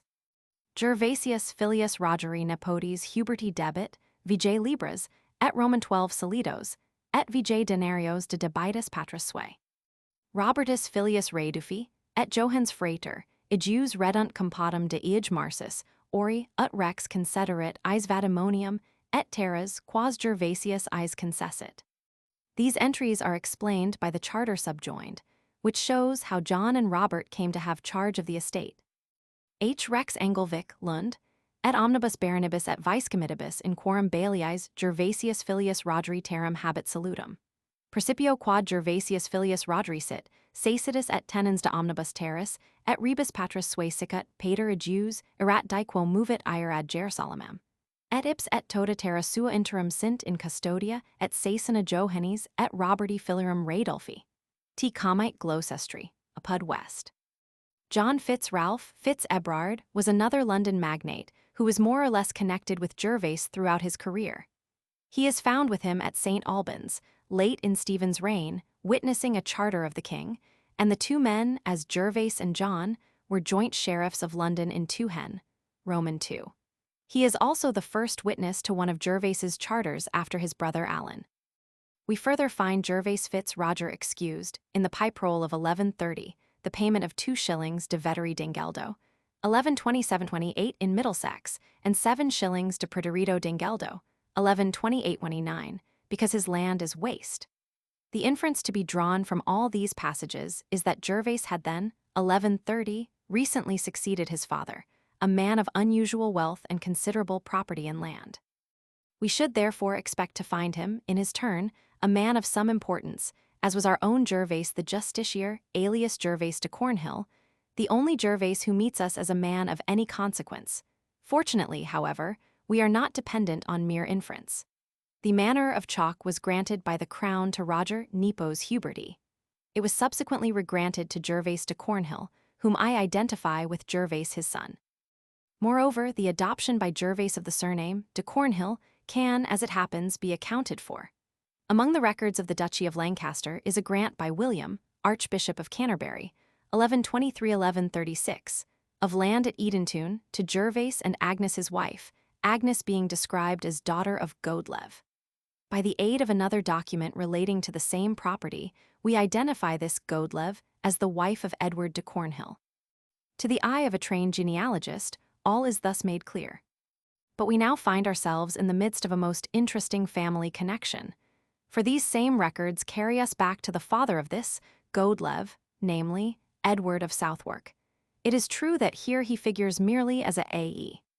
de Sudwark, but we have only to turn to another quarter, and there we find Edwardo de Southwark et Wilhelmo Filio Adjus, among the leading witnesses to the invaluable document recording the surrender by the English Sea Knitting Guild of their soak to the Priory of Christchurch, 1125. I need scarcely lay stress on the interest and importance of everything bearing on that remarkable and as yet mysterious institution. We find ourselves now brought into actual contact with the Guild. For in one of its members, as named in that document, Edwardus Hupcornhill, we recognize no other than that Edward of Cornhill who was son-in-law to Edward of Southwark. Following up our man in yet another quarter, we find him witnessing a London deed temp. William the Dean, and another one of about the middle of the reign of Henry I, though wrongly assigned in the Hist. MSS. Report to about 1127. Lastly, turning to still another quarter, we find his name among those of the witnesses to an agreement between Ramsey Abbey and the Priory of Christchurch soon after 1125. We are now in a position to construct this remarkable pedigree. Edward of Southwark, living 1125, +++ in Genelda, equals Roger Edward equals Godlev. William, living 1130. Nepos de Cornhill, living 1125. Huberty, living 1125. ++ Gervase equals Agnes Fitz Roger de Cornhill, afterwards married Gervase de before 1136, Cornhill. I say that this is a remarkable pedigree because, from the dates, Edward of Southwark must have been born within a very few years of the conquest, and also because we can feel sure, in the case both of him and of his son-in-law, that we are dealing with men of the old stock, connected with the venerable guild of English sea knits. But it further shows us how the elder of the two bestowed on his English son the name of the Norman conqueror, and how the Norman settlers intermarried with the English stock. Let us now return to the father of Gervase, Roger Nepos Huberty. Here, again, there come to our help the records of the Duchy of Lancaster. Among them are 2 royal charters, the first of which grants to Roger the manor of Chalk, in Kent, while the second was consequent on his death, and should be read in connection with the above extracts from the Pipe Roll of 1130. This charter has a special interest from its mention of the fact that Roger had gone ad Jerusalema. We may infer from this that he had died on pilgrimage. As Gervase inherited from his father so large an estate, Roger must have been, in his day, a man of some consequence. It is, therefore, rather strange that his name does not occur in the report on the muniments of St. Paul's, nor in any other quarter to which I have been able to refer. Luckily, however, Stowe has preserved for us the gist of a document which he had seen, when he tells us that on the grant of their soak, in 1125, by the Sea Knitting Guild. The king sent also his sheriffs, to wit Aubrey de Vere and Roger nephew to Hubert, which upon his behalf should invest this church with the possessions thereof. Which the said sheriffs accomplished, coming upon the ground, Andrew Bushevite and the forenamed witnesses and others standing by. If we can trust to this passage, as I believe we certainly can, our Roger was a sheriff of London in 1125. This makes it highly probable that he was identical with the Roger, named in a document addressed a few years earlier. Hugoni de Bocheland, Rogero, Leofstano Ordgero, et omnibus aliis Baronibus Londoni. I do not know of any other Roger who is likely to have been thus addressed. We are given by Gervase de Cornhill a further clue as to his parentage in a charter of his, under Henry Roman II, in which he mentions Ralph Fitz-Hurlwin as his uncle, avunculus. Ralph Fitz-Hurlwin was in 1130 joint sheriff of London. This clue, therefore, is worth following up. Now, Ralph must either have been a brother of the father or of the mother of Gervase.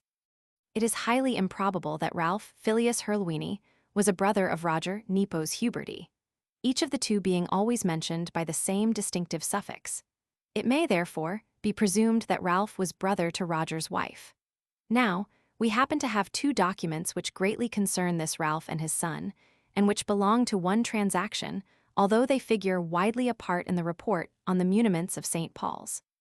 Nicholas, son of Aelfgar, parish priest of the Church of St. Michael's, cheap, a living which, like his father before him, he held at least from St. Paul's, exercised his right to the next presentation in favor of a son of Ralph Fitz-Hurlwin, who had married his niece Mary.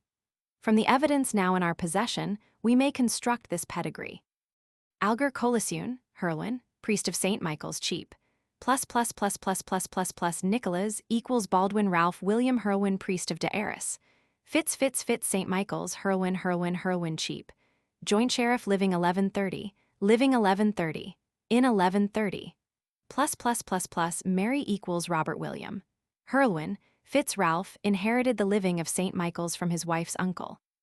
Hurlwin, plus in Genelda, equals Roger Nepos Huberty, joint sheriff, plus Agnes equals Gervase Allen de Cornhill, nephew to Ralph brother Dow, of Edward Fitz Hurlwin to de Cornhill, joint sheriff of Gervase, London 1155-56, plus. Alice equals Henry de Reginald Ralph Roger de Courcy, Cornhill, Fitz heiress of Sheriff of Allen, the English London and Kent. De Courcy of Kent and afterwards of Surrey, wife of Warren Fitzgerald, plus Joan de equals Hugh de Neville, Reginald de Cornhill, Forester of England, Cornhill, Jr. It will have been noticed that in this pedigree I assign to Gervase a brother Alan. I do so on the strength of a charter of Archbishop Theobald, late in the reign of Stephen, to Holy Trinity, witnessed inter alios by Gervasio de Cornhill et Alano frater Ejus, also of a charter I have seen Duchy of Lank, Cart. Misc, Roman II. 57, in which the first witness to a charter of Gervase is Alan, his brother. The Roger Fitz Allen, for whom I suggest an affiliation to this, Allen occurs among the witnesses to a grant made by Ralph, and witnessed by Reginald de Cornhill. This suggests such paternity, and his name, Roger, would then be derived from Roger, his paternal grandfather. We have here, at least, another clue which ought to be followed up. For Roger Fitz Allen is repeatedly found among the leading witnesses to London documents of the close of the 12th and beginning of the 13th centuries, his career culminating in his appointment as mayor on the death of the well-known Henry Fitz Aylwin in 1212. The fact that Gervase and Allen were brothers tempts one to recognize in them the Alanus Juvenes et Gervasius fraters, who witness a grant to their cousin Robert Ralph Fitz Hurlwin, and the Alanus Juvenes and Gervasius Frater Alani of a similar document. But unluckily, we find this same Allen elsewhere styled Alanus Filius Huberti Juvenes. Possibly they were sons of that Hubert to whom his father was Nepos. But the question, for the present, must be left in doubt. Both Gervase de Cornhill and Henry his son appear, it may be added from the evidence of charters, to have lent money on mortgage, and to have acquired landed property by foreclosing. A curious allusion to the mercantile origin and the profitable money-lending transactions of Geoffrey is found in a sneer of Becket's biographer, when, as Sheriff of Kent, he opposed the primate's landing. The contemporary allusion to such pursuits in the Dialogus breathes the same scornful spirit for the traitor and all his works. Gervase, I think, may have been that Gervase who, at the head of the citizens of London, met Henry Roman II in 1174, Phantasmi, L. 1941. He would seem to have lived on till 1183 and was probably at his death between 70 and 75 years old. Among his descendants were a dean of St. Paul's, 1243-1254, and a bishop of Coventry and Lichfield, 1215-1223. Dialogus I-10. Such is the reading given by Anstey, who saw this star among the duchy records. It is greatly to be hoped that it may still be found. Anstey describes the device as a lion. Duchy of Lancaster, Royal Charters, No. 22. Rot, Pip, 31 Hen I, pp. 144, 145, 147, 149. Compare the clause in Henry's charter guaranteeing to the citizens terras suas et patrimonium. Here the possession has to be paid for. Duchy of Lancaster, Royal Charters, No. 8. Gervasio de Cornes, Johann Filio Radulfi, Maddox's Formularium, 293. Duchy of Lancaster, Cart, Misc, Roman II, 57. Rot, Pips, 31 Hen I, pp. 150, 151. Duchy of Lancaster, Royal Charters, No. 3. Ibid, No. 26, See Piperole Society, Ancient Charters, p. 66. Grants in Boxes, A, No. 156. Ibid, 154. Ego Radulfus Archiepiscopus Concedo Yadwardo de Cornhell et Uxari, Ejus Godlif et Heredibus Sues Terram de Edentun. Quam A.E. De Sudwork Dedit cum Filia Sua A.E. De Cornhell, Ibid, 154. We have here an instance of the caution with which official calendars should be used. In the official abstract of the above record, 35th Report of Dep. Keeper, p. 15, the above words are rendered, with his daughter A.E. De Cornhell, the dative being taken for an ablative, and the wife transformed into her husband. London and Middlesex Arch, Journ, v. 477. The curious form Hupcornhill should of course be noted. I have met with a similar form at Colchester, where the name Opthual, which has been supposed to have been connected with the town wall, occurs earlier under Edward I as Ope the Hell, i.e. up the hill. The idiom still survives in such forms as uptown and up the street. It probably accounts for the strange name, Hopovahumber, i.e. a man who came from up beyond the Humber, cf. for aspirate Huppelanda de Berchamsted. 9th Report Hist, MSS, I-61b. Ibid, P-66a. Ibid, P-31b. It is certainly earlier than 1120, when Otto Fitz Count, the leading witness, was drowned, and probably earlier than the spring of 1116. Piperole Society, Ancient Charters, p. 26, Edwardus de Corhull. Royal Charters, No. 3, this charter must belong to the years 1116-1120. Ibid, No. 8, CP 305. This has a curious bearing on the legend that Gilbert Becket, the primate's father, had journeyed to Palestine, as showing that this was actually done by a contemporary city magnate. This name should be Andrew Buckwent, Bucca Uncta. Stripstow Roman II, 4. Ramsey Cartulary, I-130. The date there assigned is 1114-1130, but Hugh de Bockland appears to have died several years before 1130.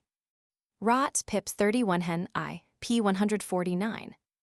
9th Report Hist, MSS, App, IPP, 20-64a. The form of this surname should be noted as illustrating the practice of abbreviation. The name of Aelfger's father must have been Calswegen or some other compound of Cal. See Piperole of 1130. This involves a double supposition. A, that Ingenolda, who is proved to have been the widow of Roger, was the mother of his son Gervase. B, that Ralph Fitz Hurlwyn was brother to the mother, not the father of Gervase.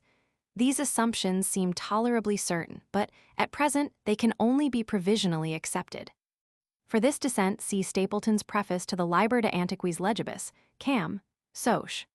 From a misnote of Dugdale, L41 Doors. 9th Report Hist, MSS, I-52b. This, it must be well understood, is thrown out merely as a suggestion. 9th Report Hist, MSS, I-64a. Ibid, 66b. Ibid, 20a. Cujus jurisdictioni cantia subjucibetur, plus besses et centesimas usuras quam bonum et equum attendens. Becket Memorials Roman 3, 100. Quod si forte miles aliquis vel liber alius a sui status dignitate, quod absit, degenerans, multiplicandis denariis per publica mercimonia, vel per turpissimum genus quistis, hoc est per fonis extiterit. Hi similes qui multiplicant quacunc modo rem. Compare quadripartitus. Ein Englisches Rich Spuch von 1114, ed. Lieberman, qui vera morum generositate carens et honesta praesapia, longo namorum stemate glorianter. Qui vetidum pecuni fenis exercent, miseram pecuni stipum, pauperum lacrimis et anxietatibus cruntatam, omni veritatis et justici sanctioni, mens perdite prefacerunt, et id solium sapientium reputant, quod iis obtatum pecuni fenis quibuscunc machinationibus insuserat. Dedicatio, section 16, section 33. Compare also with these Cicero, de officiis I-42, jam de artificiis et quistibus, qui liberals habendi, qui sordidi sint, hic preexepimus. Primum improbenter Roman tu quistis qui in idea hominum incurrunt, ut portatorum, ut veneratorum. Sordidi etiam putandi qui mercanter a mercatoribus quad statum vendent. Nihil enim proficiunt nisi ad modum mentianter. Appendix L, Charter of the Empress to William de Beauchamp, CP 124. As this important charter has never, I believe, been printed, I have taken the present opportunity of publishing it in extenso. The grantee must, at first, have staunchly supported Stephen, for he received in 1139, from the king, a grant of that constableship which Miles of Gloucester had forfeited on his defection. It is evident, however, from the terms of this charter that he was jealous of Stephen's favourite, Gualerin, Count of Meulan, and of the power which the king had given him at Worcester. The grant of Tamworth also should be carefully noted, because that portion of the dispenser inheritance had fallen to the share of Marmion, which suggests that the Beauchamps and the Marmions were at strife, and that therefore, in this struggle, they embraced opposite sides. An intermarriage between Robert Marmion and Maud de Beauchamp was probably, as in other cases, a compromise of the quarrel. M. Imperatrix H. Regis Filia, et Angler Domina Archiepiscopis, Episcopis Abitibus Comitibus Baronibus Justic Vice Comitibus Ministris, et Omnibus Fidelibus, Sues Francis, et Anglis Totius Anglii Salutum. Siedes me dedis et redditus Wilhelmo, de Bellicampo hereditario jure Castellum de Wigorn, cum moda sibi et heredibus suis, ad tenendum de me in capite et heredibus meis. Dedi I et redidi vice comitatum, Wigorn et forestas, cum omnibus appendices, sues in fido et hereditary per indum firmum, quam pater ius Walterus de Bellicampo, inde redibat.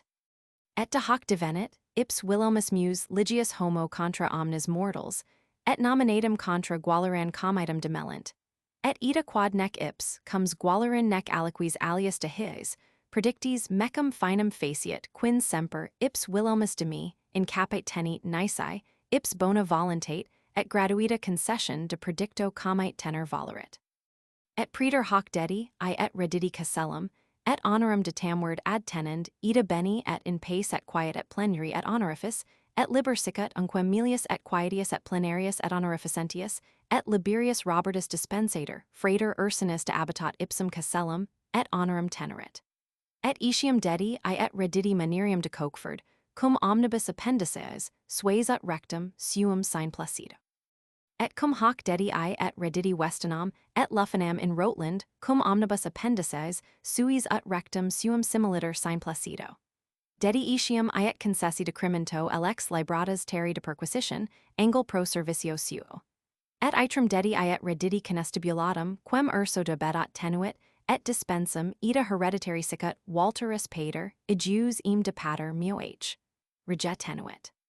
Et item dedi I et concessi terras, et hereditates suorum proximorum parentum qui contra me furent, in vera me et mecum finum facera non potrunt nisi de sua parentela, propinquer mici, in ipsa vera serverit.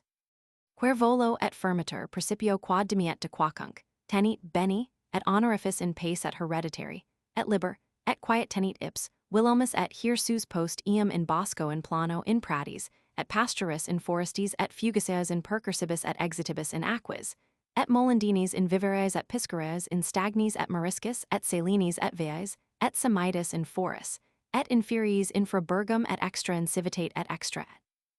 Omnibus loces cum sacet soca, et tollet team et infangenthef, et cum omnibus consudidinibus et libertatibus et quietudinibus te epo burn de esctodi, et nigelo epo de ili. Et rob com gloc et milan com heferd et brink fil com et unfer de bet jo, fil gilib et wakel mamonat et milan de belloc, et goffer de waltville et steph de belloc, et robto de colville, et isnardo park goffer de abitat gilib arch nish fil isnardi. Pud Oxenford. There can, I think, be little question that this charter passed ad Oxford just after that by which Miles of Gloucester was created Earl of Hereford, July 25, 1141. It is certainly previous to the Earl of Gloucester's departure from England in the summer of 1142, and I do not know of any evidence for the presence of these bishops with the Empress at Oxford after the rout of Winchester. The names of the 8 first witnesses to this charter are all found in Miles's charter, Fodera, N.E. I-14. As to the others, Miles de Beauchamp had held his castle of Bedford against Stephen, Christmas, 1137, and though compelled to surrender it, had regained it on the triumph of the Empress. Stephen de Beauchamp heads the list of William de Beauchamp's undertenants in his Carta, 1166, and the abbatots, Hemmings, Ursini, also held of him. Isnardus was a landowner in Worcestershire and witnessed a charter to Evesham Abbey in 1130. The text of this charter, which is taken from the Beauchamp Cartulary, ad. MSS. 28024 Fall, 126b, a most precious volume, of which the existence is little known, is perhaps corrupt in places, but the document affords several points of considerable interest. Among them are the formula dedi et redidi applied to the grantee's previous possessions, as contrasted with the dedi et concessi of the new grant, 60 librates of land, and of the grant of his relatives' inheritance, the reference to the hereditary shrievalty of Worcester, the allusion to Tamworth Castle as the head of its honor, as at Arundel, and the phrase de hoc devenit, mus ligius homo contra omnes mortals, to be compared with pro his. Devenit homo noster ligius contra omnes homines, in the Charter 1144, to Humphrey de Bohun, Piprole Society, Ancient Charters p. 46, and the Himagum suum fecit ligi contra omnes homines, in the Charter to Miles of Gloucester, cp. 56. The statement that active opponents of the Empress were precluded from compounding for their offense, except by special intervention, occurs, I think, here alone. The facts that Urs du Abedat was a constable and Walter de Beauchamp an hereditary dispenser are also noteworthy, the latter bearing on the question of the succession to Robert Dispensator. See my remarks in Ancient Charters, p. 2. See Appendix F. Appendix M, the Earldom of Arundel, cp. 146. It is difficult to overrate the importance of the Canterbury Charter to Geoffrey in its bearing on the origin and nature of this far-famed earldom. For centuries, antiquaries and lawyers have wrangled over this dignity, the premier earldom of England, but its true character and history have remained an unsolved enigma. The popular belief that the dignity is an earldom by tenure and is annexed to the possession of Arundel Castle is based on the petitions of John Fitz-Allen in 11 Roman 4, and of Thomas Howard in 3 Car. This view would be strenuously upheld, of course, by the possessors of the castle, but neither their own ex parte statements, nor even the tacit admission of them by the Crown, can override the facts of the case as established by the evidence of history. The problem is for us, it should be added, of merely historical interest, as the dignity is now, and has been since 1627, held under a special parliamentary entail created in that year. Even the warmest advocates of the earldom by tenure theory would admit that such an anomaly was absolutely unique of its kind. The onus of proving the fact must therefore rest on them, and the presumption, to put it mildly, is completely against them. For I do not hesitate to say that to a student of the dignity of an earl the proposition they ask us to accept is more than impossible. It is ludicrous. Tierney endeavored, with some skill, to rebut the arguments of Lord Redesdale in the reports of the Lords' Committee, but the advance of historical research leaves them both behind. The latest words on the subject have been spoken by Mr. Pym Yeatman, the confidence of whose assertions and the size of whose work might convey the erroneous impression that he had solved this ancient riddle. I shall therefore here examine his arguments in some detail, and, having disposed of his theories, shall then discuss the facts. An enthusiastic champion of the earldom by tenure theory, Mr. Yeatman has further advanced a view which is quite peculiar to himself. So far as this view can be understood, it demitiates the first Earl d. 1176 and converts him into two, viz. A father who died about 1156 and a son who died in 1176. This is first described as certain, p. 281, then as probable, p. 288, lastly as possible, p. 285. But when we look for the foundation of the theory, and for evidence that the first Earl died in 1156, we only read, to our confusion, that the doings of the Becket Earl are possibly to be attributed to his son. And we must come to that conclusion if we believe the only evidence we possess in relation to the death of his father in 1156. At any rate, before it is rejected, some reason should be shown for doing so. Yet the only scrap of evidence given us is the incidental remark, p. 283, that the year 1156 is usually assigned as that of the death of the first Earl of Arundel. Now, this is directly contrary to fact, for Mr. Yeatman himself tells us that Dugdale's is the generally received account, p. 282, and Dugdale, like everyone else, kills the first Earl in 1176. Again, it is very certain, we learn, that the Earl of Arundel died the 3rd of October 1176, p. 281, while Daistow is the authority for the statement that William Albini, Earl of Arundel, died the 17th of October 1176, p. 285, the actual words of the chronicler being given as Roman 4, die octobus, sic. Now, all three dates, as a matter of fact, are wrong, though this is only introduced to show how the laborious researches of the author are marred by a carelessness which is fatal to his work. Let us now turn to this argument. The Foundation Charter of Bungay, in Suffolk, contains the first entry known to the author of the title of Earl of Sussex. It was founded in 1160 by Roger de Glanville. This charter seems to confirm the statement that the first Earl of Arundel died about 1156. If not, he too was styled Earl of Sussex. It disposes as well of the theory that the first, Earl of Arundel was so created in 1176, p. 284. This argument is based on the fact that the house was founded in 1160. The Monastican editors indeed say that this was about the date, but unluckily, a moment's examination of the list of witnesses to the charter shows that its date must be much later, while Mr. Eighton unhesitatingly assigns it to 1188. All the above argument, therefore, falls to the ground. Another point, on which the author insists as of great importance, is that the first Earl was never Earl of Sussex. The first Earl of Arundel was never called Earl of Sussex, nor did he bear that title. His son was the first Earl of Sussex, and he would certainly have given his father the higher title if he ever bore it. Yet, in confirming his charter to Wymondham, William, Earl of Sussex, confirms the grants of his father, William, the venerable Earl of Arundel. An earl could not call himself the Earl of a county unless he had a grant of it, and of this, with respect to the husband of Queen Adeliza, there is no evidence, p. 282. That his son was called Earl of Sussex, and that he was the first Earl, is equally clear, p. 282. The Chartulary of the Abbey of Buckingham, which the first Earl of Arundel founded, preserves the distinction in the titles of himself and his son and successor already insisted upon. It was founded Temp Stephen, and the founder is styled William, Count of Chichester.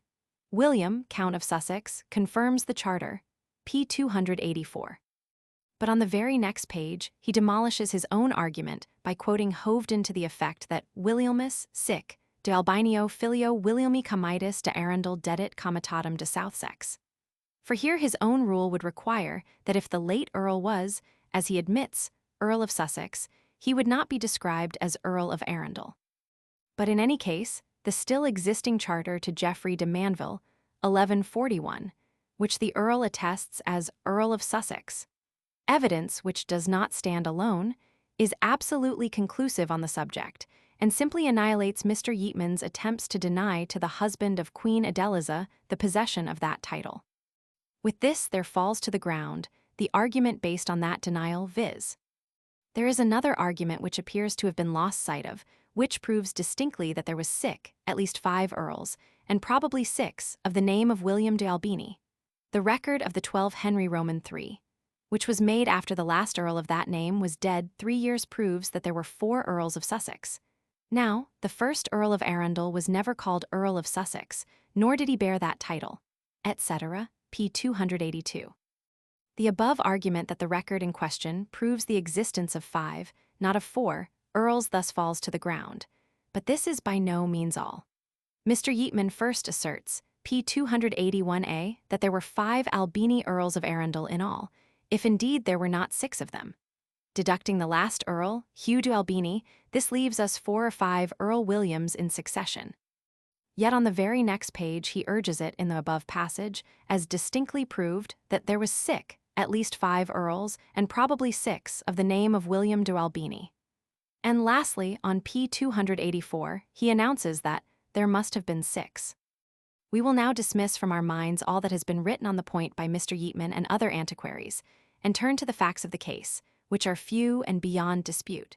It is absolutely certain, from the evidence of contemporary chronicles and charters, that the first Albini earl, the husband of Queen Adeliza, was indifferently styled at the time: 1. Earl of Sussex, 2. Earl of Chichester, 3. Earl of Arundel, 4. Earl William de Albini. The proofs of user of these styles are as follows. First, he attests as Earl of Sussex the Canterbury Charter to the Earl of Essex, Christmas, 1141. He also attests as Earl of Sussex Stephen's Charter to Barking Abbey, which may have passed about the same time. As this charter is of importance for the argument, I append the full list of witnesses as extracted by me from the patent rolls. Maddald Regina and Willow Comite de Sudsexa, and Willow Mart, and Adam de Bellum, and Rog de Fraxon and Reinald Phil Comitis, and Henner de Novo Mercado, and Rico de Valdery, and Godfrid de Petravilla, and Warren de Lussoris, apud Birching. Secondly, it is as Earl of Chichester that he attests 4 charters, one of which is dated 1147, and is confirmed by King Stephen as the grant, quod comes Wilhelmus de Arundel fecit. It is also as Earl of Chichester that he appears in the Buckingham Foundation Charter, and that he confirms the grants to Boxgrove. As to the 2 other styles, no question arises. Thus the case of the Earldom of Arundel is one of special interest in its bearing on the adoption of comital titles, for it affords, according to the view I have advanced, an example of the use, in a single case, of all the 4 possible varieties of an earl's title. These 4 possible varieties are those in which the title is taken: 1. From the county of which the bearer is earl, 2. From the capital town of that county, 3. From the earl's chief residence, 4. From his family name. Strictly speaking, when an earl was created, it was always, whatever may be pretended, as the earl of a particular county. The earl and his county were essentially correlative, nor was it then possible to conceive an earl unattached to a county. Titles, however, like surnames in that period of transition, had not yet crystallized into a hard and fast form, and it was deemed unnecessary, when speaking of an earl, that his county should always be mentioned.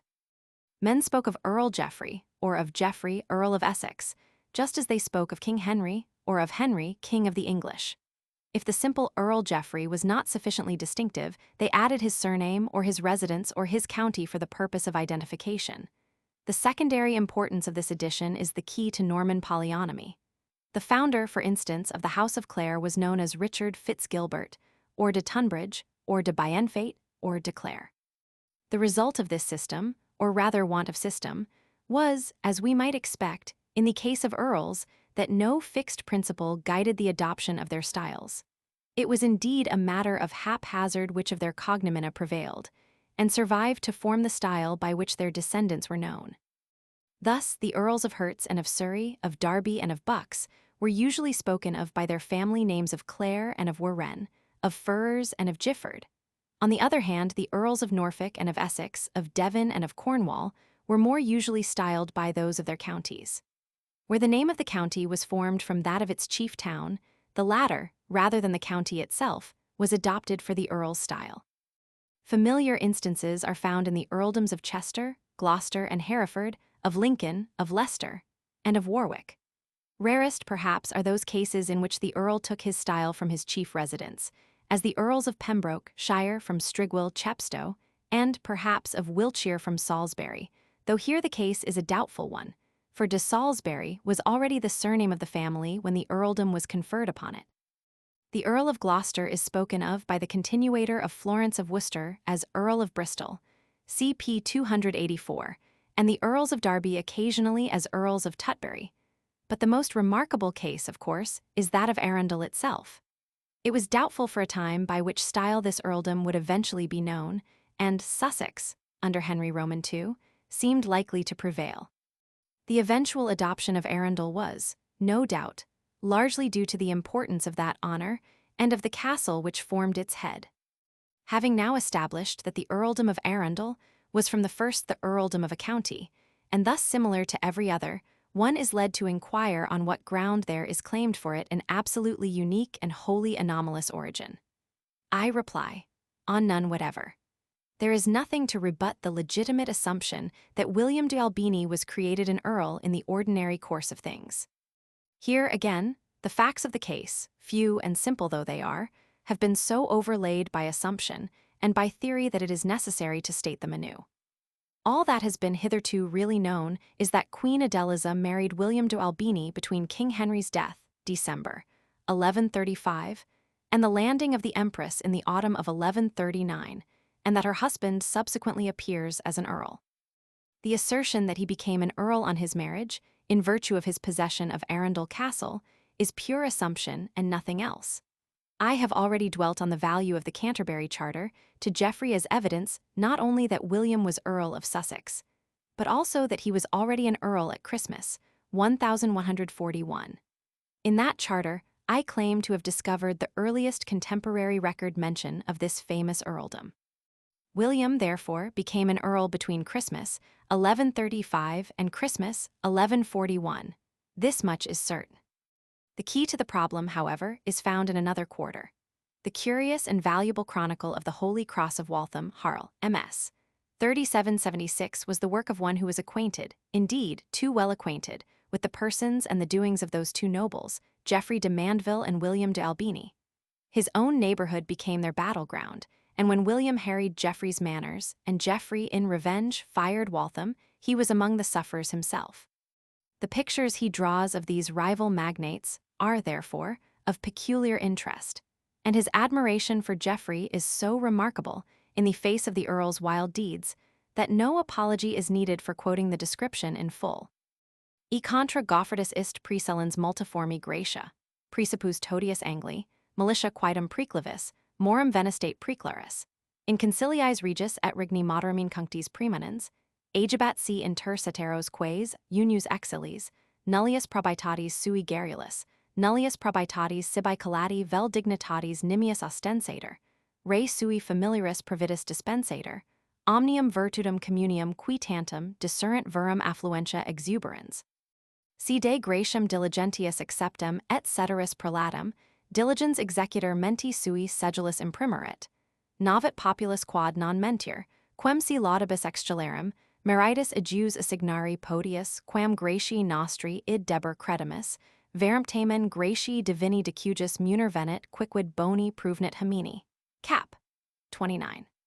Tempor igitur incendii supra memorati, dum observerit comes ille ecclesiam cum multis ni succenderetur, amicissimus ips et devotus ecclesiae, afflictus multo dolor quad pericliterenter res ecclesiae, non tamen potrat me nentibus illis injurium sibi elatum vindicare, etc. Cap. 31. As eager to denounce the character of William as to palliate the excesses of Geoffrey, the chronicler thus sketches the husband of Queen Adeliza. Seditionis tempor, cum si iniqualiter agerant homines in terra nostra, et deperi contenderit modicus cum magno, humilis cum summo, et fide penitus subacta, nullo respectu habito servi ad dominum, sic vacillaret regnum et regni status miserabili ductor premuretur fear usque ad exanimationem. E vicino contendebant inter si duo de precipuis terri baronibus, Goffredus de Mandeville, et comes de Harundel. Quem post decessum regis Henrici conjugio regini, adelides contigit honorari. Unda et superbier et supra si extoli coepit ultra modum, ut posset sibi pati perm, Et violserit in oculis sues quicquid praecipium praeter regem in si habet noster mundus. Habet tunc temporis Wilhelmus ille, pincerna, nondum comes, dotum regini Waltham contiguum terras comitis Geoffrey de Mandeville. Impatience quaedam omnium comprovincialium terras, seu dominio non mancipari. In the words nondum comes, we find the clue we seek. If the writer had merely abstained from giving William his title, the value of his evidence would be slight. But when he goes, as it were, out of his way to inform us that though William, in virtue of his marriage, was already in possession of the Queen's dower, he was not yet an earl, he tells us, in unmistakable language, the very thing that we want to know. It was probably in order to accentuate his pride that his critic reminds us that the future earl was as yet only a pincerna.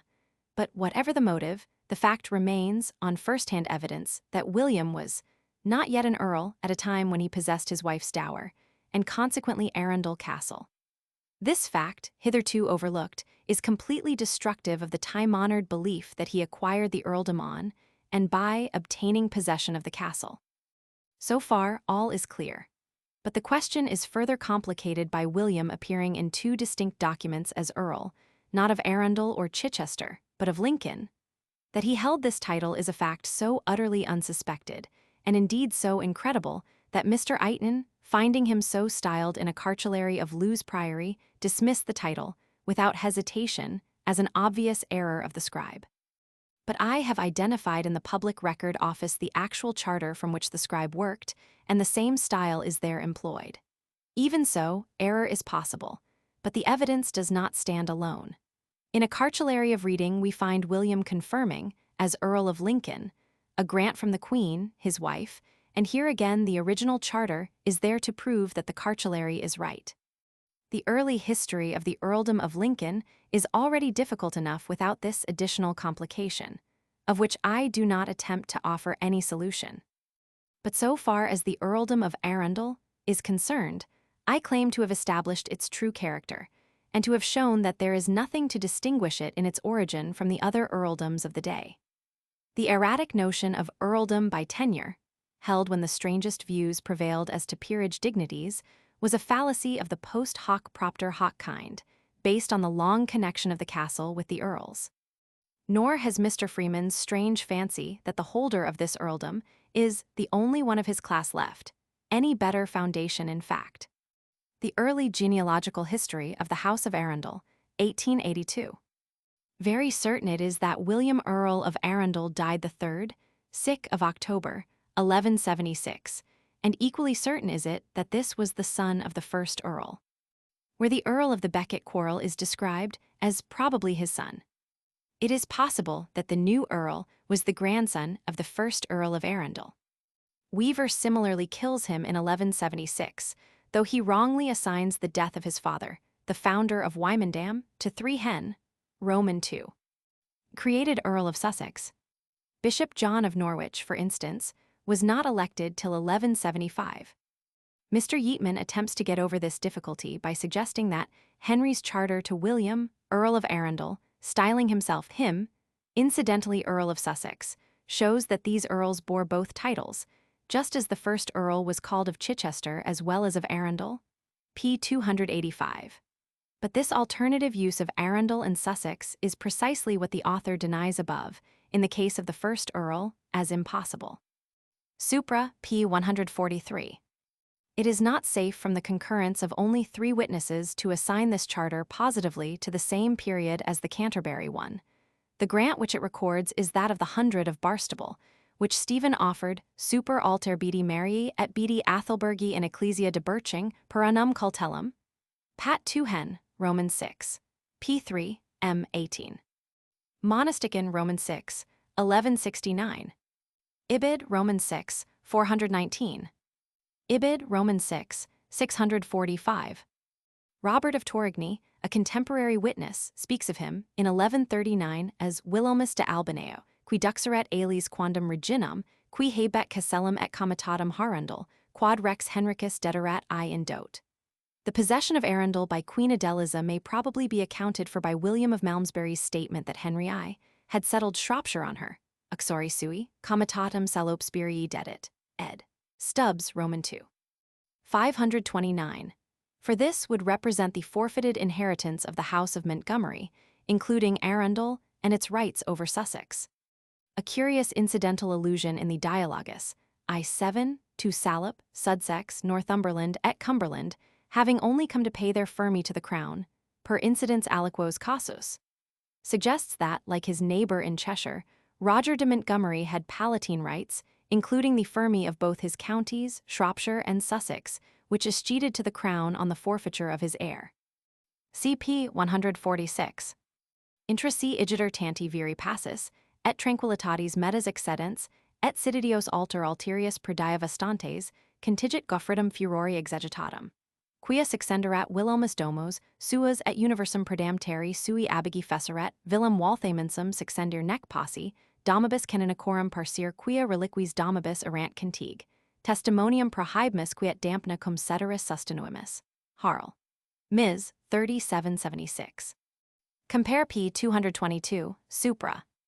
There is a curious incidental allusion to the possession of Waltham by the Earl of Arundel, jure uxoris, in the Testa de Neville, p. 270b.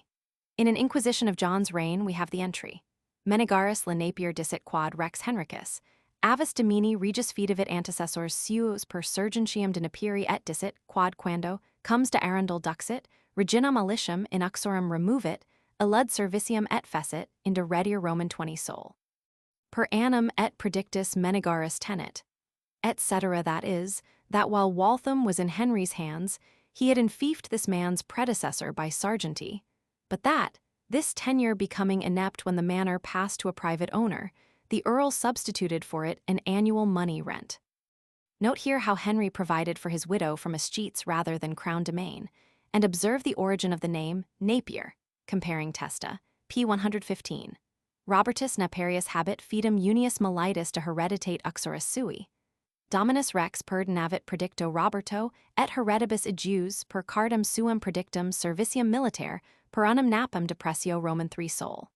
Vel per tres solidos, redendo pro pressio illius napi. And p. 118. Thomas Napar tenet, terram suam, per surgentium redendo singulis annis annum napum, et debit esse Naperius domini regis. This proves, incidentally, the fact that he had succeeded his father in this office at the time. Speaking of the Earl's confirmation of a grant by Alan de Dunstanville to Lewes Priory of lands at Newdenburgh, he writes, "This confirmation purports to be that of William, Earl of Lincoln, but is addressed to his barons and men of the honor of Arundel. The mistake of the transcriber is obvious. History of Shropshire, Roman 2, 273. Harl, Ms. 1708 Fall, 97. Ad Cart, 19,586. Ego Wilhelmus comes Lincolny. Appendix N, Robert de Vere, CP 128. This personage, who, as charters show, was in constant attendance on Stephen, is usually, and very naturally, taken by genealogists from Mr. Eighton downwards for a younger brother of Aubrey de Vere, the chamberlain and uncle of the first Earl of Oxford. He was, however, quite distinct, being a son of Bernard de Vere. He owed his position to a marriage with Adeline, daughter of Hugh de Montfort, as recorded on the Pipe Roll of 1130. By this marriage he became possessed of the honor of Hawley, Hagenet, and with it, it is important to observe of the office of constable, in which capacity he figures among the witnesses to Stephen's Charter of Liberties, 1136. In conjunction with his wife he founded, on her Kentish estate, the Cluniac Priory of Monks Horton. They were succeeded in their tenure of the honor by the well-known Henry of Essex, who thus became constable in his turn. As supporting this view that the honor carried the constableship, attention may be drawn to its compotus as honor constabulary in 1189-90, Rot, Pip 1 Rick, IPP, 1415, just before that of the terra que fuit Henrici de Essex. It is therefore worth consideration whether Robert de Montfort, general to William Rufus, Strater Normanus exercitus hereditario jure, may not have really held the post of constable. The history of the Montfort fief in Kent is of interest from the Conquest downwards, owing to its inclusion of Saltwood and other estates claimed by the Archbishops of Canterbury. Dugdale is terribly at sea in his account of the Montfort descent, wrongly affiliating the Warwickshire Thurston ancestor of the Lords Montfort to the Kentish house, and confusing his generations wholesale, especially in the case of Adeline, wife of William de Bretuil. The fact that Henry of Essex was appealed of treason and defeated in the trial by battle by a Robert de Montfort, 1163, suggests that a grudge on the part of a descendant of the dispossessed line against himself as possessor of their fief may have been at the bottom of this somewhat mysterious affair. Note, since the above was in type, there has appeared rot. Pip 15 Hen Roman 2, p. 111, a most valuable compositus of the honor constabulary, with a misleading headline for 1169, proving that Gilbert de Gant had held it at one time under Stephen and had alienated nearly a third of it. Saltwood was granted by the Conqueror to Hugh de Montfort, was recovered by Lanfranc in the Great Placidum on Pennenden Heath, was thereafter held by the Montforts from the Archbishop as 2 knights' fees, was so held by Henry of Essex as their successor, was seized by the Crown upon his forfeiture, was persistently claimed by Becket, and was finally restored to the see by Richard I. Appendix O, Tower and Castle, CP 149. The description of the tower by the Empress, in her charter, as Turris Londoni cum parvo casello quad fuit revengeri, and its similar description in Stephen's charter as Turris Lond cum casello quad I subist, though at first sight singular and obscure, are fraught, when explained, with interest and importance in their bearing on military architecture. It will be found, on reference to the charter granted to Aubrey de Vere, p. 180, that the Empress gives him Colchester Castle as Turum et Castellum de Colchester, a grant confirmed by her son as that of Turum de Colchester et Castellum, p. 185n, and, in later days, by Henry Roman 8, as Castrum et Turum de Colchester. Further, in the charter to William de Beauchamp, p. 313, we find Worcester Castle described as Castellum de Wigorn cum moda, Hereford Castle being similarly described in the charter granted at the same time to Miles de Gloucester as Modem Hereford cum todo Castello. Before proceeding to the inferences to be drawn from these expressions, it may be as well to strengthen them by other parallel examples. Taking first the case of Colchester, we turn to a charter of Henry I, granted to his favorite, Udo Dapifer, at the Christmas court of 1101, in which Colchester Castle is similarly described. Henricus Rex Anglii Mauricio Lond, Episcopo et Hugoni de Bachelanda, et omnibus baronibus sues, Anglis, et Francis de Essex salutum. Ciedes me dedis benin, et ad amorum concessus, Udoni dapifero meo civitatum de Colchestra, et Turum et Castellum, et omnes adjustum civitatis firmitates, cum omnibus qui ad elam pertinent sicut pater mus et frater, et ego em melius habumus, et cum omnibus consudidinibus illis quas pater mus, et frater, et ego in eunquam habumus. Et hic concessio facta fuit, apud Westminaster, in primo natali, post concordium Roberti comitis fratris, me de me et duello. T. Rob, ep. Lincoln et W. Geoffardo Wintoniansi electo et Rob, com de Mellant et Henner, com, fr. Ijus et Roger Bigoto et Gisliberty Phil, Richard et Rob, Phil, Baldwin et Rick, frater, ijus. Turning to Hereford, we find its description as mota cum todo casello, recurring in the confirmation by Henry Roman II, and the recital of that confirmation by John. There is another example sufficiently important to deserve separate treatment. This is that of Gloucester. We find that, in 1137, Milo Constabularius Gloustri, granted to the canons of Lanthony II, Tota oblatio custodum Turris et Caselli, et baronum ibi Comorantium. Here again, the correctness of the description is fortunately confirmed by subsequent evidence, for John recites, April 28, 1200, a charter of his father, Henry Roman II, which is assigned by Mr. Eighton to the spring of 1155, granting to Miles's son, Roger, Earl of Hereford, custodium Turris Glock cum todo Casello, etc., etc. Per indem firmem quam redir solbet comes Milo pater ejus tempor hr avi me. While Robert of Torigny speaks, independently, of discordia qui erat inter regem anglorum Henricum et Rogerium, filium Milanus de Gloucestria, propter Turum Gloucestri. The Tower of Gloucester is also referred to in the Pipe Roll of 1156 and in the Cartulary of Gloucester Abbey. The importance of its mention lies in the fact that it establishes the character of Gloucester Castle and proves that what the leading authority has written on the subject is entirely erroneous. Mr. G.T. Clarke, in his great work on our castles, refers thus to Gloucester. The Castle of Gloucester was the base of all extended operations in South Wales. Here the kings of England often held their court, and here their troops were mustered. Britstric had a castle at Gloucester, but his mound has long been removed, and with it all traces of the Norman building. In another place he goes further still. Gloucester, a royal castle, stood on the Severn bank at one angle of the Roman city. It had a mound and a shell keep, now utterly leveled, and the site partially built over. It was the muster place and starting point for expeditions against South Wales and the not infrequent residence of the Norman sovereigns.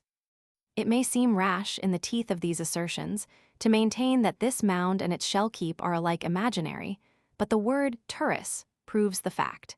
For, as Mr. Clarke himself observes with perfect truth, in the convention between Stephen and Henry of Anjou, 1153, the distinction is drawn between turris londinensis et moda de Windesora, London having a square keep or tower, and Windsor a shell keep upon a mound. So the keep of Gloucester, being a turris and not a moda, was clearly a square tower and not a shell keep upon a mound. The fact is that Mr. Clarke's assertions would seem to be a guess based on the hypothesis itself, as could be shown untenable, that Britstric had a castle at Gloucester. Assuming from this the existence of a mound, he must further have assumed that the Normans had crowned it, as elsewhere, with a shell keep. But the true character of this great fortress is now determined. Two examples of the double style shall now be adduced from castles outside England. In Normandy, we have an entry in 1180 referring to expenditure in operationibus demorum turris et castri, etc., at Keene.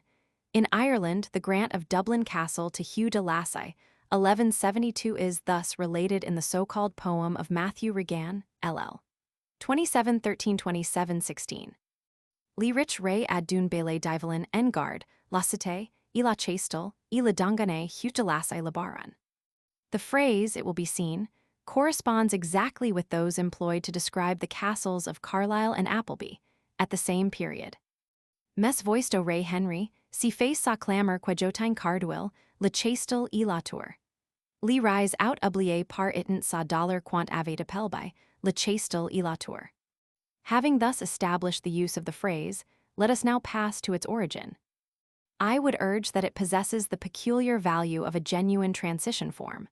It preserves for us, as such, the essential fact that there went to the making of the medieval castle two distinct factors, two factors which coalesced so early that the original distinction between them was already being rapidly forgotten, and is only to be detected in the faint echoes of this transition form.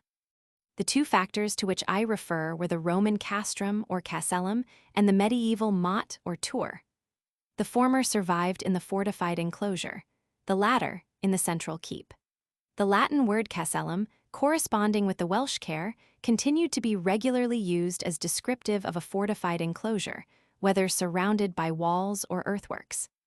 It is singular how much confusion has resulted from the overlooking of this simple fact and the retrospective application of the denotation of the later castle. Thus Theodore, in the 7th century, styles the Bishop of Rochester, Episcopus Caselli Cantuarium, quod dicitur Hrovsister, beta Roman 4. 5, and Mr. Clarke gives several instances from the 8th and 9th centuries in which Rochester is alternatively styled a civitas and a casellum.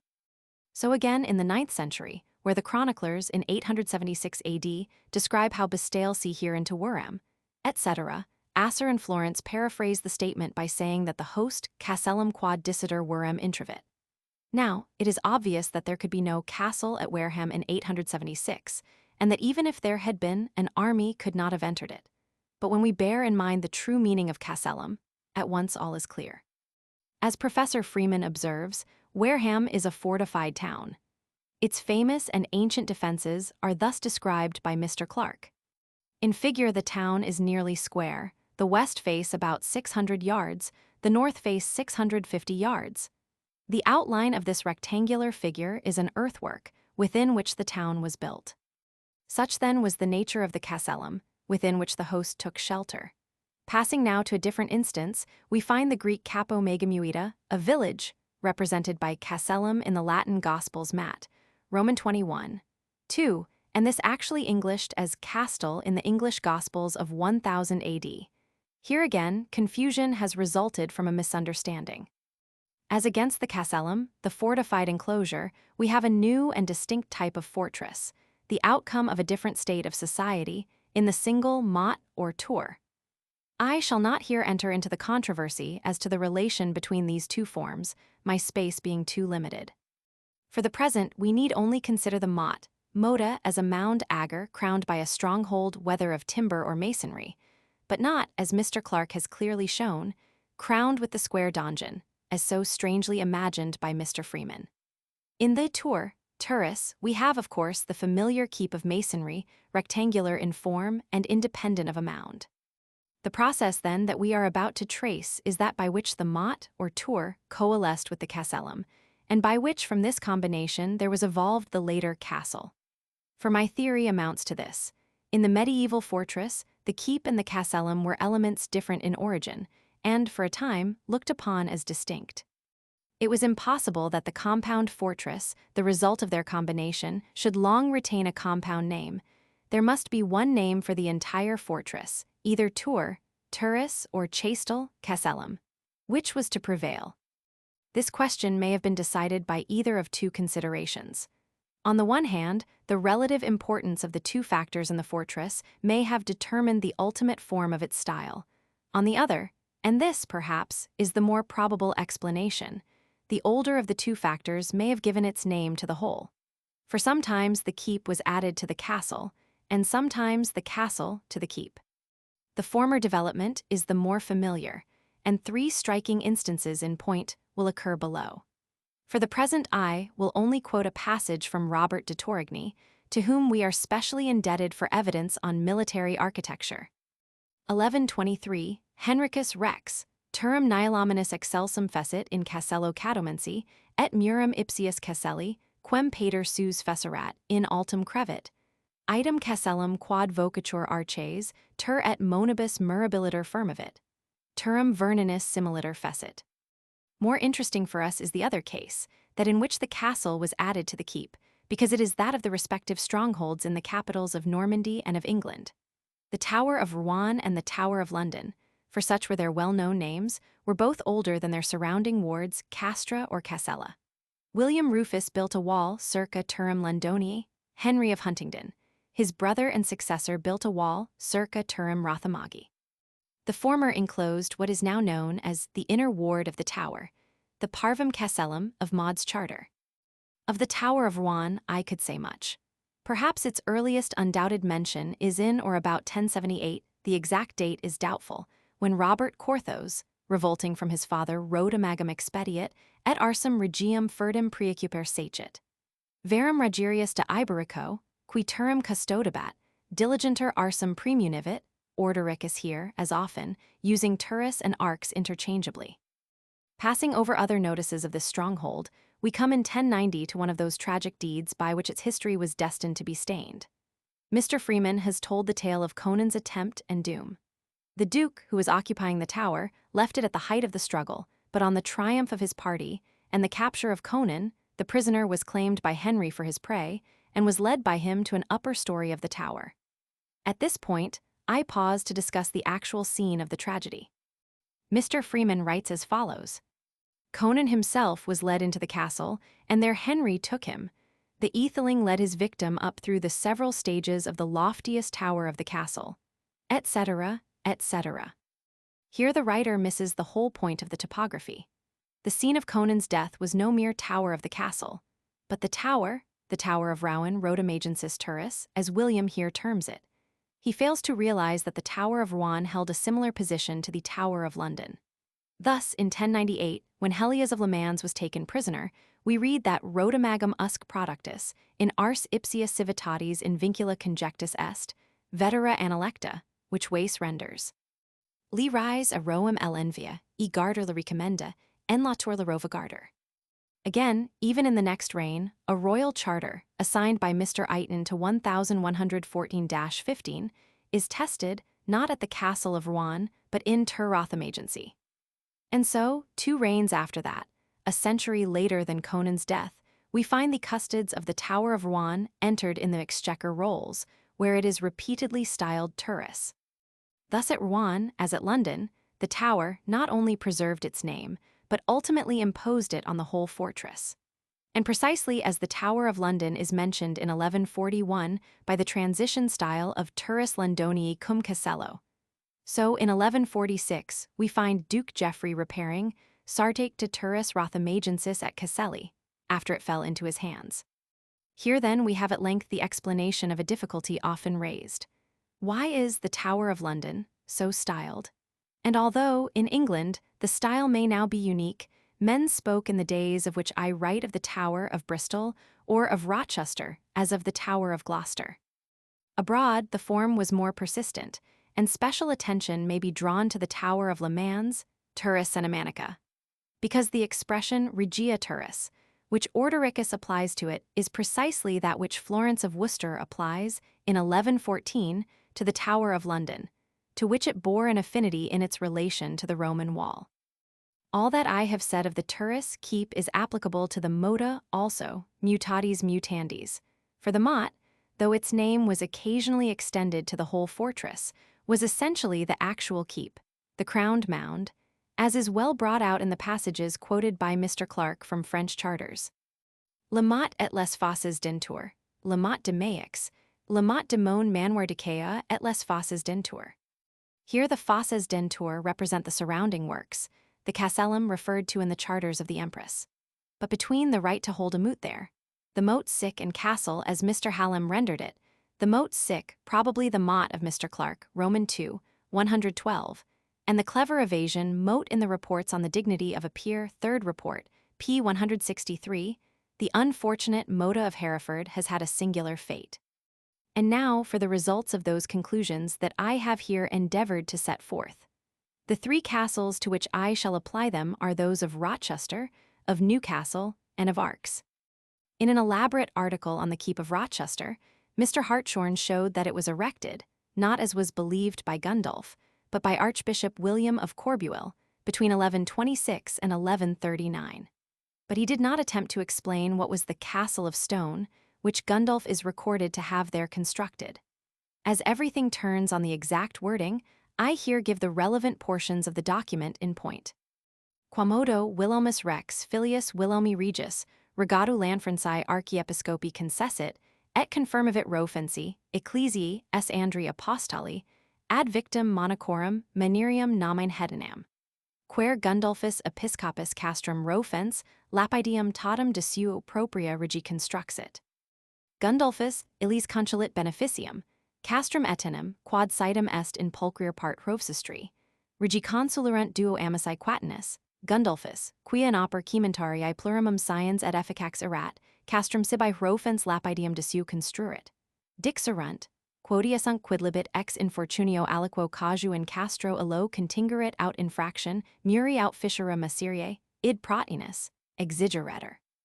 Hoc pacto coram regeanito fecit castrum Gundulfus Episcopus de suo ex integro totum, costumine, ut rior, lex librarum. Though castrum is the term used throughout, Mr. Parker in his essay on the buildings of Gundulf, 1863, assumed that a tower must be meant, and wrote of Gundulf's tower in the cathedral. This is probably the tower which Gundulf is recorded to have built at the cost of £60. So too, Mr. Clarke wrote. As to his architectural skill and his work at Rochester Castle, the bishop to employ his skill and spend £60 in building a castle, that is, a tower of some sort. What Gundulf certainly built is the tower which still bears his name.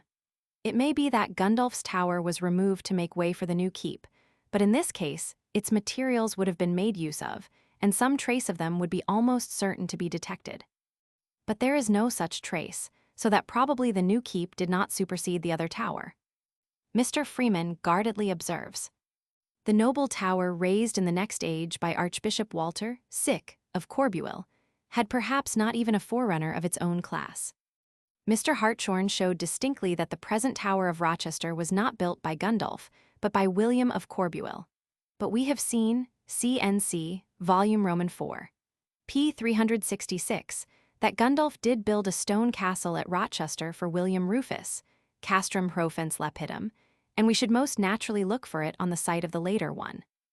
On the other hand, there is a tower seemingly of Gundulf's building and of a military rather than an ecclesiastical look, which is now almost swallowed up between the transepts of the cathedral. But it would be strange if a tower built for the king stood in the middle of the monastic precinct.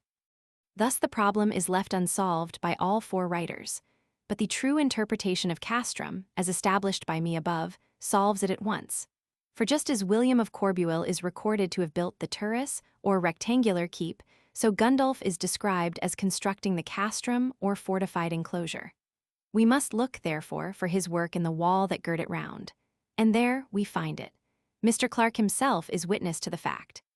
Part of the curtain of the enceinte of Rochester Castle may also be Gundulf's work. The south wall looks very early, as does the east wall. But Mr. Irvine had already, in 1874, pointed out, in a brief but valuable communication, that a distinctive peculiarity of Gundulf's work, the absence of plinth to his buttresses, is found in the castle wall at Rochester, also his. Thus, it will be seen, the character of the work independently confirms my own conclusion. Some confusion, it may be well to add, has been caused by such forms as casellum profi and castrum quad nominator hofsister.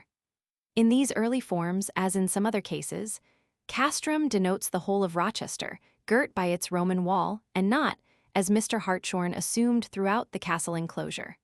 Mr. Clark leaves the point in doubt. Before leaving Rochester, I would point out that, unlike the rest of Gundulf's work, this castrum can be closely dated. The conjunction of Lanfranc and William Rufus, in the story of its building, limits it to September, 1087 March, 1089, while Odo's rebellion would probably postpone its construction till his surrender. It is most unfortunate, therefore, that Mr. Clark should write, "This transaction between the bishop and the king occurred about 1076, when neither Gundulf was bishop nor William king." To the case of Newcastle and its keep, I invite special attention, because we have here the tacit admission of Mr. Clark himself that he has antedated, incredible though it may seem, by more than 90 years the erection of this famous keep. To prove this, it is only necessary to print his own conclusions side by side. 1080. Of this masonry there is but little which can be referred to the reign of the Conqueror or William Rufus, that is, to the 11th century. Of that period are certainly the keeps of Chester, and Newcastle, though this last looks later than its recorded date. Carlisle received from Rufus a castle and a keep, now standing, and Newcastle, similarly provided in 1080, also retains its keep. The Castle of Newcastle was built by Robert Curthose in 1080, and is a very perfect example of a rectangular Norman keep. Newcastle, built in 1080, has very many chambers, medieval military architecture, 1884, I-40, 49, 94, 128. 1170–74. Newcastle is an excellent example of a rectangular Norman keep. Its condition is perfect, its date known, and being late, 1170–74, in its style, it is more ornate than is usual in its details, and is furnished with all the peculiarities of a late, Norman work. The present castle is an excellent example of the later, form of the rectangular Norman keep. Newcastle has its fellow in the Keep of Dover, known to have been the work of Henry II, Archaeological Journal, 1884. The origin, of course, of the astounding error by which the great master of military architecture misdated this keep by nearly a century, and took an essentially late work for one of the earliest in existence, was the same fatal delusion that castrum or casellum meant precisely what it did not mean, namely, a tower. Casellum novum super flumentine condidit is the expression applied to Robert's work in 1080, and the absence of a tower explains the fact that Phantasme makes no mention of a tour when describing Le Neuf Chasteau sur Tyne, the existing keep not being available at the time of which he wrote. We now come to our last case, that of the Chateau d'Arcs. Arcs, writes Mr. Clark, is one of the earliest examples of a Norman castle. It is, Mr. Freeman holds, a fortress which is undoubtedly one of the earliest and most important in the history of Norman military architecture. No apology, therefore, is needed for discussing the date of this celebrated structure, so long a subject of interest and of study both to English and to French archaeologists. As at Colchester and in other places, the very wildest theories have been generally advanced, and archaeologists have only gradually sobered down till they have virtually agreed upon a date for this keep which is actually, I venture to think, less than a century wrong. In his noble monograph upon the fortress, the basis of all subsequent accounts, M. de Ville enumerates, with contemptuous amusement, pp.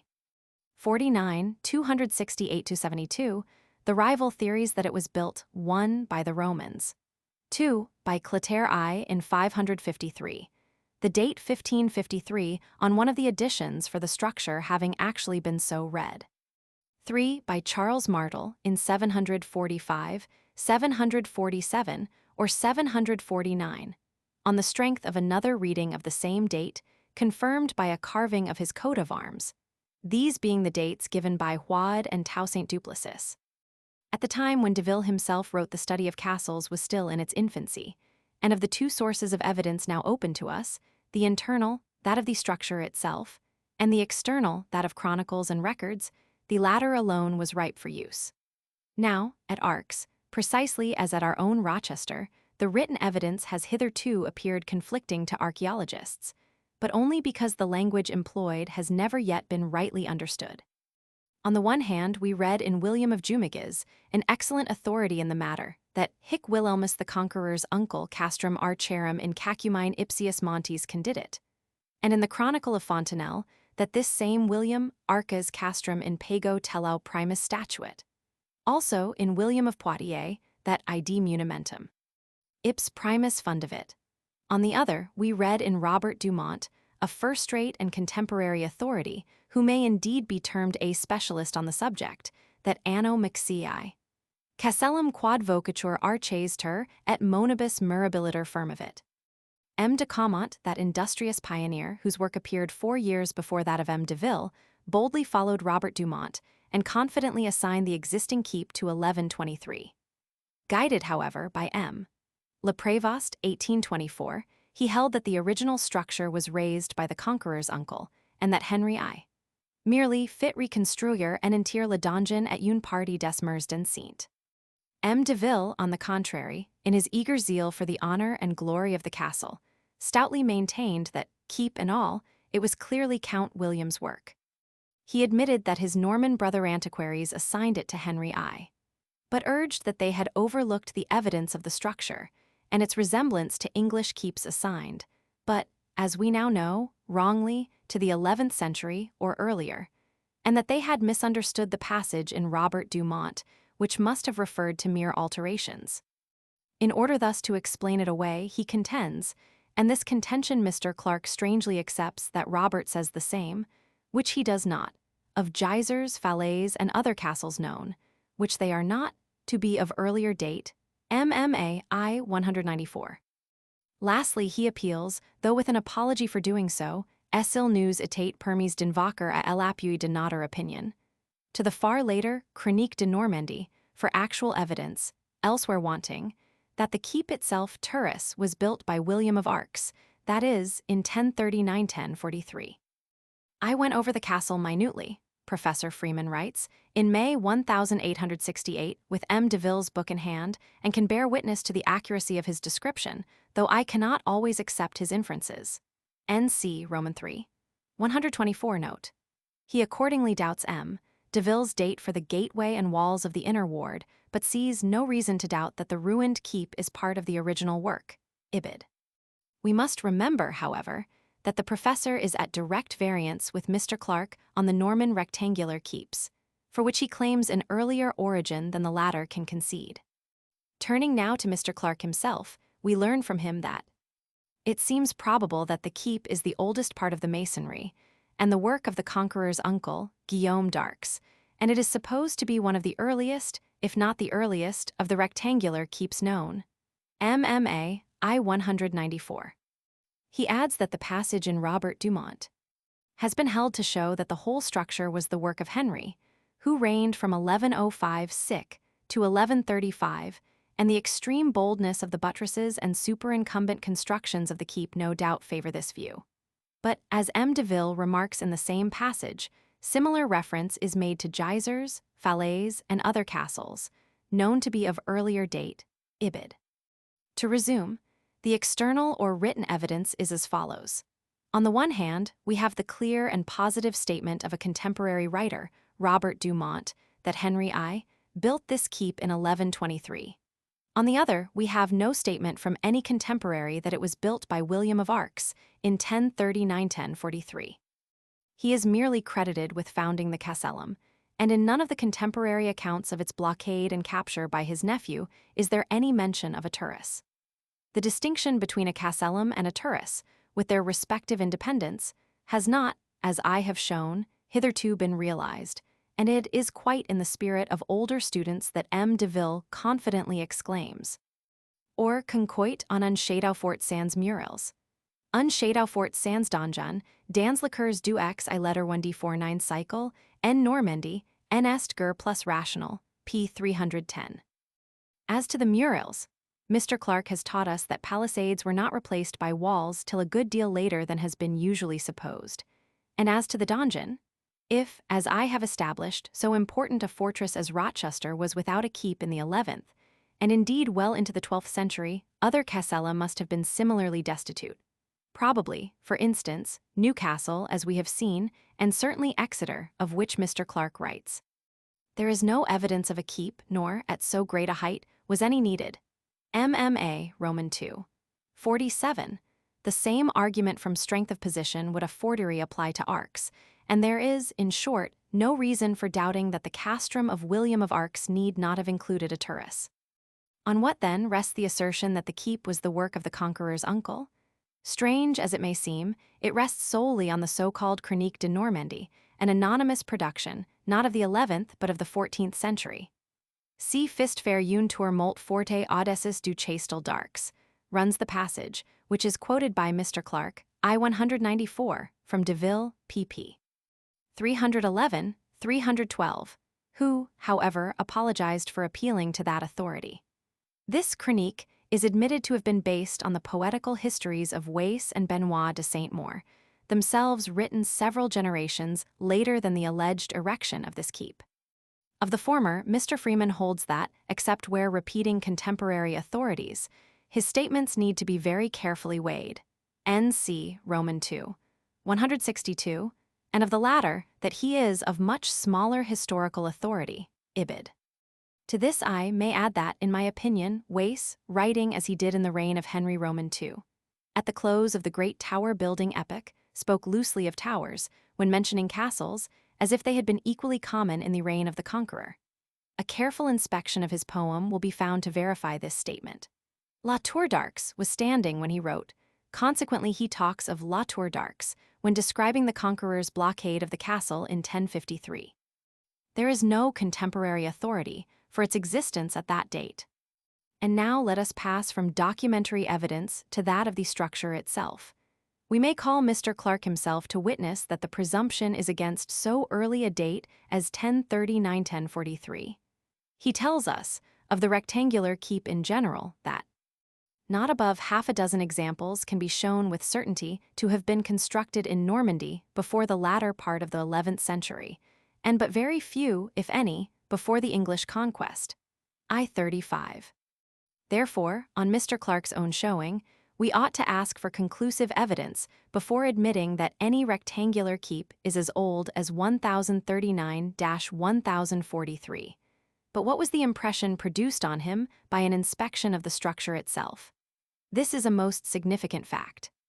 While rejecting, apparently on what he believed to be documentary evidence, the theory that the keep turris was the work of Henry I, he confessed that the features of the building no doubt favor this view, I 194 ut supra. But leaving, for the present, Mr. Clark's views, to which I shall return below, I take my stand without hesitation on certain features in this keep. It is not needful to visit arcs, I have myself never done so, to appreciate their true significance and their bearing on the question of the date. The first of these is the forebuilding. Mr. Clark tells us that Arx possesses the usual square appendage or forebuilding common in these keeps, MMA I-198. But this unscientific treatment of the forebuilding, ignoring so completely its origin and development, cannot too strongly be resisted.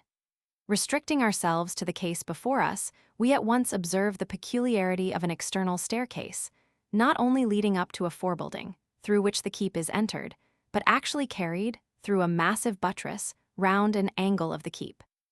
Rochester being believed to be the work of Gundulf, in the days when M. Deville wrote, it was natural that he should have supposed set savante combination to have been familiar to Gundulf, p. 299. But now that, on these points, we are better informed, let us ask where can Mr. Clark produce an instance of this elaborate and striking device as old even as the days of Gundulf, to say nothing of those of Count William, 1039-1043. Where we do find it is in such keeps as Dover, the work of Henry Roman II, or Rochester, where the resemblance is even more remarkable. Now, Rochester, as we know, was actually built within a few years of the date given by Robert Dumont and upheld by me as that of the construction of Arx. Oddly enough, it is Mr. Clark himself who thus points out another resemblance. In the basement of the forebuilding was a vaulted chamber, opening into the basement of the keep, as at Rochester, either a store or prison, MMA p. 188. Lastly, both at Arx and at Rochester, we find on the first floor, near the entrance, the very peculiar feature of a smaller doorway communicating with the rampart of the curtain. This parallel, which is not alluded to by Mr. Clark, is the more remarkable, as such a device is foreign to the earlier rectangular keeps, and also implies that the keep must have been built certainly no earlier, and possibly later, than the curtain, which curtain, Mr. Clark, as we shall find, admits, cannot be so old as the days of Count William. No one, in short, unbiased by supposed documentary evidence, could study this keep, with its petites galeries avec daughters petites chambers aux prisons pratiques dans l'épaisseur des murs, as at Rochester, with the elaborate defenses of its entrance, and with those other special features which made even Mr. Clark uneasy, without rejecting as incredible the accepted view that it was built by Count William of Arx, 1039-1043. And this being so, there is admittedly no alternative left but to assign it to Henry I. 1123, the date specifically given by Robert Dumont himself. But it may be urged, though there is nothing improbable in Mr. Freeman being wrong, is it conceivable that so unrivaled an expert as Mr. Clark himself can have mistaken a keep of 1123 for one of 1039-1043? When we remember the wonderful development of these structures in the course of those 80 years. To this objection, I fear, there is a singularly complete answer in the case of Newcastle, where, as we have seen, he was led by the same misconception into no less amazing an error. In short, the view I have brought forward as to the separate existence of tower and castle may be said, from these examples, to revolutionize the study of Norman military architecture. Fodera OE, Roman 13, 251, CP 179. The internal evidence determines its date. Collectanea quidem aerum qui ad historiam illustrandum conducunt selecta ex registro MSS. Sive breviario monasterii sancti Johannes Baptisti colsestri collecto, sic, a Jo. Hadulge spectante Johani Lucas Armigero. Anno Domini, 1633, Harl, Ms. 312 Fall, 92. This charter, which, being in Ms., was unknown, of course, to Prof. Freeman, has also an incidental value for its evidence on the Clare pedigree, Gilbert, Robert, and Richard, the witnesses being all grandsons of Count Gilbert, the progenitor of the house. Among the documents in the Monastican relating to Bec, we find mention of Emmi Uxoris Balduini Filii Comitus Gilberti et Filium Ejus Roberti et Ricardi, which singularly confirms the accuracy of this charter and its list of witnesses. This is worth noting because the charter is curious in form and has been described as having a suspicious ring. It is also found in Morant's transcript of the Colchester Cartulary, Stowe MSS. Cart 1 John M6. Moan Ang, 1661 Roman 2, 66b. Cart 1 John M6, printed in Appendix 5 to Lord's Reports on Dignity of a Peer, pp. 4-5. Ed. Howlett, p. 184. In operibus turris de gloc Roman 7 Roman 6 s Roman 2d, Piprol 2 hen Roman 2, p. 78. Henry I. gave land to the abbey 1109 in Escambium pro placia ubi nunc turris stat Gloucestri, I 59. Medieval military architecture, I 108. Ibid, I 79. Ibid, I 29 cf. Moda de Hereford, Rot, Pip 15 hen Roman 2, p. 140. Rochley Scaccera Normani ed. Stapleton, I 56. The turris had been added by Henry I. Vidi infra p. 333. With the above entry may be compared the phrase in one of Richard's dispatches, 1198, Castrum sepimus cum tur, R. Howden Roman 4. 58. Also the expression, tunc etiam comes turum et castellum funditus evertit, applied to Geoffrey's action at Montreuil, circ.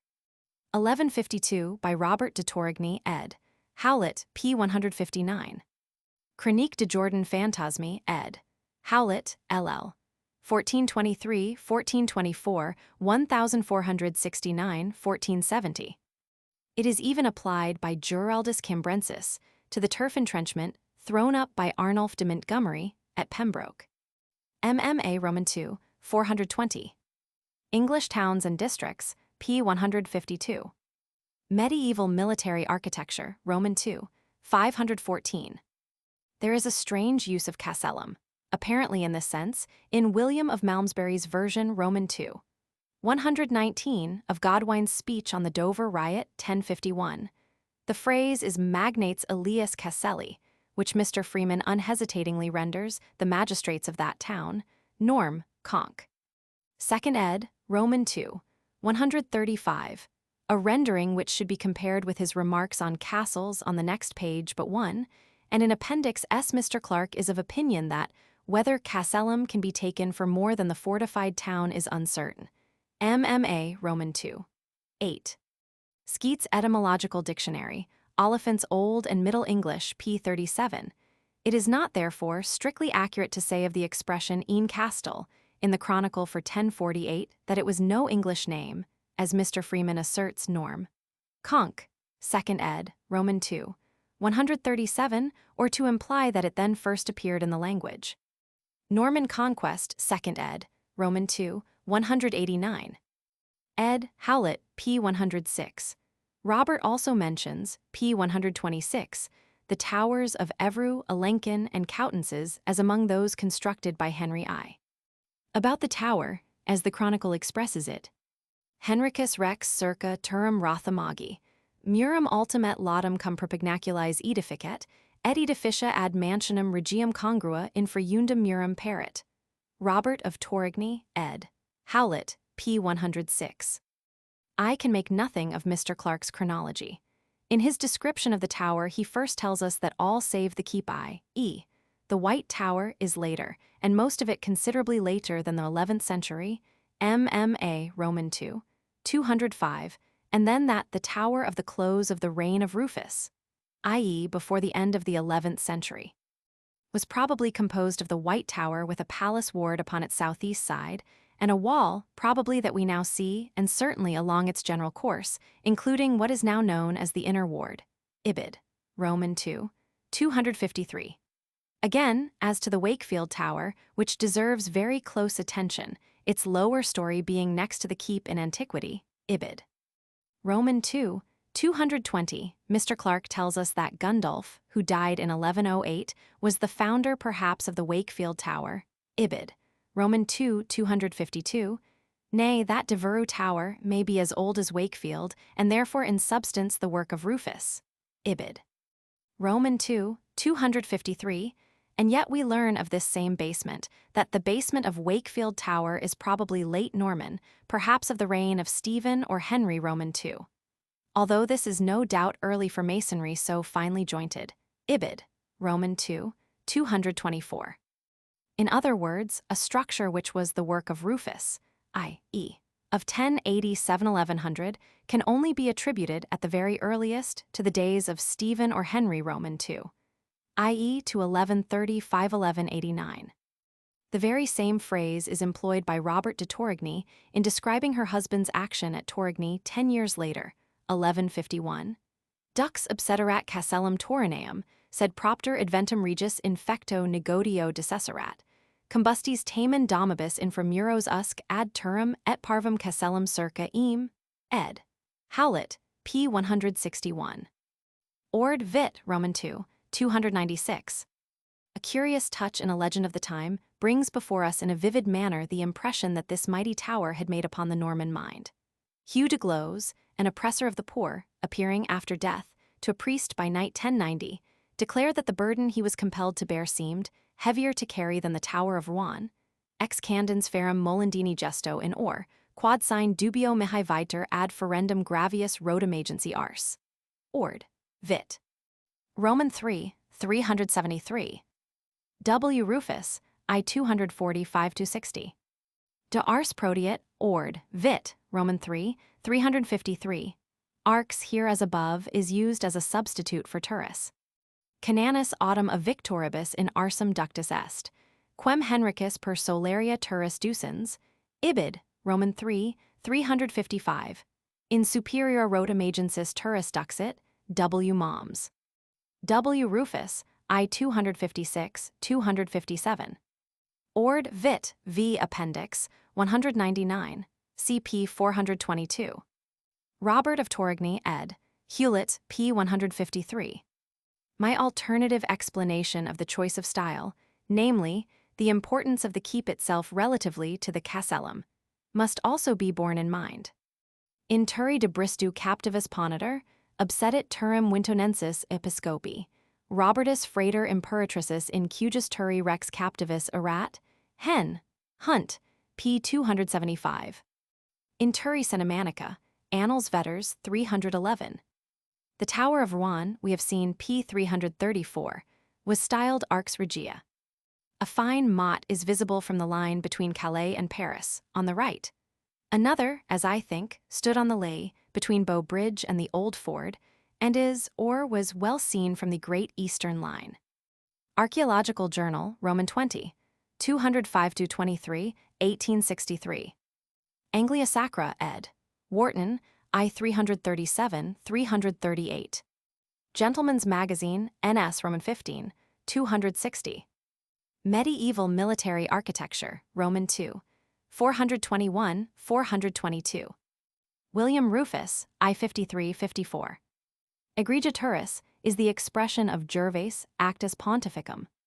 The Castrum Lapidum, compare the 3 Castra Lapidia, erected for the blockade of Montreuil in 1149, is so styled to distinguish it from the Castrum Ligneum, which occurs so often, and which Mr. Freeman so persistently renders tower. Medieval Military Architecture, Roman 2, 419. Jern Brit, Arch, As Roman 31, 471-472. Both writers also mistake a general exemption from the Trinota Necessitas for a special allusion to Rochester Keep. Medieval Military Architecture, Roman 2, 421. Mr. J. R. Boyle has shown that nearly £1,000 was spent upon it between 1172 and 1177, when it was, therefore, in course of erection. Medieval Military Architecture, I 186. Norman Conquest, Roman 3, 182. Histoire du Château d'Arcs by A. Deville pp. X 412, Rouen. Ed. Howlett p. 106. Cours d'Antiquités Monumentales, 1835, v. 227, 228. Colchester, in Archaeologia, to which he refers, was attributed to Edward the Elder, and Rochester was, of course, as yet, believed to be the work of Gundulf. Compare Professor Freeman on Falaise, more probably, I think, of the 12th than of the 11th norm. Conch, Roman 2, 175. Château d'Arcs pp. 307-312. Ibid pp. 48-267. Compare the castrum in Cacumine Ipsius Montes Candidate, ad Arcs with the Castellum Novum Super Flumentine Candidate at Newcastle. Compare, on this point, the acute criticism of Dr. Bruce, repeated by Mr. Freeman, that Wace v. 12,628, speaks of the horse of William Fitz Osborne as all covered with iron. Whereas in the tapestry, not a single horse is equipped in steel armor. And if we refer to the authors who lived at that period, we shall find that not one of them mentions any defensive covering for the horse. Compare also the expression of William of Malmesbury, who lived and wrote under the tower-building king, that the Norman barons took advantage of the conqueror's minority, ters ager. These being the structures with the building of which the writer was most familiar. A flight of steps beginning upon the north face, passing by a doorway through its most westerly buttress, and which then, turning, is continued along the west face, MMA I 188. Cf. Deville p. 298, and the plan of 1708, Ibid. PL, Roman 12. MMA I 188, Roman 2, 432. Report of 1708, Deville, p. 294. It is only right to mention that, according to the Academy, Mr. Clarke has long been recognized as the first living authority on the subject of castellated architecture. That, in the opinion of the Athenaeum, all those who in future touch the subject may safely rely on Mr. Clarke. That his is a masterly history of medieval military architecture. Saturday Review. And that, according to notes and queries, no other Englishman knows so much of our old military architecture as Mr. Clarke. Appendix P. The Early Administration of London. CP 151. The new light which is thrown by the charters granted to Geoffrey upon a subject so interesting and so obscure as the government and status of London during the Norman period requires, for its full appreciation detailed and separate treatment. But before advancing my own conclusions, it is absolutely needful to dispose of that singular accretion of error which has grown, by gradual degrees, around the recorded facts. The cardinal error has been the supposition that when the citizens of London, under Henry I, were given Middlesex ad firmam, the Middlesex in question was only Middlesex exclusive of London. The actual words of the charter are these: Siedes me concessus civibus maiz London, tenendum Middlesex ad firmam pro CCC libris ad compatum, ipsis et heredibus sues de me et heredibus maiz, ita quod ipsi, cives ponent vicecomitum qualum voluerant de si ipsis. Et justitiarium qualum voluerant de si ipsis, ad custodiandum placida corni, me et idem placitanda, et nullus alias erit, justitiarius super ipsos homines London. Now, it is absolutely certain that the shrievalty, vice-comitatus, and the firm, firma, mentioned in this passage are the shrievalty and the firm not of Middlesex apart from London, nor of London apart from Middlesex, but of London and Middlesex. For there is never, from the first, but one firm. It is here called the firm of Middlesex, in the almost contemporary pipe roll, 31 hen. It is called the firm of London, there being no firm of Middlesex mentioned, and Geoffrey's charters clinch the matter. For while Stephen grants him the shrievalties of London and Middlesex, the Empress, in her turn, grants him the shrievalty of London and Middlesex. Further, the pipe rolls of Henry Roman II describe this same firma both as the firm of London and as that of London and Middlesex, while in the roll of 8 Rick. We find the phrase, de veteri firma comitat Lond et Middlesexa. Lastly, the charter of Henry Roman III grants to the citizens of London, vice-comitatum Londoni et de Middlesexia, cum omnibus rebus et consuetudinibus qui pertinent ad predictum vice-comitatum, infracivitatum et extra per terras et aquas. Redendo inde annuatum, trecentas libras sterlingorum blancorum. And so, to this day, the shrievalty is that of London and Middlesex. The royal writs and charters hear the same witness. When they are directed to the local authorities, it is to those of London and Middlesex, or of London, or of Middlesex. The three are, for all purposes, used as equivalent terms. There was never, as I have said, but one firm and never but one shrievalty. Now, this completely disposes of the view that the Middlesex of Henry I.'s charter was Middlesex apart from London. This prevalent but erroneous assumption has proved the cause of much confusion and misunderstanding of the facts of the case. It has nowhere, perhaps, been assigned such prominence as in that account of London by Mr. Lofty, which may derive authority in the eyes of some from the editorial imprimatur of Mr. Freeman. We there read as follows. It may be as well, before we proceed, to remember one thing, that London is not in Middlesex, that it never was in Middlesex, is a fact of which we have to be constantly reminded. p. 125. From this interpretation of the Middlesex of the Charter, it, of course, followed that the writer took the firma of £300 to be paid in respect of Middlesex exclusive of London. We need not wonder, therefore, that to him the grant is difficult to understand. Here are his comments on its terms. If we could estimate the reasons which led to this grant with any degree of certainty, we should understand better what the citizens expected to gain by it, besides rights of jurisdiction. The meaning and nature of the grant are subjects of which we should like to know more. But here we can obtain little help from books, and we may inquire in vain for a definition of the position and duties of the sheriff who acts for the citizens in their subject county. There must have been advantages to accrue from the payment by London of 300 a year, a sum which, small as it seems to us, was a heavy tax in those days. We may be sure the willing citizens expected to obtain correspondingly valuable liberties. pp. 120-1123. Then follow various conjectures, all of them necessarily wide of the mark. And as with the firm, so with the sheriff. Mr. Lofty, taking the sheriff Vicecums in question to be a sheriff of Middlesex exclusive of London, which he hence terms a subject county, is of necessity baffled by the Charter. For by it the citizens are empowered to appoint a Vicecums, b a justiciarius. As the Vicecums, according to his view, had nothing to do with the city itself, Mr. Lofty has to account for the omission of any reference to the Portreeve in the Charter. His assumption being that the city itself was at this time governed by a Portreeve.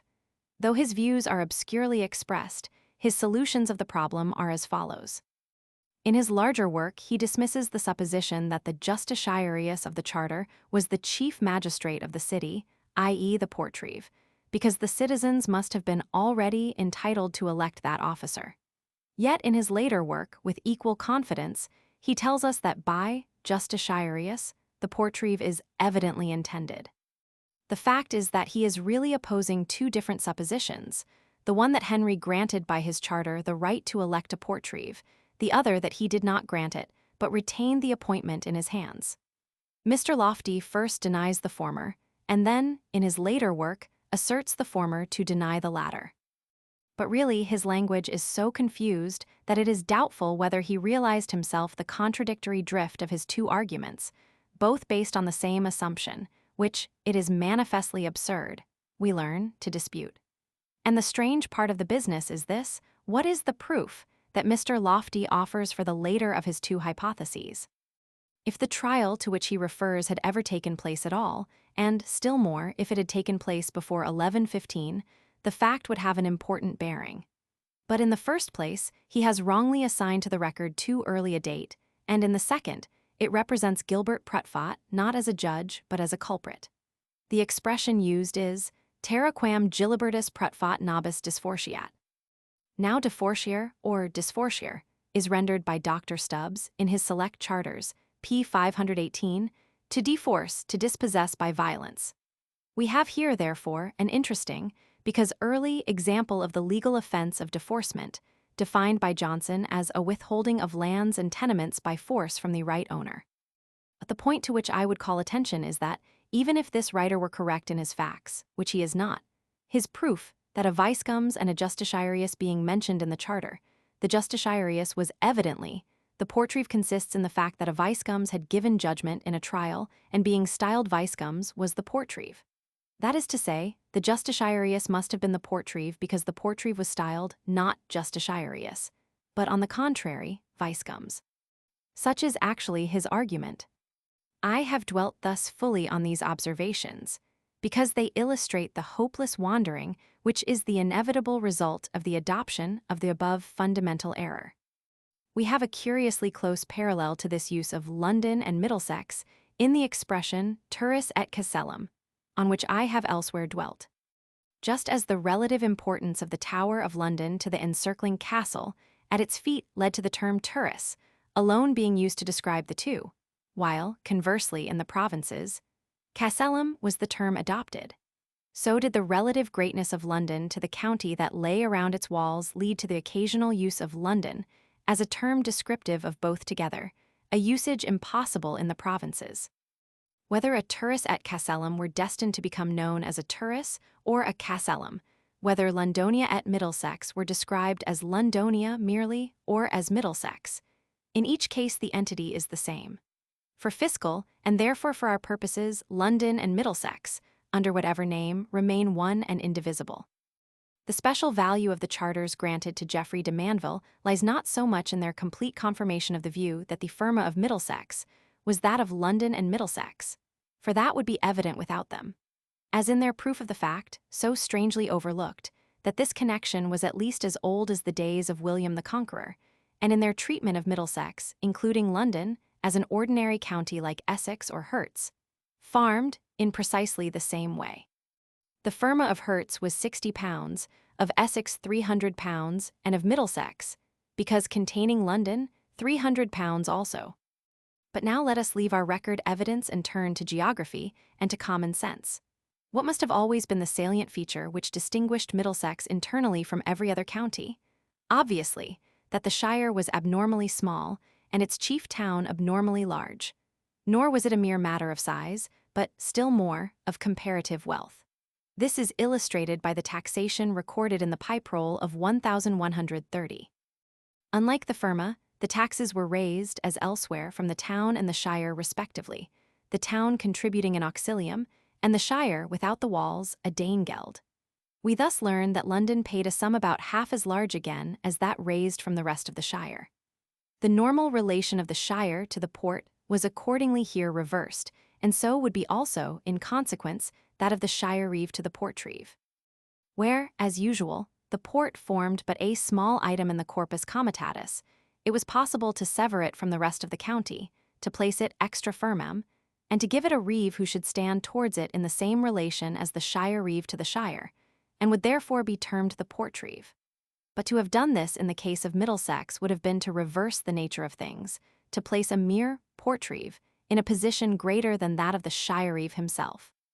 This is why that change which, in the provinces, was the aim of every rising town, never took place in the case of London, though the greatest town of all. I say that it never took place, for, as we have seen, the city of London was never severed from the rest of the shire. As far back as we can trace them, they are found one and indivisible. What then was the alternative? Simply this. The reeve, who, in the case of a normal county, took his title from the shire and not from the port, took it, in the abnormal case of Middlesex, from the port and not from the shire. In each case both port and shire were alike within his jurisdiction. In each case he took his style from the most important part of that jurisdiction. Such is the original solution I offer for this most interesting problem, and I claim that its acceptance will explain everything, will harmonize with all existing data, and will dispose of difficulties which, hitherto, it has been impossible to surmount. My contention is, briefly, that the Norman vicecomes of London, or Middlesex, or London and Middlesex, was simply the successor in that office of the Anglo-Saxon portreeve. With the sphere of the vicecomes I have already dealt, and though we are not in a position similarly to prove the sphere of the Anglo-Saxon portreeve, I might appeal to the belief of Mr. Lofty himself that Ulf the Sheriff of Middlesex is identical with Ulf the portreeve of London, though he adds, contrary to my contention, that as yet their official connection was only that of neighborhood, and that Ansgar, though one of the portreeves, p. 24, was Sheriff of Middlesex for a time there can be no doubt, p. 127.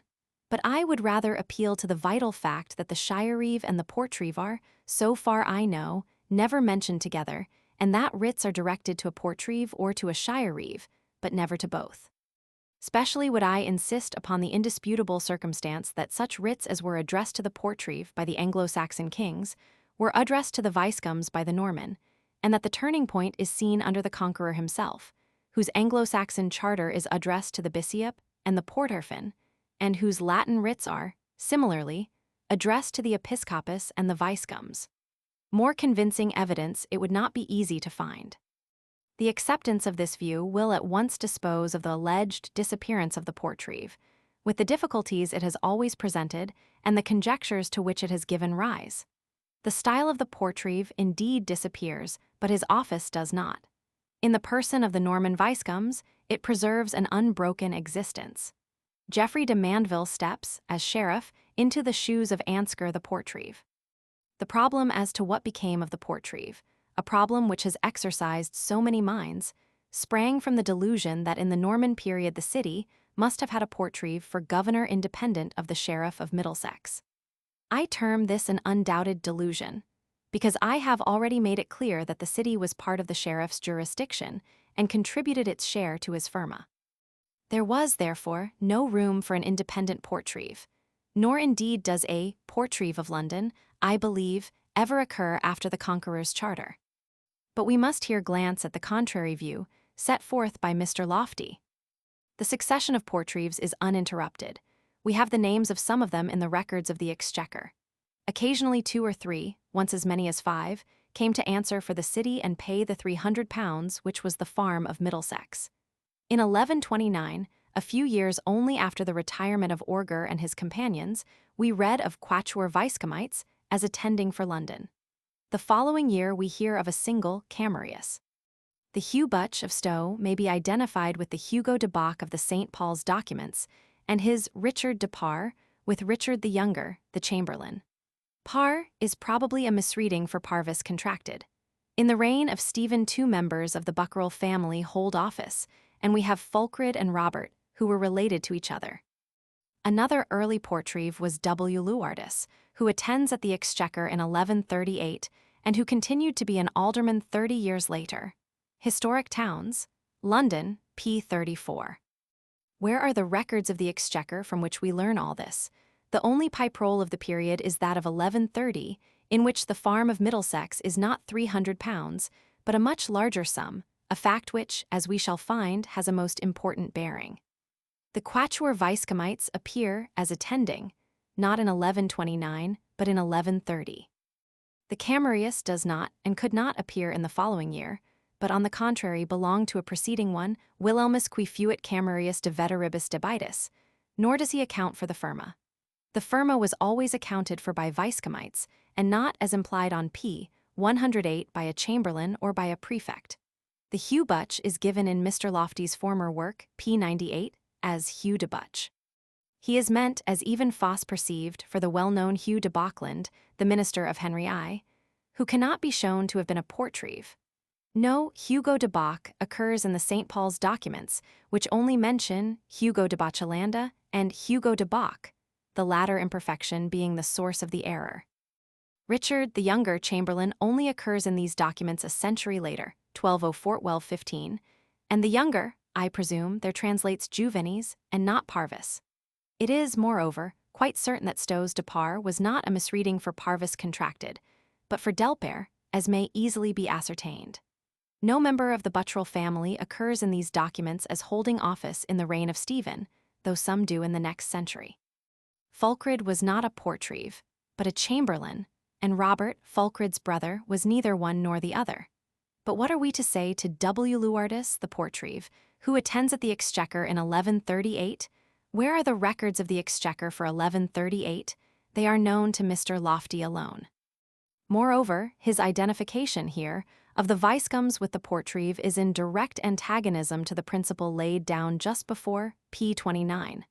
That, on the contrary, it was the Justitiarius who should evidently be identified with the Portreeve, CP 350 supra. Perhaps the assumption of a Portreeve's existence springs from forgetfulness or misapprehension of the condition of London at the time. Its corporate unity, we must always remember, had not yet been developed. As Dr. Stubbs so truly observes, London was only a bundle of communities, townships, parishes, and lordships, of which each has its own constitution.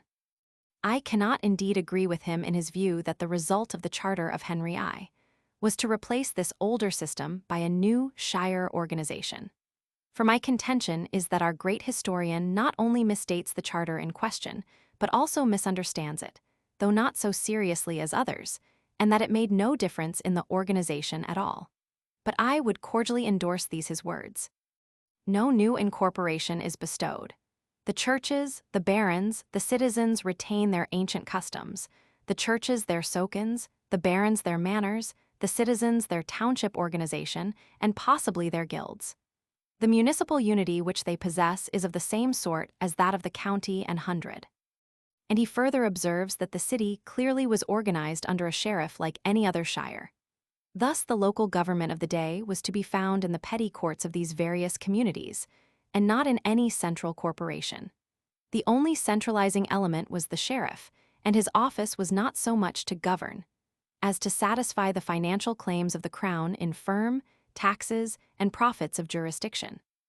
There was, of course, the general folkmote, over which, with the bishop, he would preside, but the true corporate organisms were those of the several communities. The sheriff and the folkmote could no more mold these self-governing bodies into one coherent whole than they could, or did, accomplish this in the case of an ordinary shire. Here we have a somewhat curious parallel between such a polity as is here described and that of the present metropolis outside the city. There, too, we have the local communities, with their quasi-independent vestries, etc., and the Metropolitan Board of Works is a substitute for their folkmote or shiremote. But to revert to the days of Henry I, the Anglo-Saxon system of government, its strength varying in intention conversely with its sphere and extension, possessed the toughest vitality in its lowest and simplest forms. Thus, the original territorial system might never have led to a corporate unity. But what the sheriff and the folkmote could not accomplish, the mayor and the communa could and did. The territorial arrangement was overthrown by the rising power of commerce. To quote once more from Dr. Stubbs's work, "The establishment of the corporate character of the city under a mayor marks the victory of the communal principle over the more ancient shire organization. It also marks the triumph of the mercantile over the aristocratic element." At the risk of being tedious, I would now repeat the view I have advanced on the shrievalty, because the point is of such paramount importance that it cannot be expressed too clearly. The great illustrative value of Geoffrey's charters is this. They prove, in the first place, that Middlesex, inclusive of London, was treated financially on the same footing as Essex or Herts or any other shire. And in the second, they give us that all-important information, the amount of the firma for each of these counties at the close of the 11th century. All we have to do in the case of Middlesex is to keep steadily in view its firma of £300, sometimes described as the firma of London, sometimes of Middlesex, and sometimes of London and Middlesex. Its identity never changes. It is always, and beyond the shadow of question, the firma of Middlesex inclusive of London. The history of this ancient payment reveals a persistent endeavor of the Crown to increase its amount, an endeavor which was eventually foiled. Under the first Geoffrey de Mandeville, William I, and William Roman II, it was £300. Nearly doubled by Henry I, it was yet reduced to £300 by his charter to the citizens of London. In the succeeding reign, the second Geoffrey eventually secured it from both claimants at the same low figure, £300, under Henry Roman II. As the pipe rolls show, it was again raised as under Henry I. John, we shall find, reduced it again to the original £300, and the reduction was confirmed by his successor on his assuming the reins of power.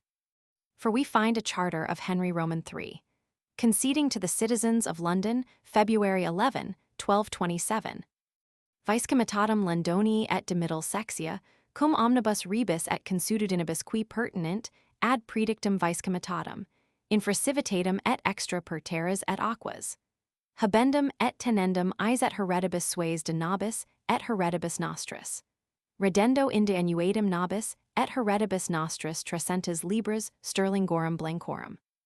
Hanc vero concessionum et confirmationum fessimus civibus Londonii propter emendationum adjustum civitatis, et quia antiquitas consuvit esse ad firmam pro trecentis libris.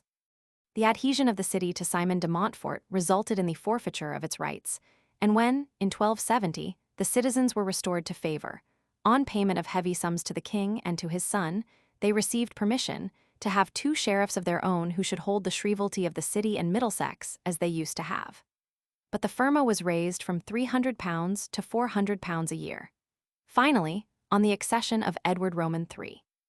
March 9, 1326-7, the firma was reduced to the original sum of £300 a year, at which figure, Mr. Lofty says, it has remained ever since. This one firma, of which the history has here been traced, represents one corpus comitatus, namely, Middlesex inclusive of London. From this conclusion there is no escape. Hence the firmarae of this corpus comitatus were from the first the firmarae, that is, the sheriffs of Middlesex inclusive of London. This, similarly, is beyond dispute. As with the firma, so with the sheriffs, whether described as of London, or of Middlesex, or of London and Middlesex, they are, from the first, the sheriffs of Middlesex inclusive of London. This conclusion throws a new light on the charter by which Henry I granted to the citizens of London Middlesex, i.e. Middlesex inclusive of London at farm. Broadly speaking, the transaction in question may be regarded in this aspect. Instead of leasing the corpus comitatus to any one individual for a year, or for a term of years, the king leased it to the citizens as a body, leased it, moreover, in perpetuity, and at the low original firma of £300 a year. The change effected was simply that which was involved in placing the citizens, as a body, in the shoes of the sheriff, of London and Middlesex. The only distinction between this lease and one to a private individual lies in the corporate character of the lessee, and in the consequent provision for the election of a representative of that corporate body. Ita quod ipsi, cives ponent viscomites qualum voluerint de sapsis. It would seem that under the regime adopted by Henry I, the financial exactions of which a glimpse is afforded us in the solitary pipe roll of his reign included the leasing of the counties, etc., i.e. of the financial rights of the crown in them, at the highest rate possible. This was effected either by adding to the annual firma a sum decremento, or by exacting from the firmarius, over and above his firma, a payment de jure summa for his lease. Where the lease was offered for open competition, it would be worth the while of the would-be firmarius to offer a large payment de jure summa for his lease if the firma was a low one. But if the firma was a high one, he would not offer much for his bargain. In the case of Oxfordshire, we find the sheriff paying no less than 400 marks de jure summa pro comitatu habendo. But in Berkshire the payment de jure summa would seem to have been considerably less. Sometimes the county or group of counties was leased for a specified term of years. Thus, Meanfininis had taken a lease of bucks and beds for 4 years, for which seemingly he paid but a trifling sum de jure summa, while William de Eynsford paid 100 marks for a 5 years lease of Essex and Herts. Now, the fact that William de Eynsford was not an Essex but a Kentish landowner obviously suggests that in taking this lease he was actuated by speculative motives. It is, indeed, an admitted fact that the Norman gentry, in their greed for gain, were by no means above indulging in speculations of the kind. But when we make the interesting discovery that William de Eynsford, in this same reign, had acted as Sheriff of London, may we not infer that, there also, he had indulged in a similar speculation? That the shrievalty of London, i.e. London and Middlesex, was purchased by payments de jure summa is a matter itself, not of inference, but of fact. Fulcrid Fitz Walter is debited in the pipe rolls with a sum of cxx marcas argenti de jure summa pro vice comitatu Londonii. The firmarius who had succeeded in obtaining a lease would have to recoup himself, of course, from his receipts the amount of the actual firma plus his payment de jure summa, before he could derive for himself any profit whatever from the transaction. This implied that he had closely to shear the flock committed to his charge. If he was a mere speculator, unconnected with his sphere of operations, he would have no scruple in doing this, and would resort to every means of extortion.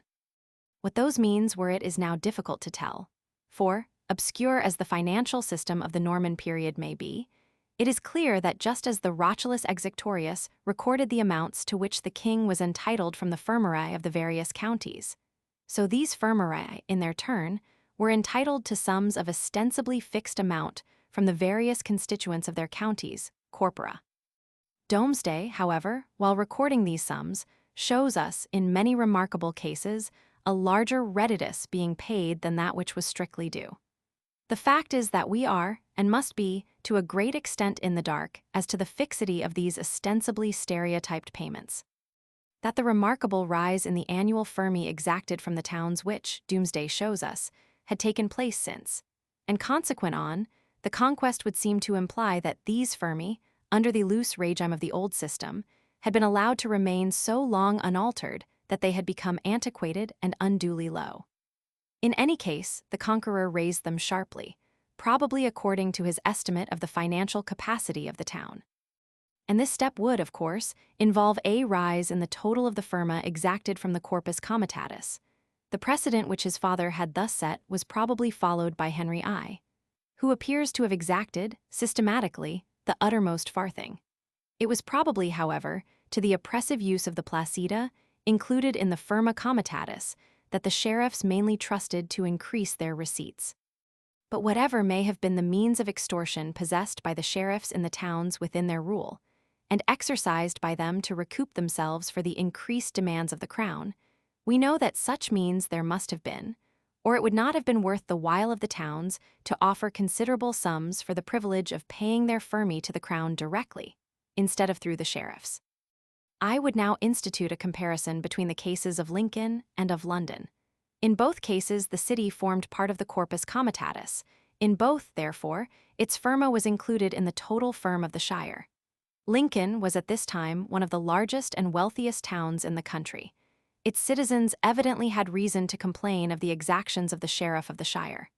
London, we infer, was in the same plight. Both cities were, accordingly, anxious to exclude the financial intervention of the sheriff between themselves and the crown. How was this end to be attained? It was attained in two different ways, varying with the circumstances of the two cases. London was considerably larger than Lincoln, and Middlesex infinitely smaller than Lincolnshire. Thus, while the firma of Lincoln represented less than a fifth of the firm of the shire, that of London would, of course, constitute the bulk of the firm of Middlesex. Lincoln, therefore, would only seek to sever itself financially from the shire. London, on the contrary, would endeavor to exclude, still more effectually, the sheriff, by itself boldly stepping into the sheriff's shoes. The action of the citizens of Lincoln is revealed to us by the roll of 1130. Burgenses Lincoli redunt compatum de CC Marsis Argenti, et eage Marsis ori ut tenint ciudatum de rege in capite. p. 114. The same roll is witness to that of the citizens of London. Homines Londoni redunt compatum de C Marsis Argenti ut habent vic ad electionem suem. p. 148. I contend that these two passages ought to be read together. No one appears to have observed the fact that the sequel to the above Lincoln entry is to be found in the pipe roll of 1157, 3 hen, Roman 2. We there find £140 deducted from the firm of the shire in consideration of the severance of the city from the corpus comitatus, et in civitate Lincoln CXL libri blanki.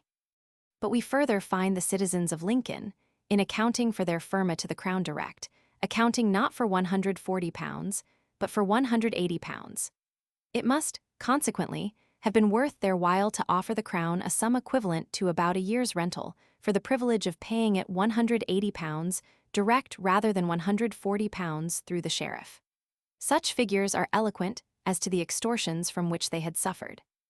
The citizens of London, as I have said, set to work a different way. They simply sought to lease the shrievalty of the shire themselves. I can, on careful consideration, offer no other suggestion than that the 100 marks for which they account in the roll of 1130 represent the payment by which they secured a lease of the shrievalty for the year 1129-1130, the shrievalty being held in that year by the quatuor viscomites of the roll.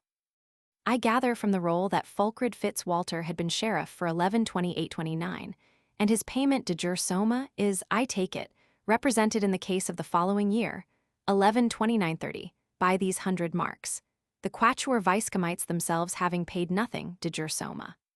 On this view, the citizens must have leased the shrievalty themselves and then put in 4 of their fellows as representing them to hold it. But obviously, such a post was not one to be coveted. To exact sufficient from their fellow citizens wherewith to meet the claims of the crown would be a task neither popular nor pleasant. Indeed, the fact of the citizens installing 4 viscomites may imply that they could not find any one man who would consent to fill a post as thankless as that of the hapless decurio in the provinces of the Roman Empire, or of the chamberlain, in a later age, in the country towns of England. Hence it may be that we find it thus placed in commission. Hence, also, the eagerness of these viscomites to be quit of office, as shown by their payment, for that privilege, of 2 marks of gold apiece. It may, however, be frankly confessed that the nature of this payment is not so clear as could be wished. Judging from the very ancient practice with regard to municipal offices, one would have thought that such payments would probably have been made to their fellow citizens who had thrust on them the office rather than to the crown. Moreover, if their year of office was over and the city's lease at an end, one would have thought they would be freed from office in the ordinary course of things. The only explanation, perhaps, that suggests itself is that they purchased from the crown an exemption from serving again, even though their fellow citizens should again elect them to office. But I leave the point in doubt. The hypothesis, it will be seen, that I have here advanced is that the citizens leased the shrievalty, so far as we know, for the first time, for the year 1129-30. We have the names of those who held the shrievalty at various periods in the course of the reign before this year, but there is no evidence that, throughout this period, it was ever leased to the citizens. The important question which now arises is this: how does this view affect the charter granted to the citizens by Henry I? We have first to consider the date to which the charter should be assigned. Mr. Lofty characteristically observes that Rymer, from the names appended to it or some other evidence, dates it in 1101. As a matter of fact, Rymer assigns no year to it, nor indeed did Rymer himself even include it in his work. In the modern enlarged edition of that work the charter is printed, but without a date, nor was it till 1885 that in the Record Office syllabus, begun by Sir T.D. Hardy, the date 1101 was assigned to it. That date is possibly to be traced to Northcote's History of London, 1773, in which the commencement of Henry's reign is suggested as a probable period, p. 27. This view is set forth also in a modern work upon the subject. It is not often that we meet with a charter so difficult to date. The formula of address, as it includes justices, points, according to my own theory, to a late period in the reign, as also does the differentiation between the justice and the sheriff. And the witnesses do the same. But there is, unfortunately, no witness of sufficient prominence to enable us to fix the date with precision. All that we can say is that such a name as that of Hugh Bigod points to the period 1123-1135, and that, of the 9 witnesses named, 7 or 8 figure in the pipe roll of 1130-31 Hen I. This would suggest that these 2 documents must be of about the same date. Now, though we cannot trace the tenure of the shrievalty before Michaelmas, 1128, from the roll, there is, as I have said, no sign that this charter had come into play. Nor is it easy to understand how or why it could be withdrawn within a very few years of its grant. In short, for this view there is not a scrap of evidence. Against it is all probability. If, on the contrary, we adopt the hypothesis which I am now going to advance, namely, that the charter was later than the pipe roll, the difficulties all vanish. By this view, the lease for a year, to which the pipe roll bears witness, would be succeeded by a permanent arrangement, that lease of the firm in perpetuity, which we find recorded in the charter. It is, indeed, evident that the contrary view rests solely on the guess at 1101, or on the assumption of Dr. Stubbs that the charter was earlier than the pipe roll. Mr. Freeman and others have merely followed him. Dr. Stubbs writes thus: between the date of Henry's charter and that of the Great Pipe Roll, some changes in the organization of the city must have taken place. In 1130, there were 4 sheriffs or vicecomites who jointly account for the firm of London instead of the one mentioned in the charter, and part of the account is rendered by a chamberlain of the city. The right to appoint the sheriffs has been somehow withdrawn, for the citizens pay 100 marks of silver that they may have a sheriff of their own choice, etc., etc. But our great historian nowhere tells us what he considers the date of Henry's charter to have been. If that date was subsequent to the pipe roll, the whole of his argument falls to the ground. The substitution of 4 sheriffs for 1, to which Dr. Stubbs alludes, is a matter of slight consequence, for the number of the vicecomites varies throughout. As a matter of fact, the abbreviated forms leave us, as in the pipe roll of 1130, doubtful whether we ought to read vicecomite M or vicecomite S. And even if the former is the one intended, we know, both in this and other cases, that there was nothing unusual in putting the office in commission between 2 or more. As to the chamberlain, he does not figure in connection with the firma, with which alone we are here concerned. But oddly enough, Dr. Stubbs has overlooked the really important point, namely, that the firma is not £300, as fixed by the charter, but over £500. This increases the discrepancy on which Dr. Stubbs lays stress. The most natural inference from this fact is that, as on several later occasions, the crown had greatly raised the firma, which had been under the conqueror £300, and that the citizens now, by a heavy payment, secured its reduction to the original figure. Thus, on my hypothesis that the charter was granted between 1130 and 1135, the crown must have been tempted, by the offer of an enormous sum down, to grant 1. a lease in perpetuity, 2. a reduction of the fee-farm rent, firma, to £300 a year. As the sum to which the firma had been raised by the king, together with the annual gersoma, amounted to some £600 a year, such a reduction can only have been purchased by a large payment in ready money. It was, of course, by such means as these that Henry accumulated the vast hoard that the treasury held at his death. He may not improbably in collecting this wealth have kept in view what appears to have been the supreme aim of his closing years, namely, the securing of the succession to his heirs. This was to prove the means by which their claims should be supported. It would, perhaps, be refining too much to suggest that he hoped by this charter to attach the citizens to the interests of his line, on whom alone it could be binding. In any case, his efforts were notoriously vain, for London headed throughout the opposition to the claims of his heirs. I cannot but think that his financial system had much to do with this result, and that, as with the Hebrews at the death of Solomon, the citizens of London bethought them only of his grievous service and his heavy yoke, as when they met the demand of his daughter for an enormous sum of money by bluntly requesting a return to the system of Edward the Confessor. In any case, the concessions in Henry's charter were wholly ignored both by Stephen and by the Empress, when they granted in turn to the Earl of Essex the shrievalty of London and Middlesex, 1140–142. A fresh and important point must, however, now be raised. What was the attitude of Henry Roman II towards his grandfather's charter?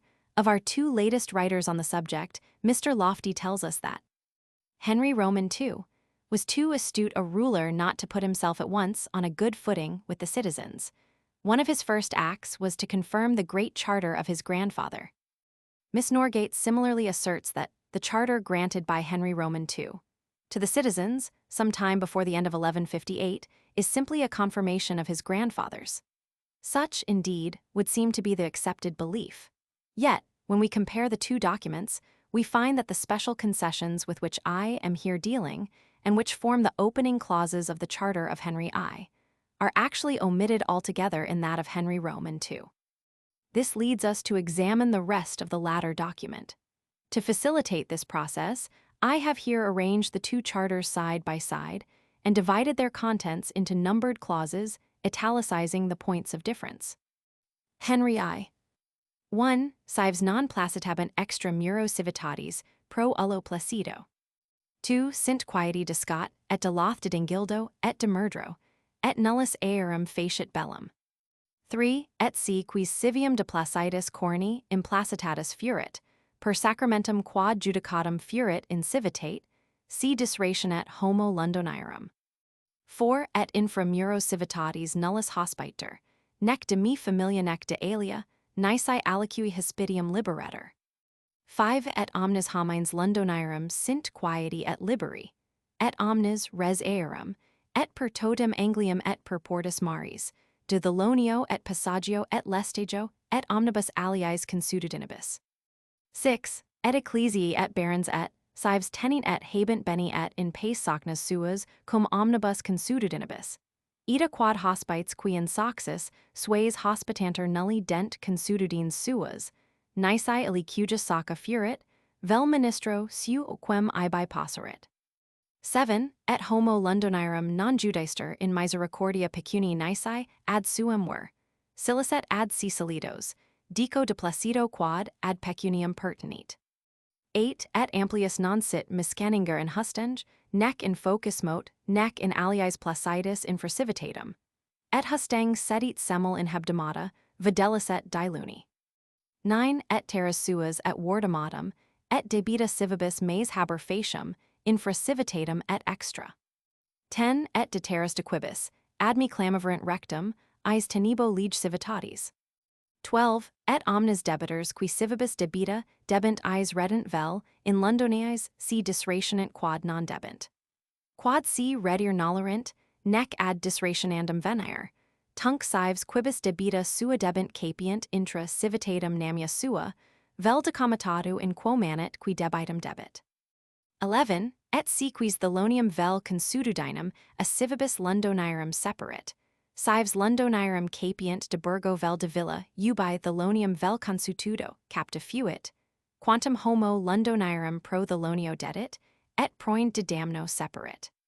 13. Et cives habent fugations suas ad fugandum sicut, Melius et Plinius haburunt antecessors eorum, Silicet Chilter et Middlesex et Shuri. Henry Roman II.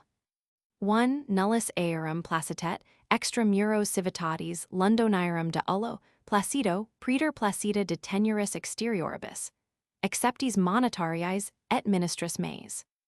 2. Concessi etiam eis quietantium murdri, infra urbum et portsacna, et quod nullus facit bellum.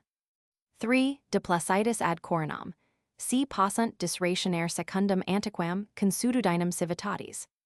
4. Infra muros nemo capiat hispitium, per vimvel per liberationem merscelli. 5. Omnes, cives Londonirum sint quieti de thelonio, et lestagio per totem Angliam et per portum maris. 6. 7. Nullus de misericordia pecunii, judister nisi, secundum legem civitatis, quam haburunt tempor Henrici regis avi me. 8. In civitate in nullo placido sit misceninga, et quod hustingus semel tantum in hebdomada teniter. 9. Terras suas et tenuras et vadamonia et debita omnia just habent, quicunc eis debit. 10. De terras sues et tenuris qui infra urbum sunt, rectum eis teniter secundum legem civitatis. Et de omnibus debitus sues qui accommodata furent apud Londonias, et de vadamoniaes ibidum factis, placida apud Londonium. 11. Et si quis in tota Anglia thelonium et consududinum ab hominibus Londonirum separat, postquem ips erecto defesserit, viscums Londonirum namium inter apud Londonias capiat. 12. Habent fugations suas, ubicum haburunt tempor regis Henrici avi me. 13. In super etiam, ad emendationem civitatis, eis concessi quad sint quieti de brudtol, et de childwhite, et de yersiv, et de scodale. Ida quad viscums mus, sic London vel aliquis alias bellivius scodella non facit. Before passing to a comparison of these charters, we must glance at the question of texts. The Charter of Henry I is taken from the select charters of Dr. Stubbs, who has gone to the Foedera for his text, which is taken from an inspeximus of 5 Edwa, Roman 4. That of Henry Roman II is taken from the transcript in the Liber Customarum, collated with the Liber Rubius. Neither of these sources is by any means as pure as could be wished. The names of the witnesses in both had always aroused my suspicions, but the collation of the two charters has led to a singular discovery. It will be noticed that in the Charter of Henry I, the citizens are guaranteed terras et wardimatum et debita sua. Now, this is on the face of it an unmeaning combination. Why should the wardmoot be thus sandwiched between the lands of the citizens and the debts due to them? And what can be the meaning of confirming to them their wardmoot? Wardmoots, when the hustings is only mentioned as an infliction and the folkmoot as a medium of extortion. Yet, corrupt though this passage on the face of it appears, our authorities have risen at this unlucky word, if I may venture on the expression, like pike. Dr. Stubbs, Professor Freeman, Miss Norgate, Mr. Green, Mr. Lofty, Mr. Price, etc., have all swallowed it without suspicion. Historians, like doctors, may often differ, but truly, when they do agree, their unanimity is wonderful. Collation, however, fortunately proves that wardimatum is nothing more than a gross misreading of vadamonia, a word which restores to the passage its sense by showing that what Henry confirmed to the citizens was the property mortgaged to them and the debts due to them. Having thus enforced the necessity for caution in arguing from the text as it stands, I would urge that, with the exception of the avowed addition at the close, the later charter has, in sundry details, the aspect of a grudging confirmation, restricting rather than enlarging the benefits conferred. This, however, is but a small matter in comparison with its total omission of the main concession itself. This fact, so strangely overlooked, coincides with the king's allusion to the sheriff as Viscom's muse, no longer the citizen's sheriff, but explains above all the circumstance, which would be quite inexplicable without it, that the firma is again, under Henry Roman II, found to be not £300, but over £500 a year. In 1164, 10 hen, Roman II, the firma of London, if I reckon it right, was, as in 1130, 31 hen I, about £520. In 1160, 6 hen, Roman II, it was a few pounds less, and in 1161, 7 hen, Roman II, it was little, it would seem, over £500. But in these calculations, it is virtually impossible to attain perfect accuracy, not only from the system of keeping accounts partly in library, partly in marquee, and partly in money, blanched, partly in money, numero, but also from the fact that the figures on the pipe rolls are by no means so infallible as might be supposed. Nor does the charter of Richard I. April 23, 1194 make any change, it merely confirms that of his father. But John, in addition to confirming this, June 17, 1199, granted a supplementary charter, July 5, 1199. Sietes nos concessus et presenti charta nostra confirma civibus Londoniarum vice-comitatum Londoniarum et de Middlesexia, cum omnibus rebus et consuetudinibus qui pertinent ad predictum vice-comitatum. Redendo indenuatum nobis et heredibus nostra CCC libras sterlingorum blancorum. Et praeterea concessimus civibus Londoniarum, quod ipsi de si ipsis facient vice-comites quascunc volerant, et amovint quando volerant. Hanc vero concessionum et confirmationum fecimus civibus Londoniarum propter emendationum adjustum civitatis, et quia antiquitas consuvit esse ad firmam pro CCC libris. Here at length we return to the concessions of Henry I, with which this charter of John ought to be carefully compared. With the exception of the former's provision about the justiciar, an exception which must not be overlooked, the concessions are the same. The subsequent raising of the firma to £400 in 1270, and its eventual reduction to £300 in 1327, have been already dealt with pp. 358, 359. We see then that, in absolute contradiction of the received belief on the subject, the shrievalty was not in the hands of the citizens during the 12th century, i.e. from 1101, but was held by them for a few years only, about the close of the reign of Henry I. The fact that the sheriffs of London and Middlesex were under Henry Roman II, and Richard I, appointed throughout by the Crown, must compel our historians to reconsider the independent position they have assigned to the city at that early period. The Crown, moreover, must have had an object in retaining this appointment in its hands. We may find it, I think, in that jealousy of exceptional privilege or exemption which characterized the regime of Henry Roman II. For, as I have shown, the charters to Geoffrey remind us that the ambition of the urban communities was analogous to that of the great feudatories insofar as they both strove for exemption from official rule. It was precisely to this ambition that Henry Roman II was opposed, and thus, when he granted his charter to London, he wholly omitted, as we have seen, two of his grandfather's concessions and narrowed down those that remained, that they might not be operative outside the actual walls of the city. When the shrievalty was restored by John to the citizens, 1199, the concession had lost its chief importance through the triumph of the communal principle.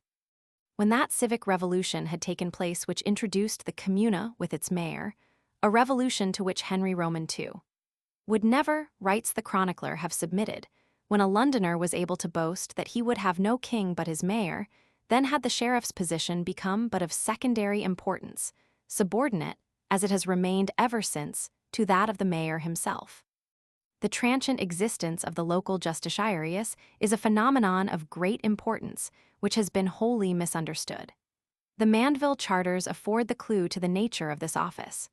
It represents a middle term, a transitional stage, between the essentially local shire reeve and the central justice of the King's Court. I have already, p. 106, shown that the office sprang from the differentiation of the sheriff and the justice, and represented, as it were, the localization of the central judicial element. That is to say, the justiciarius for Essex or Herts, or London and Middlesex, was a purely local officer, and yet exercised within the limits of his bailiwick all the authority of the king's justice. So transient was this state of things that scarcely a trace of it remains.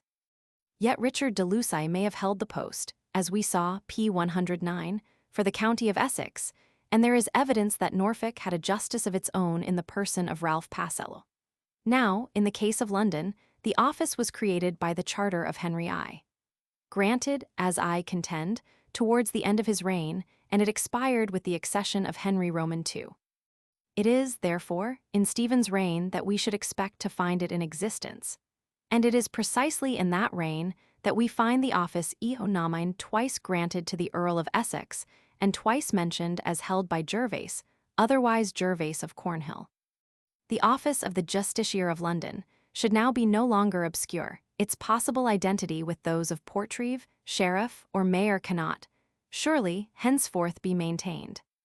On the somewhat thorny question of the right extension of Lond, Londonia or Londonii, I would explain at the outset that both forms, the singular and the plural, are found, so that either extension is legitimate. I have seen no reason to change my belief, as set forth in the Athenaeum, 1887, that Londoniae is the Latinization of the English London, and Londoniae of the Norman Londers. Vice comitatus de Londonia et de Middlesexa, pro CCC Libris. Vice comitatum Londonii et Middlesex pro CCC Libris.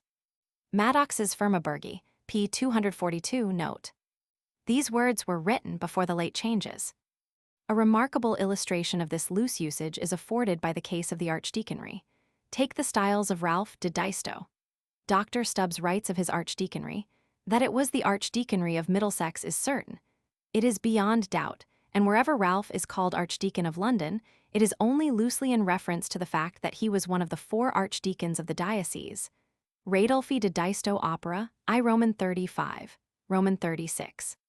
But as to this explanation, the writer adduces no evidence in support of this view, that all 4 archdeacons might be described loosely as of London. Indeed, he admits, further on PXL, note, that the title of Essex or Colchester is generally given to the holders of these 2 archdeaconries, so that really the only 2 between which confusion was likely to arise were London and Middlesex. Now, in a very formal document, quoted by Dr. Stubbs himself, P1 note, Ralph is emphatically styled Archdeacon of London.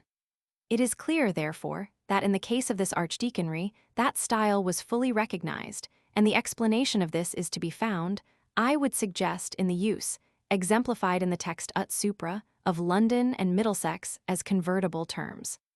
Mr. Freeman himself makes the same mistake, and insists on regarding Middlesex as a subject district round the city.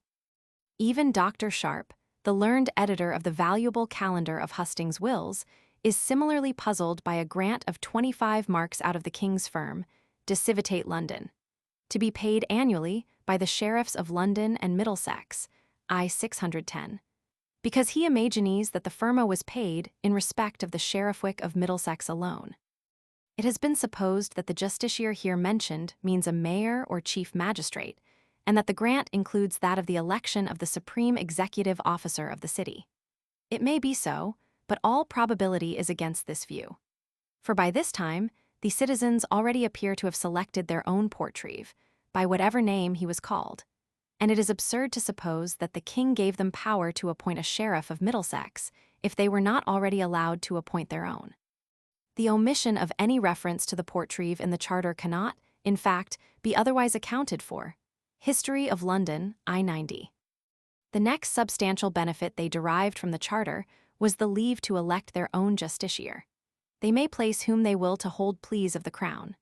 The Portreeve is here evidently intended, for it is manifestly absurd to suppose, as some have done, that Henry allowed the citizens to elect a reeve for Middlesex, if they could not elect one for themselves. And if proof were wanting, we have it in the references to the trials before the Portreeve which are found in very early documents. In one of these, which cannot be dated later than 1115, Gilbert Proudfoot, or Prutfot, described as Viscombs, is mentioned as having some time before given judgment against the dean and chapter as to a piece of land on the present site of the Bank of England. London, p. 29. Ninth Report Hist, MSS, I 66b. Reference to p. 110, supra, will show at once how vain is the effort to wrench justitiarius from its natural and well-known meaning. See Appendix O. Here and elsewhere I use shire on the strength of Middlesex having a sheriff, i.e. a shire-reeve. London, p. 126. This springs, of course, from what I have termed the fundamental error. CP 37, ante and norm, conc, Roman 3, 1869, 424, 544, 729.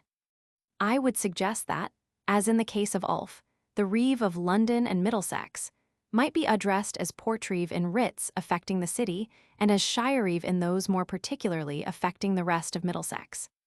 Dr. Stubbs, in a footnote, hazards the conjecture that the disappearance of the portreeve may be connected with a civic revolution, the history of which is now lost, but which might account for the earnest support given by the citizens to Stephen, etc. In another place, Select Charters, p. 300, he writes, "How long the portreeve of London continued to exist is not known, perhaps until he was merged in the mayor."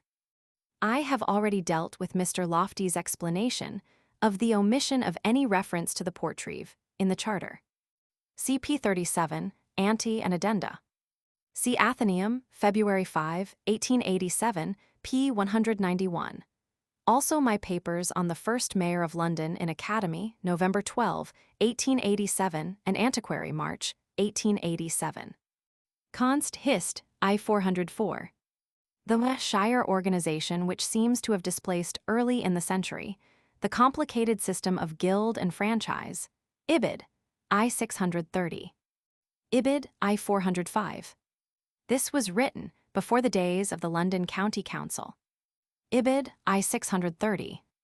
Liber de Antiquis Legibus, p. 124.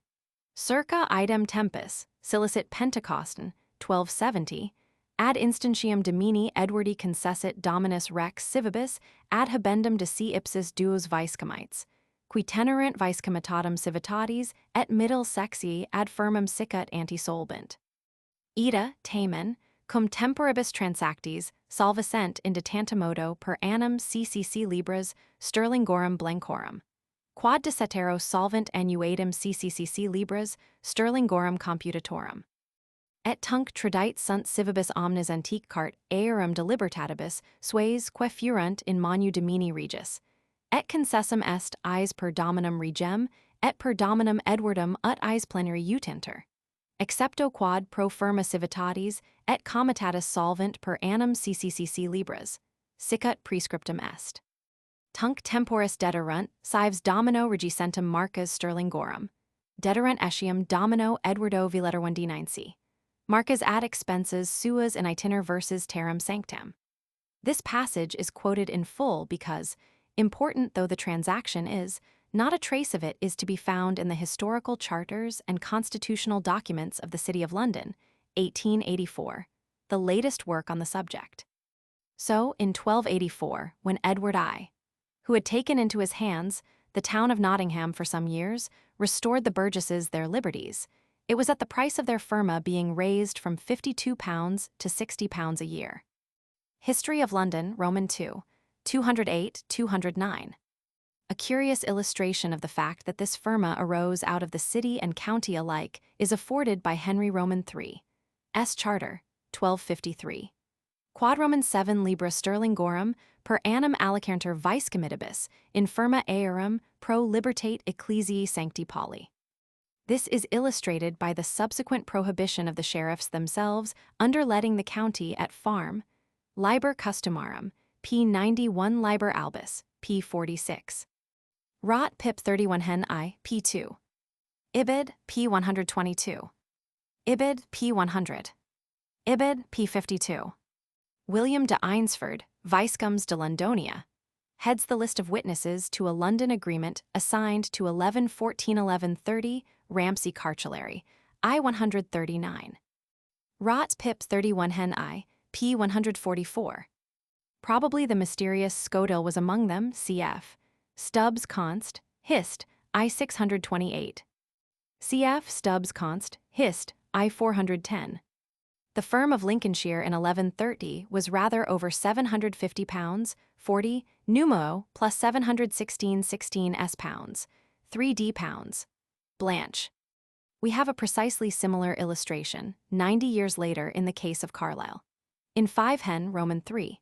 12/2021, the citizens of Carlisle obtained permission to hold their city ad firmum for £60 a year payable to the Crown direct, in the place of £52 a year payable through the sheriff, per vicecommitum, and his firm of the Shire 9th Report Hist. MSS. App. IPP. 197-202.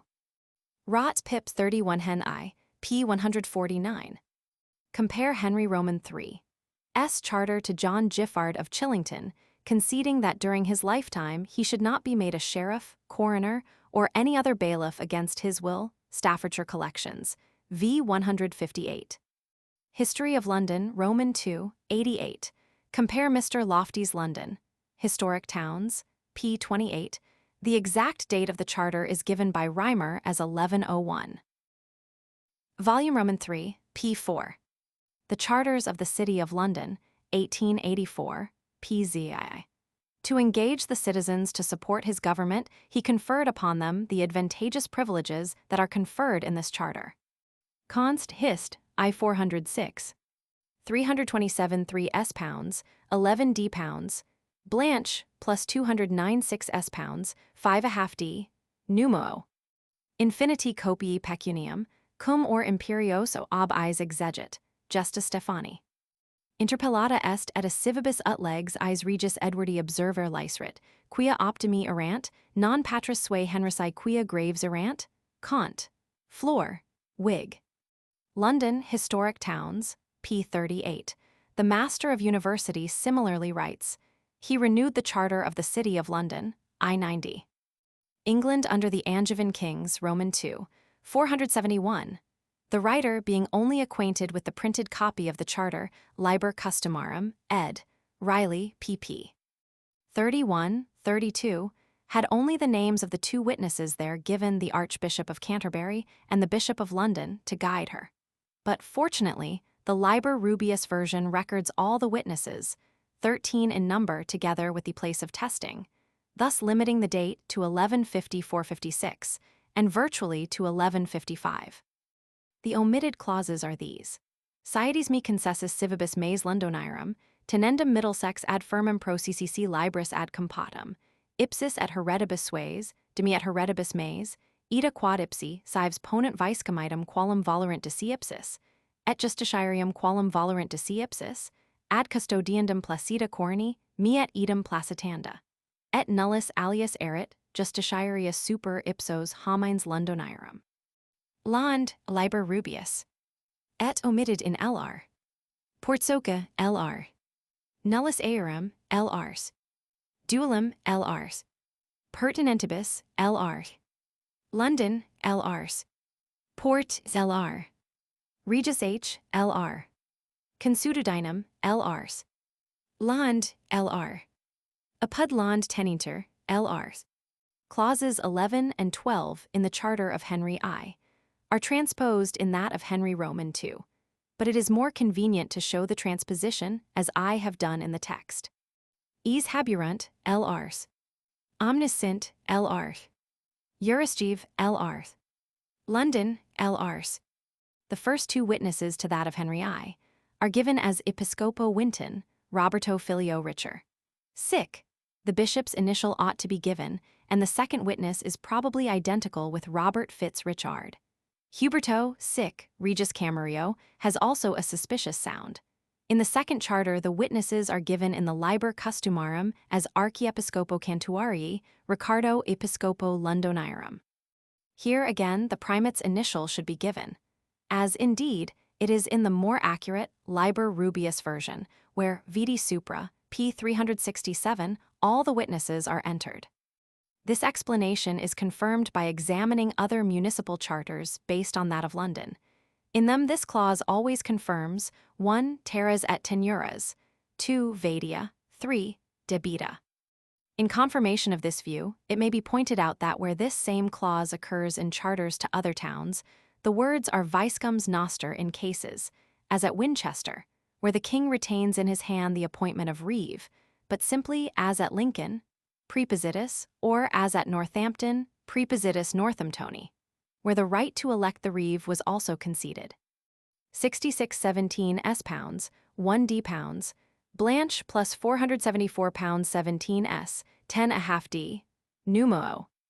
445.19 S pounds, Blanche plus 78.3 S pounds, 6 D pounds, Numa. 180.114 S pounds, 5 D pounds, Blanche plus 335.0 S pounds, 7 D, Numero. As an example of the possibility of error, in the printed roll of 1159, 5 Hen, Roman 2. A town is entered on the roll as paying Quater Roman 20, LV, Libras et Roman 2 marcas et dim. The explanation of this unintelligible entry is, I may observe, as follows. The original entry evidently ran, Quater Roman 20 et Roman 2 marcas et dim, 82.5 marks. Over this, a scribe will have written the equivalent amount in pounds, LV Library, by interlineation.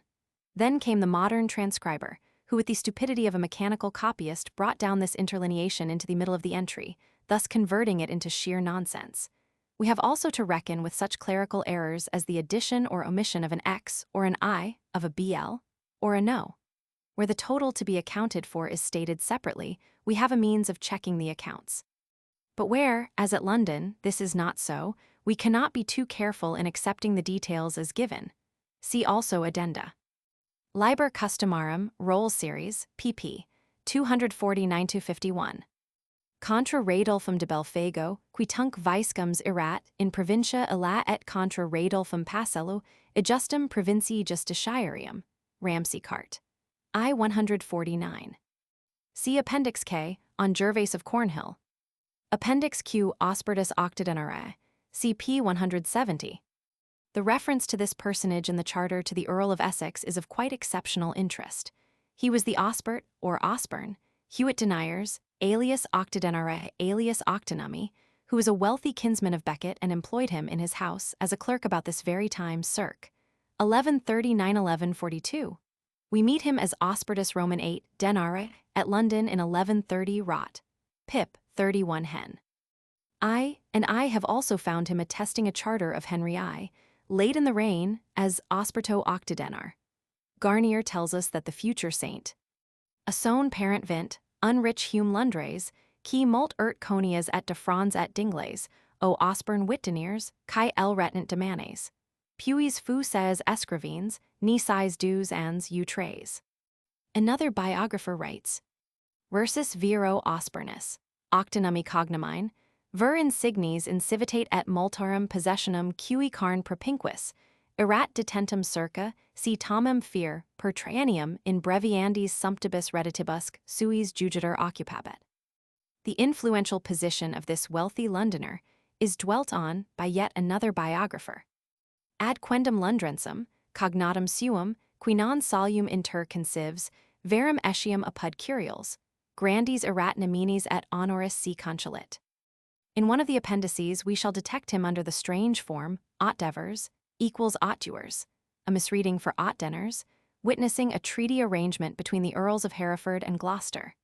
This he did in his capacity of feudal tenant to the latter, for in the Earl of Gloucester's Carta, 1166 of his tenants in Kent we read, Fidum Osperti Oitdeniers I mill, from which we learn that he had held one knight's fee.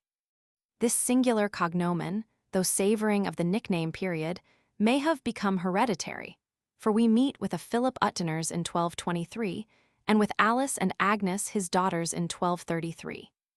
As I have here alluded to Becket, it may be permissible to mention that, as the statements of his biographers in the matter of Osbert are confirmed by this extraneous evidence, so have we also evidence in charters of his residence, as Thomas of London, in the primate's household. To 2 charters of Theobald to Earl's Colney Priory, the first witness is Toma Lond Capilano Nostro. While an even more interesting charter of the primate brings before us those 3 names, which, says William of Canterbury, were those of his 3 intimates, the first witness being Roger of Bishopsbridge, while the 4th and 5th are John of Canterbury and Thomas of London, clerks. Here is abundant evidence that Becket was then known as Thomas of London, as indeed Gervase of Canterbury himself implies. Vida St. Thomas ed. Hippo, 1859. Grimm, Octor Anonymous. Its apparent dissimilarity to the octod of Geoffrey's charter is instructive to note. Hearn, who prints this entry, Feedum Osperty Oct, Deniers I Mill. Liber Niger ed. 1774 I-53, makes it the occasion of an exquisitely funny display of erudite Latinity, in which he gravely rebukes Dugdale for his ignorance on the subject. Quid sibi velit denariata melitus ignoras viter Dugdalius quam tamen is facile intelligit, etc., etc., having himself mistaken the tenant's name for a term of land measurement. Bracton's Notebook ed. Maitland, Roman II, 616, Roman III, 495. A Nicholas Trays Deners or Tradeners occurs in Cornwall in the same reign. De Banco, 4546 Hen, Roman III. Mitch, number 16 M62. Penny and Tuppenny are still familiar surnames among us, as is also Pennefather, Pennefarthing. Adel, Ms. 5860, Falls, 221, 223 Inc. Cott, MSS, Nero C. Roman III, Fall, 188. Clerico su Tommy Londoniancy, I-160. Appendix R, The Forest of Essex, CPP, 92, 168, 182. The references to Assarts and to forest, pleas in the first and second charters of the Empress ought to be carefully compared, as they are of importance in many ways. They run thus respectively. First Charter. At ips et omnes homines sui per totem Anglium sint quieti devastis forestariis, et Assartes qua facta sunt in fido ipsius Goffredi usque ad dimquo homo mus devenet. Et at a dialo in antia omnia, illa Assarta sint a modo excultabilia, et a rebellia sine foris facto. Second Charter. Quod ips et omnes homines sui, habent et lucrantur omnia, Assarta sua libera et quieta de omnibus placitis, facta usque ad dimquo servicio domini me comitis andigavi, ac meo adhecit. A similar provision will be found in the charter to Aubrey de Vere. It is evident from these special provisions that the grantees attached a peculiar importance to this indemnity for their Assarts, and it is equally noteworthy that the Empress is careful to restrict that indemnity to those Assarts which had been made before a certain date, facta usque ad diem qua, etc. This restriction should be compared with that which similarly limited the indemnity claimed by the barons of the Exchequer, and which has been somewhat overlooked. Assarts are duly dealt with in the legs Henrici Primi, and would form an important part of the Placida Foresti in his reign. It is reasonable to presume that one of the first results of the removal of his iron hand would be a violent reaction against the tyranny of the forest. Indeed, we know that Stephen was compelled to give way upon the point. A general outburst of Assarting would at once follow. Thus the prospect of the return, with the Empress, of her father's forest law would greatly alarm the offenders who were guilty of Assarts. But further, the Earl's fief lay away from the forest proper. Why, then, was this concession of such importance in his eyes? We are helped towards an answer to this question by Mr. Fisher's learned and instructive work on the Forest of Essex. The facts there given, though needing some slight correction, show us that the crown asserted in the reign of Henry Roman III, that the portion of the county which had been afforested since the accession of Henry Roman II had, with the exception of the 100 of Tendering, been merely reafforested, having been already forest at the death of Henry I, though under Stephen it had ceased to be so. This claim, which was successfully asserted, affected more than half the county. Now it is singular that throughout the struggle, on this subject, with the crown, the true forest, that of Waltham, now Epping, was always conceded to be within forest. Mr. Fisher's valuable maps show its limits clearly. It was, accordingly, tacitly admitted by the perambulation consequent on the charter of the forest to have been forest before 1154. The theory suggested to me by these data is this. Stephen, we know, by his Charter of Liberties consented that all the forests created by Henry I should be disafforested and retained for himself only those which had been forest in the days of the first and the second William. Under this arrangement he retained, I hold, the small true forest, Waltham Forest, but had to resign the grasp of the crown on the additions made to it by Henry I, which amounted to considerably more than half the county. My view that this sweeping extension of forest was the work of Henry I is confirmed by the fact that his forest, policy is admittedly the most objectionable feature of his rule. Nor, I take it, was it inspired so much by the love of sport as by the great facilities it afforded for pecuniary exaction. In the pipe roll of his 31st year, we find, to adapt an old saying, "Forest pleas as thick as fleas in Essex," affording proof, moreover, that his forest had extended to the extreme northeast of the Lexden Hundred. Here then again, I believe, as in so many other matters, Henry Roman II ignored his predecessor and reverted to the status quo ante. Nor was the claim he revived finally set at rest, till Parliament disposed of it forever in the days of Charles I. An interesting charter bearing on this subject is preserved to us by Inspeximus. It records the restoration by Stephen to the Abbess of Barking of all her estates afforested by Henry I. Now, this charter, which is tested at Clarendon, perhaps the only record of Stephen being there, is witnessed by W. Martle, a de Vere, and E. Fitzjohn. The name of this last witness dates the charter as previous to 1138, when he threw over Stephen, and virtually to the king's departure for Normandy early in 1137. Consequently, and this is an important point, we here have Stephen granting, as a favor, to Barking Abbey what he had promised in his great charter to grant universally. This confirms the charge made by Henry of Huntingdon that he repudiated the concession he had made. His subsequent troubles, however, must have made it difficult for him to adhere to this policy or check the process of asserting. His grant to the abbess was unknown to Mr. Fisher, who records an inquest of 1292, by which it was found that the woods of the abbess were without the regard, and the regarders were forbidden to exercise their authority within them. Ut de heis essartes decanter quieti, qui furent ante diem qua rex illustris Henricus primus rebus humanis exemptus est. Dialogus I. 11. The reason for the restriction is added. See, for instance, The Forest of Essex Fisher, p. 313. As a matter of fact, her son's succession was marked by the exaction of heavy sums, under this head, as shown by the extracts from his first pipe roll in the Red Book of the Exchequer. Pat 2 Hen Roman 6, p. 3 m18. Redo et concedo ecclesi burchingi et abbatici, adel omnes boscos et terras suas, quas Henricus rex afforestavit, ut elas excalet et hospiter. Probably present as a brother of the abbess, sorer pagani filii Johannes. Omnes forestas quas rex, Henricus superadidit ecclesiae, et rigno quietas redo et concedo. Appendix S. The Treaty of Alliance between the Earls of Hereford and Gloucester, CP 176. The document which is printed below is unknown, it would seem, to historians. It is of a very singular and, in many ways, of a most instructive character. The fact that Earl Miles is one of the contracting parties dates the document as belonging to the period between his creation, July 25, 1141, and his death, December 24, 1143.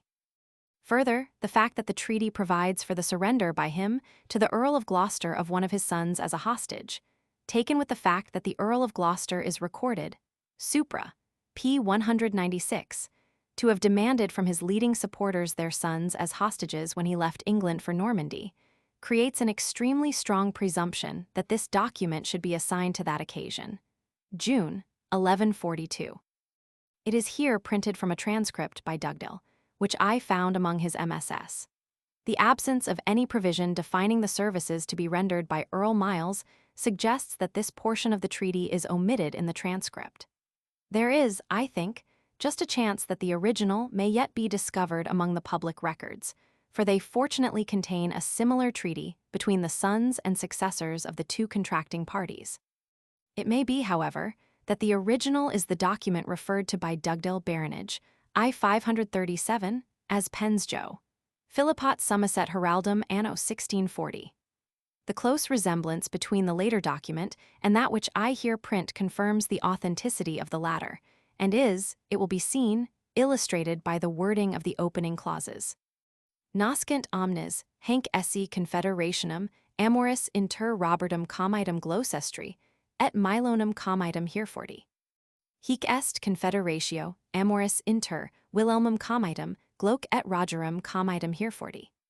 We have also the noteworthy coincidence that Richard de Saint Quentin and Hugh de Hise, who are here hostages respectively for the Earls of Gloucester and Hereford, figure again in the later document as hostages for the Earl's successors. Another document with which this treaty should be carefully compared is the remarkable agreement in the same reign between the Earls of Chester and of Leicester, though this latter suggests by its title, Hic est conventio, et finalis pax et concordia, etc., the settlement of a strife between them rather than a friendly alliance. I see in it, indeed, the intervention, if not the arbitration, of the Church. Both these alliances, again, should be compared, for their form, with the treaty between Henry I and Count Robert of Flanders. Although a generation earlier than the document here printed, the parallels are very striking. Robertus comes Flandrii, fide et Sacramento assecuravit regi Henrico vitam suam et membra qui corpori seu pertinent, et quad juvabit eum, etc. Poro comitissa affidavit, quad, quantum potrit, comitum in hac convention tenebit, et in amicitia regis, et in predicto servideo fideliter per amorum. Hugis conventionis tenendi ex part comitus obsides sunt subscripti, quod si comes ob hac convention exirit et, infra excel dies emender nolurit, etc. Robertus comes Gloucestri assecuravit Milonum comitum herefore fide et Sacramento, ut custodiet illi pro toto possi suo et sine ingenio suum vitam et suum membrum, et auxiliabiter illi, etc. Et in hac ipsa confederation amoris, affidavit comitissa Gloucestri, quad suum dominum in hoc amore erga Milonum comitum Hereford pro possi suo tenebit. Et de hac convention tenenda ex part comitus Gloucestri sunt he obsides, etc. Quad si comes Gloucestri de hac convention exiert, et si infra excel dies si nolit erga comitum herefore eriger, etc. The treaty. Nascent omnes hanc esse confederationum amoris inter Robertum comitum Gloucestri, et Milonum comitum herefore. Robertus comes Gloucestri, assecuravit Milonum comitum herefore, fide et Sacramento ut custodiet illi pro toto possi, suo, et sine ingenio suum vitam et suum membrum, et terranem suum honorum. Et auxiliabiter illi ad custodiendum sua casella, et sua recta et sua hereditaria, et sua tenimenta, et sua conquisita qui modo habet et qui faciet. Et suas consuetudines et rectitudines, et suas libertates in bosco, et in plano et aquas. Et quad sua hereditaria qui modo non habet auxiliabiter ad conquirendum. Et si aliquis velit into comedi Hereford malum facere, vel de aliquo decrescere, si comes Hereford velit into gerer, quad Robertus comes Gloucestri cum illo si tenerit. Et quad ad suum possi illi auxiliareter per fidem, et sine ingenio, nec pacem nec truyas cum illis haberit qui malum comedi Hereford inferit, nisi per bonum velet grantem, sic comitus Herefordii. Et nominatum de hac gera qui modo est inter imperatricem, et regem Stephanum si cum comite Hereford tenebit, et ad unum opus erit, et de omnibus aliis geris. Et in hac ipsa confederation amoris affidavit comitissa Gloucestri, quad suum dominum in hoc amore erga Milonum comitum Hereford pro possi suo tenebit.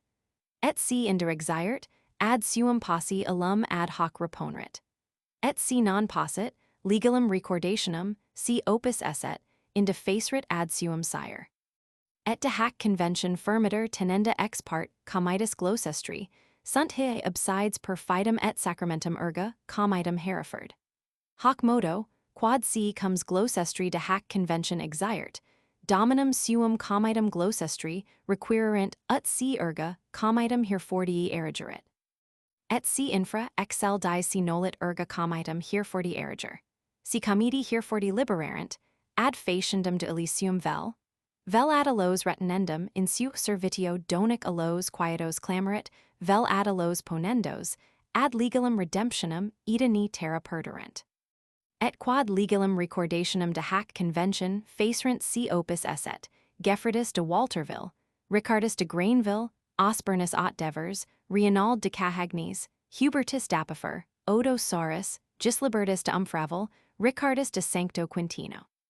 Et ex part Milanus comitus Hereford, ad istud confirmandum concessit Milo, comes Hereford Roberto comedi Gloucestri, Mathilum filium suum tenendum in absidum donic gera inter imperatricem, et regem Stephanum, et Henricum filium imperatricis finiater.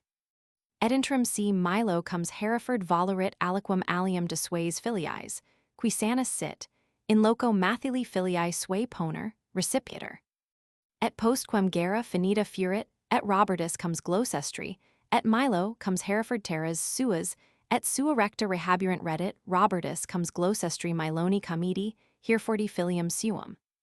Et hinc de probis hominibus utrius comitus considerebuntur, et capiantur absides, et securitates de amore ipsorum comitum tenendo in perpetuum.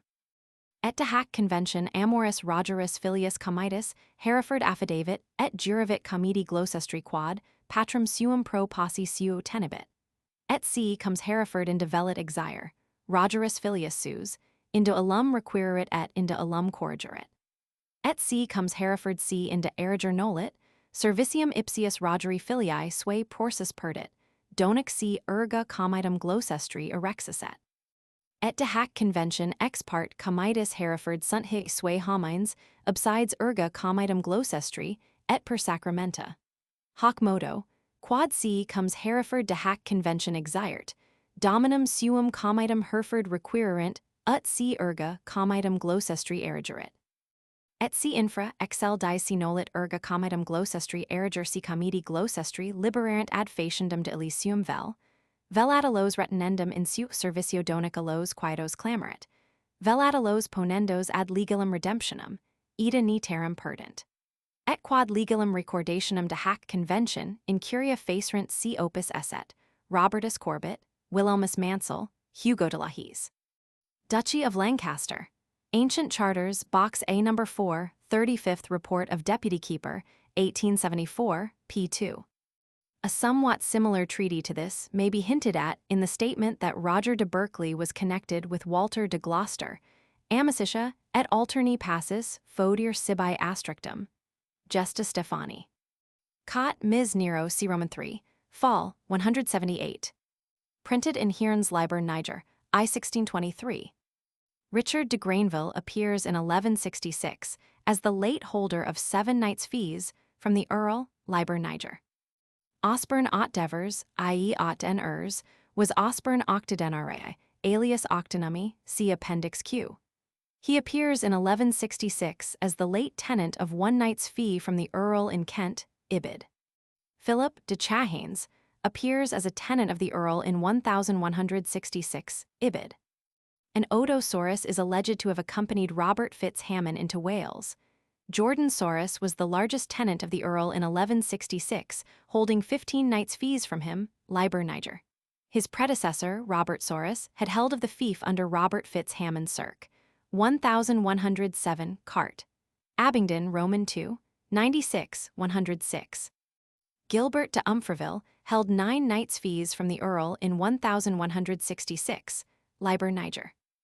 Richard de St. Quintin held 10 knights' fees from the Earl in 1166, Ibid. His family had been tenants of the fief even under Robert Fitz-Hammon cart. Abingdon, Roman 2, 96, 106. Appendix T, a Fidatio in Mano, CP 177. Hanc autumn, affidavi manu me propria in manu ipsius comitus Goffredi. This formula, affidavi, in manu, is deserving of careful study. It ought to be compared with a passage in the Chronicle of Abingdon, Roman 2, 160, describing how, some quarter of a century before, in the assembled county court, Comitatus of Berkshire, the delegate of the abbey, pro ecclesia affidavit fidem in manu ipsius vice comitus, vident toto comitato. This was a case of a fidatio by proxy, but in the above charter we find Geoffrey stipulating for a fidatio in person, propria manu, by the empress, her husband, and her son. Accordingly, when the young Henry confirms his mother's charter to Aubrey de Vere, CP 186, he does so manu me propria in manu Huguenis to Inga, sicut mater me imperatrix affidavit in manu comitus Goffredi. Thus Geoffrey allowed himself the privilege, which he refused to the other contracting party, of a fidatio by proxy, and made Hugh de Ing his delegate for the purpose. A curious allusion to this practice is found in the words of Ranulph Flambard some half a century earlier, when he promises the captor in whose power he was to grant him all that he can ask. Et ni discretas promissis, ex manu affirmo quod pollacer. Continuatio Historiae Turgoti, Anglia Sacra, I 707. The formula was probably of great antiquity. It occurs in the lifetime of Archbishop Oswald, died 992, who obtained a lease for life on behalf of a certain Wulfric, of the provisions in which we read. Hoc totum idem Wulfricius, sub oculis multorum quia durant, in manu viri de qui pro eo intercessor accessorat affidavit. Cron. Ram, p. 81. It is found, however, as late as 1187, when at the foundation of Dodnash Priory the canons, juraverunt et fidem in manu nostra corporaliter. Firmaverunt, says the bishop, Ancient Charters, p. 88. Another late instance is found in the Burton Cartulary Fall. 33, where Robert Fitzwalter, that his grant inconcussum perminat, in toto comitatu, multis cementibus qui si ipsos testes concesserunt, in manu vice comitus surlinus manu mi hoc tenendum et servandum affidevi. So also in the pipe roll of 3 John we find recorded a lease. Et quod ips Michael et Everardus Frater sus affideverunt in manu H. Cantuarensis arch. Hanc conventionum fideliter tenendum? Rot. 6b. An instance, in 1159, may be quoted from the Cartulary of St. Michael on the Mount because of its curious legal bearing. Robert de Belvoir mortgages to the abbey lands which he had settled on his wife in dower, and in order to bar her claim, she, by her brother, guarantees the transaction by, affidatio in manu, to the abbot's delegate. This arrangement should be compared with that which is discussed in my Ancient Charters, pp. 22-23. Perhaps, however, the most singular case is one which I noted in the Cartulary, Ms. of Revolks, and which is also of the reign of Henry Roman II. A widow grants lands to that abbey, et elam donationem tenendum et fideliter observandum manu propria affidavit in manu vice comitissi, vid. Bert Uxorus vice comitis Ranulphi de Glanville. The conjunction here of the 2 women, the presence of the great Glanville himself, and the part played by his wife, together with the title assigned her, all combined to render the transaction one of unusual interest. It was by this formal and binding pledge that the leaders of the English host swore to one another to do or die on the field of the Battle of the Standard. Turning to William of Aumale, and placing his hand in his, Walter Aspec pledged his faith that he would conquer or be slain, and his fellow commanders did the same. It was again by this solemn pledge, towards the close of Stephen's reign, that the Bishop of Winchester, before his brother prelates, covenanted to surrender Winchester to the Duke at the king's death, even as the Duke himself had covenanted, April 9, 1152, with the Bishop of Salisbury concerning Devizes Castle, in terms to be closely compared with those of his charter to Aubrey, and his mother's to Earl Geoffrey in 1142. The practice is, I find, alluded to incidentally by Giraldus Cambrensis, who tells us that the Welsh adeo fidei fotis, aliis inviolabile gentibus, parvipendir solent, ut non in series solum et necessariis, verum in ludicrous, omnic fear verbo firmando, dextra manus utmos est perection, signo usuali dato, fidem gratis effundir consuverant. Here the point of the complaint is that they made light of this solemn practice, indulging in it freely on every occasion instead of reserving it for important matters. The existence of this archaic, fidei fotis, as the formal confirmation of a contract is, of course, of the greatest interest. It still lingers on, not only with us but abroad. In San Marino, Italy, for instance, sales are conducted with much animation. 2 sturdy proprietors stand back to back. A third party stands between the 2. He pulls one by the shoulder, the other by an elbow, and finally by an apparently acrobatic feat he unites their hands. A political survival, Macmillan's, January, 1891, p. 197. In the Lebanon, we are told by a well-informed writer. A few months ago I had occasion to enter into a business contract with one of my Druze farmers. When we were about to draw up the agreement, the Druze suggested that, as he could neither read nor write, we should ratify the bargain in the manner customary among his people. This consists of a solemn grasping of hands together in the presence of 2 or 3 other Druzes as witnesses, whilst the agreement is recited by both parties. Accordingly, the farmer brought 3 of his neighbors to me, and the terms of our contract having been made known to them, one of them took the right hand of each of us and joined them together, whilst he dictated to us what to say after him. The Druses, Blackwoods, January, 1891, pp. 754, 755. With us, Gerald would be grieved to hear, the ancient form survives not only for the bargain but the bet, though it only continues in full vigor as the sign of the marriage contract, where the minister shall cause the man with his right hand to take the woman by her right hand, and to say after him as followeth. Even as the Druses, we have seen, make their contracts today, and as the Empress Maud sealed her own 7 centuries ago. The allusion by the Empress to the Christianitas Angliae refers doubtless to the fact that the breach of such a fidatio would constitute a lecio fidei, and would thus become a matter for the jurisdiction of the courts Christian. It was indeed on this plea that these courts claimed to attract to themselves all cases of contract, a claim against which it is necessary to explain. An article, number 15 of the Constitutions of Clarendon, 1164, was specially directed.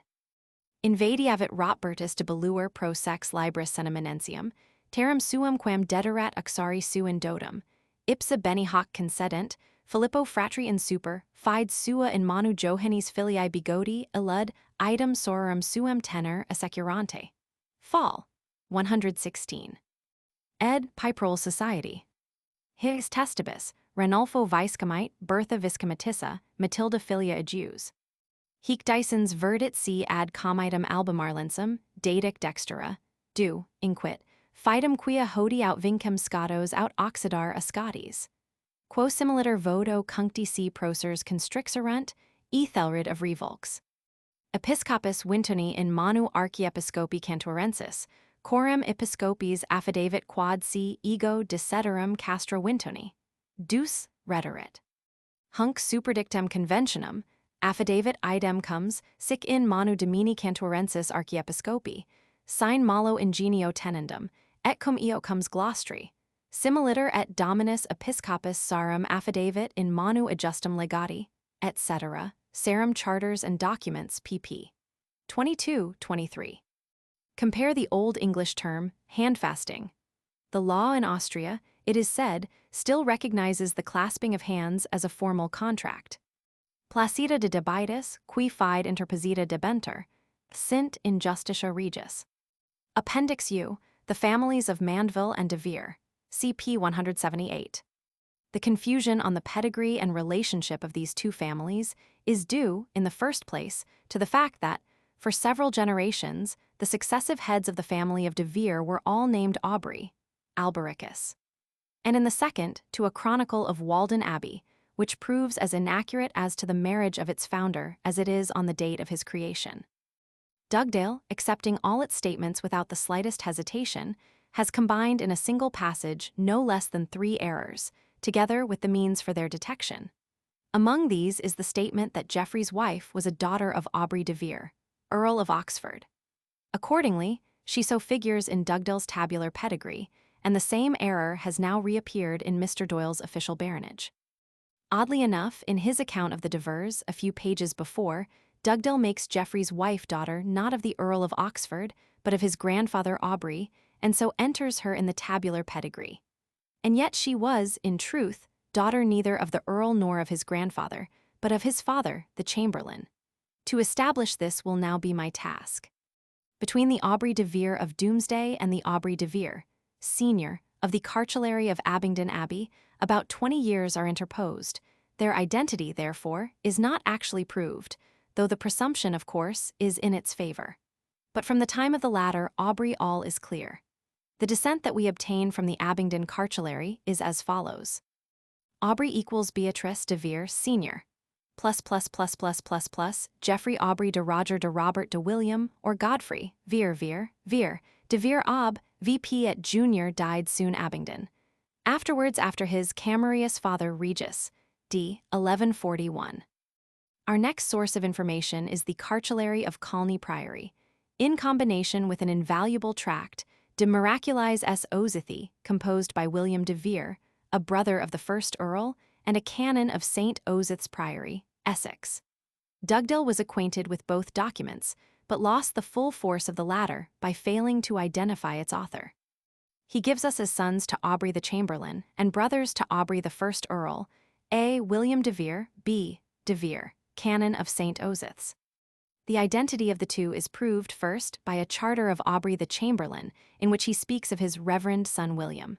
Secondly, by a charter of Aubrey the Earl, witnessed by his brother William, presbyter. Thirdly, by the charter from the Empress to the Earl, in which she provides for all his brothers the chancellorship, a clerical post, being promised to William. We may further assert of this tract that it must have been written after 1163, for the canon tells us that his mother has spent her 22 years of widowhood at St. Osyth, and her husband had been killed in 1141.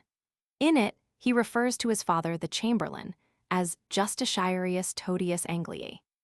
To this we may trace Dugdale's assertion that he held that high office, a statement which exercised the mind of Foss, who complains that it is difficult to tell on what authority he is introduced among its holders both by Dugdale and Spellman. He further speaks of his mother as Adeliza, daughter of Gilbert de Clare, and exults in the fact that she has spent her widowhood, not in the family priory at Colney, but in that of his own St. Osyth. He refers also to his sister, Adeliza de Essex Ophelia Alberici de Vere et Adelizy. Now, we have abundant evidence that Adeliza de Essex was sister to the Countess Rohes, wife of Geoffrey de Mandeville, and was aunt to their sons, Earls of Essex. Accordingly, we find the Countess Rohes giving a rent charge to Colney Priory for the souls of her father, Aubrey de Vere, and her husband, Earl Geoffrey, and we also find her son, Earl William, confirming the charter, Avime Alberici de Vere. It is quite clear that the Countess Rohes, wife of Geoffrey de Mandeville, first Earl of Essex, was sister of Alice de Essex, and daughter of Aubrey de Vere the Chamberlain by his wife Alice, daughter of Gilbert de Clare. But who was Alice de Essex? We must turn, for an answer to this question, to the Chronicle of Walden Abbey. There we shall find that she married twice and left issue by both husbands. Her first husband was Robert de Essex, her second was Roger Fitz Richard, of Clavering, Essex, and Warkworth, Northumberland, ancestor of the Claverings. Now, Robert de Essex was a well-known man, being son and heir of Swegen de Essex, Sheriff of Essex under William the Conqueror, and grandson of Robert Fitz Wimmark, a favorite of the Confessor, under whom he too was Sheriff of Essex. The descent is proved, in a conclusive manner, by the description of the second Robert among the benefactors to Lewes Priory, in one place as Robert Fitz Sewin, and in another as Robert de Essex. Robert had founded Prittlewell Priory as a cell to Lewes, Alberico de Vere et Roberto Frater Ejus attesting the foundation charter. Robert's son and heir was the well-known Henry de Essex. So far all is clear. But unfortunately, it is certain that Robert de Essex left a widow, Gunner, a bigod by birth, who was mother of his son Henry. Therefore, Alice of Essex cannot have been his widow. Consequently, she must have been the widow of another Robert de Essex, possibly a younger son of his, who held Clavering from his elder brother Henry. In any case, by her second husband, Roger Fitz Richard, Alice was mother of Robert Fitz Roger, of Clavering. We are now in a position to construct an authentic tabular pedigree, showing the relationship that existed between the families of Mandeville and de Vere. William de Aubrey equals Alice Mandeville. De Vere de Clare created Great Dow. Of Chamberlain Gilbert de Clare died 1141. Died circ. 1163, William equals Beatrice de 1 Geoffrey de equals Rohes equals 2 Payne de Say. Mandeville de Vere Beauchamp sent Earl of Said to of Bedford, Essex, d. 1144. Have died 1207. William Geoffrey de William de Simon de Say. Mandeville Beauchamp, ancestor of N.D. Earl of 3rd Earl of Fitzpiers, Essex, Earls of D. 1166, D. 1189, Essex. Down arrow, arms, quarterly, or, and gules, a bend. Aubrey equals Alice de Vere de Clare created Great Dow. Of Chamberlain Gilbert de Clare died 1141.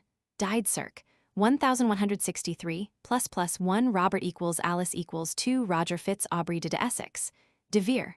Richard of Vere Warkworth 1st Earl of Oxford. Robert Fitz Aubrey Roger of de Vere Clavering Earl of an Oxford, Warkworth.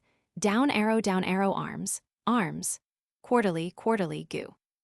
Or and gules and or a ben sable, mullet argent in the first quarter. It should be observed that this pedigree is not intended to show all the children. It gives those only which are required for our special purpose. On some points, there is still need of more original information. No doubt Beatrice, wife of William de Say, was sister, and not daughter, to Geoffrey de Mandeville. I know of nothing to the contrary. Still, the fact would seem to rest on the authority of the Walden Chronicle. The remarriage of the Countess of Essex to Payne de Beauchamp, and her parentage by him of Simon are both well established, but the date of her death is taken from the Chronicle, and seems suspiciously late. So also does that which is assigned to her brother, the Earl of Oxford, namely, 1194, 52 years after the charter of the Empress. Still, the fact that his mother survived her husband for 22 years implies that her children may have been comparatively young at his death. Both Aubrey and Rohes may therefore have been several years junior to Geoffrey de Mandeville. But the main point has been, in any case, established, namely, the true relationship of these baronial houses. That which is given by Dugdale contains the further error of representing Alice de Vere as wife, not of Robert de Essex, but of Henry. Mr. W. S. Ellis, in his Antiquities of Heraldry, p. 210, observes with truth that, as to this relationship, the existing accounts are conflicting and that of Dugdale contradictory. But I cannot admit that his own version is correct, or approximately so.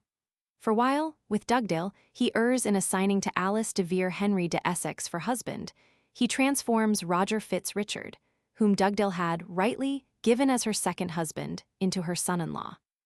My reason for alluding to this passage is that, after I had worked out the heraldic corollaries of this descent in their bearing on the adoption of coat armor, I found that I had been anticipated in this investigation by the author of that scholarly work, the Antiquities of Heraldry.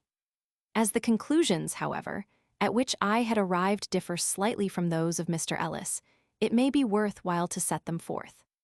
Mr. Ellis writes thus of the simple quarterly shield.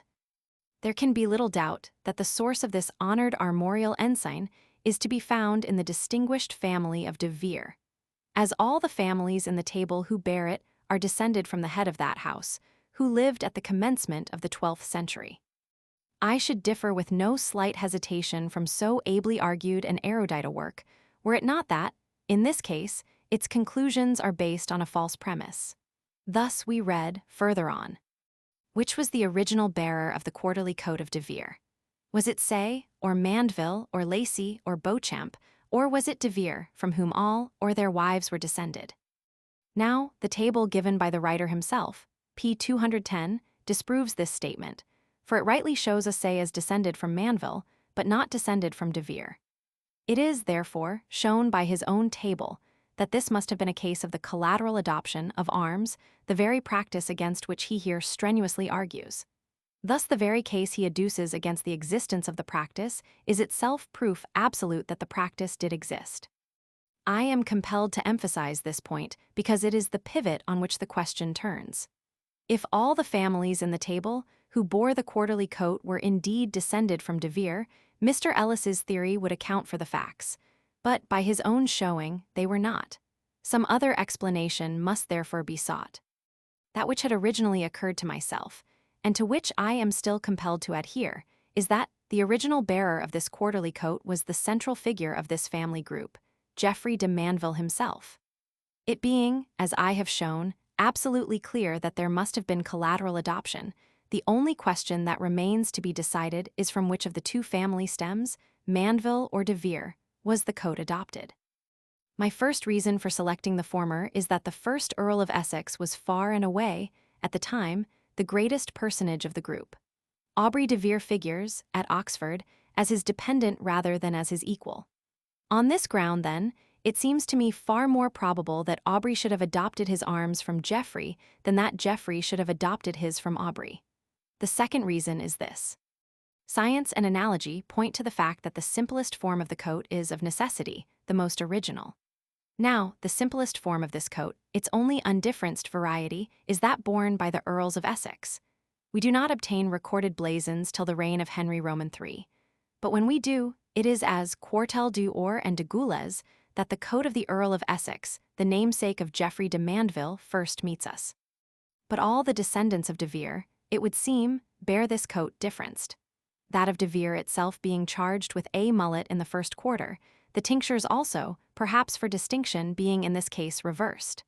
Thus heraldry, as well as genealogy, favors the claim of Mandeville as the original bearer of the coat.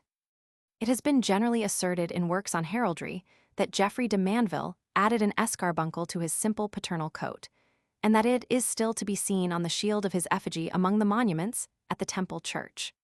But antiquaries have now abandoned the belief that this is indeed his effigy, and the original statement is taken only from that Chronicle of Walden, which is in error in its statements on his foundation, on his creation, on his marriage, and on his death. Nor is there a trace of such a charge on the shields of any of his heirs. But the consequences of the theory here laid down have yet to be considered. A little thought will soon show that no hypothesis can possibly explain the adoption of the quarterly coat by these various families at any other period than this in which they all intermarried. If we wish to trace to its origin such a surname as Fitzwalter, we must go back to some ancestor who had a Walter for his father. So with derivative coats of arms. By Mr. Ellis's fundamental principle, we ought to find the House of de Vere imparting its coat, for successive generations, to those families who were privileged to ally themselves to it. Yet we can only trace this principle at work in this particular generation. If Mandeville and Mandeville's kin adopted, as he holds, the coat of de Vere, why should not de Vere, in the previous generation, have adopted that of Clare? Nothing, in short, can account for the phenomena except the hypothesis that these quarterly coats all originated in this generation, and in consequence of these intermarriages. The quarterly coat of the great Earl would be adopted by his sister's husband de Say, and by his wife's brother de Vere, and by those other relatives shown in the pedigree. Once adopted they remain, till they meet us in the recorded blazons of the reign of Henry Roman III. The natural inference from this conclusion is that the reign of Stephen was the period in which heraldic bearings were assuming a definite form. Most heralds would place it later. Mr. Ellis would have us believe that we ought to place it earlier. The question has been long and keenly discussed, and as with surnames, we may not be able to give with certainty the date at which they became generally fixed. But at any rate, in this typical case, the facts admit of one explanation and of one alone. If, as I take it, heraldic coats were mainly intended, as at Evesham, to distinguish their bearers in the field, it is not improbable that these kindred coats may represent the alliance of their bearers, as typified in the Oxford Charters, beneath the banner of the Earl of Essex. CP 45. Baronage, I 203b. Ibid, I 201. M. Rohays D. of Aubrey de Vere, afterwards Earl of Oxford, I 682. Baronage, I 188b. Ibid, 189. Strange to say, Dugdale gives also this third and right version Ibid, I 463a. In Cole's transcript, British Museum. Ibid number 31. Ibid number 43. CP 182. It would seem clear that this William must have been the Dominus Wilhelmus de Vere, to whom Dr. Stubbs alludes as the early friend and fellow student, at the University of Paris, of Arnulf, Bishop of Lycia, and of the celebrated Ralph de Daisto, who may have been born, Dr. Stubbs suggests, about 1122. Bishop Arnulf, asking Ralph to come over and pay him a visit, tells him that William de Vere has promised to come too, see preface to Radulfus de Daisto, pp. Roman 32, note live, but some difficulty is caused by his appearing as a canon, not of St. Osyth's, but of St. Paul's in 1162 and later, 9th Report Historical MSS. App. IPP. 1932a. It would seem to have been the latter William de Vere who became Bishop of Hereford in 1185 and died 1199. He had received the Camarilla Angliae from Henry I, in a charter which must have passed on the occasion of the king leaving England for the last time in 1133. Maddox has printed the charter, which has a valuable list of witnesses in his Baronia Anglica, from Dugdale's transcript. Judges of England, I 89. Thus the Chronicle of Walden Abbey, Arundel MSS. relates that at the death of Geoffrey, Earl of Essex, in 1166, his mother was living at her priory of Chicksand with her sister Adeliza of Essex, On the succession of his brother William, Alicia de Sexia came to Walden Abbey ordinante comite Wilhelmo ejus nepot, and settled and died there ibid. Cap. 18. But the most important evidence is a charter of this same Earl William, abstracted in Lansdowne MSS. 259 Fall. 67 granting to Adelicia of Essex, his mother's sister, the town of Einho in free dower over and above the dower she had received from Roger Fitz Richard, her lord. This charter is witnessed by his mother, Rosia Comatissa, Simon de Beauchamp, his uterine brother, Geoffrey de Vere and William de Vere, his uncles, Ranulph Glanville and Geoffrey de Say, who was his cousin. He had previously granted Einho in 1170 to Roger Fitz Richard in exchange for Compton co-Warwick, his charter being witnessed inter alios by John de Lacy, the Constable of Chester, CP 392N, Ranulph de Glanville and Geoffrey de Say. See my paper on a charter of William, Earl of Essex, in Ang Hist. Review, April, 1891. Colney Cartulary Nos. 51-54. Domino su primo marito Roberto Silicet de Sexia, Walden Abbey Chronicle. Dugdale makes her, in error, the wife of Henry de Essex. This descent has not hitherto been established, and Mr. Freeman speaks of Swedgen of Essex as father or grandfather of Henry de Essex. He appears in the charters of this priory as Robertus Filius Suin, and as Robertus de Essex Filius Suin. See Appendix N. His paternity, which is well ascertained, is further proved by his confirmation, in the MS. Colchester Cartulary, of a gift by his father, Robert de Essex, to St. John's Abbey, Colchester. I have purposely abstained from touching on the relationship of Lacy to de Vere, because there is evidently error somewhere in the account given by Dugdale, and as the descent is without my sphere, I have not investigated the question. The Rochulus de Dominabus should be consulted, nor do I discuss the descent of Sackville. Mr. Ellis wrote, "The Code of Sackville, quarterly, a bend vere, is doubtless derived from de Vere, but by what match does not clearly appear. It is singular that William de Sackville, who died circa 1158, is said to have married Adeliza, daughter of Aubrey the Sheriff, which points to some connection between the two families." Antiquities of Heraldry, p. 209. Ibid, p. 230. Ibid, pp. 228-32. Doyle's official baronage, I 685. I must certainly decline to accept the rash conjecture of Mr. Ellis that the mullet of de Vere represents the chamberlainship, on the ground that one of his predecessors, Robert Mallet, might have borne a mullet as an heraldic and elusive cognizance. CP 226N. Compare the case of Raymond, Le Gros, meeting William Fitz Aldelin, on his landing in Ireland December 1176, at the head of 30 of his kinsmen, Clipes Assumptis Unius Armaturi, Expugnatio Hiberni. Appendix V, William of Arcs, CP 180. Separate treatment is demanded by that clause in the charter to Aubrey which deals with the fief of William of Arcs. Et duet concedo I totem terram Wilhelmi de Albrensis, sine placido, pro servicio suo. Simul cum hereditate et jurquad clamet ex part uxorus sui sicut, unquam Wilhelmus d'Archis Emilius tenuit. The descent of this barony has formed the subject of an erudite and instructive paper by the late Mr. Stapleton. The pedigree which he established may be thus expressed. William equals Beatrice of Arcs. 1 Nigel equals Emma equals 2 Manasses de Monville. Heiress of Kant of her father's Gisnes, English D. Cirque, fief. Ruellen equals Matilda. Rose or equals Henry Davranches Sibyl, Castellan of Drabrincis, Ob VP Berberg, held part of the Arcs fief jur uxoris, Sheriff of Kent, plus William 1 Aubrey equals Beatrice equals 2 Baldwin Davranches de Vere, sole heiress, Lord of Son and Heir, Arders.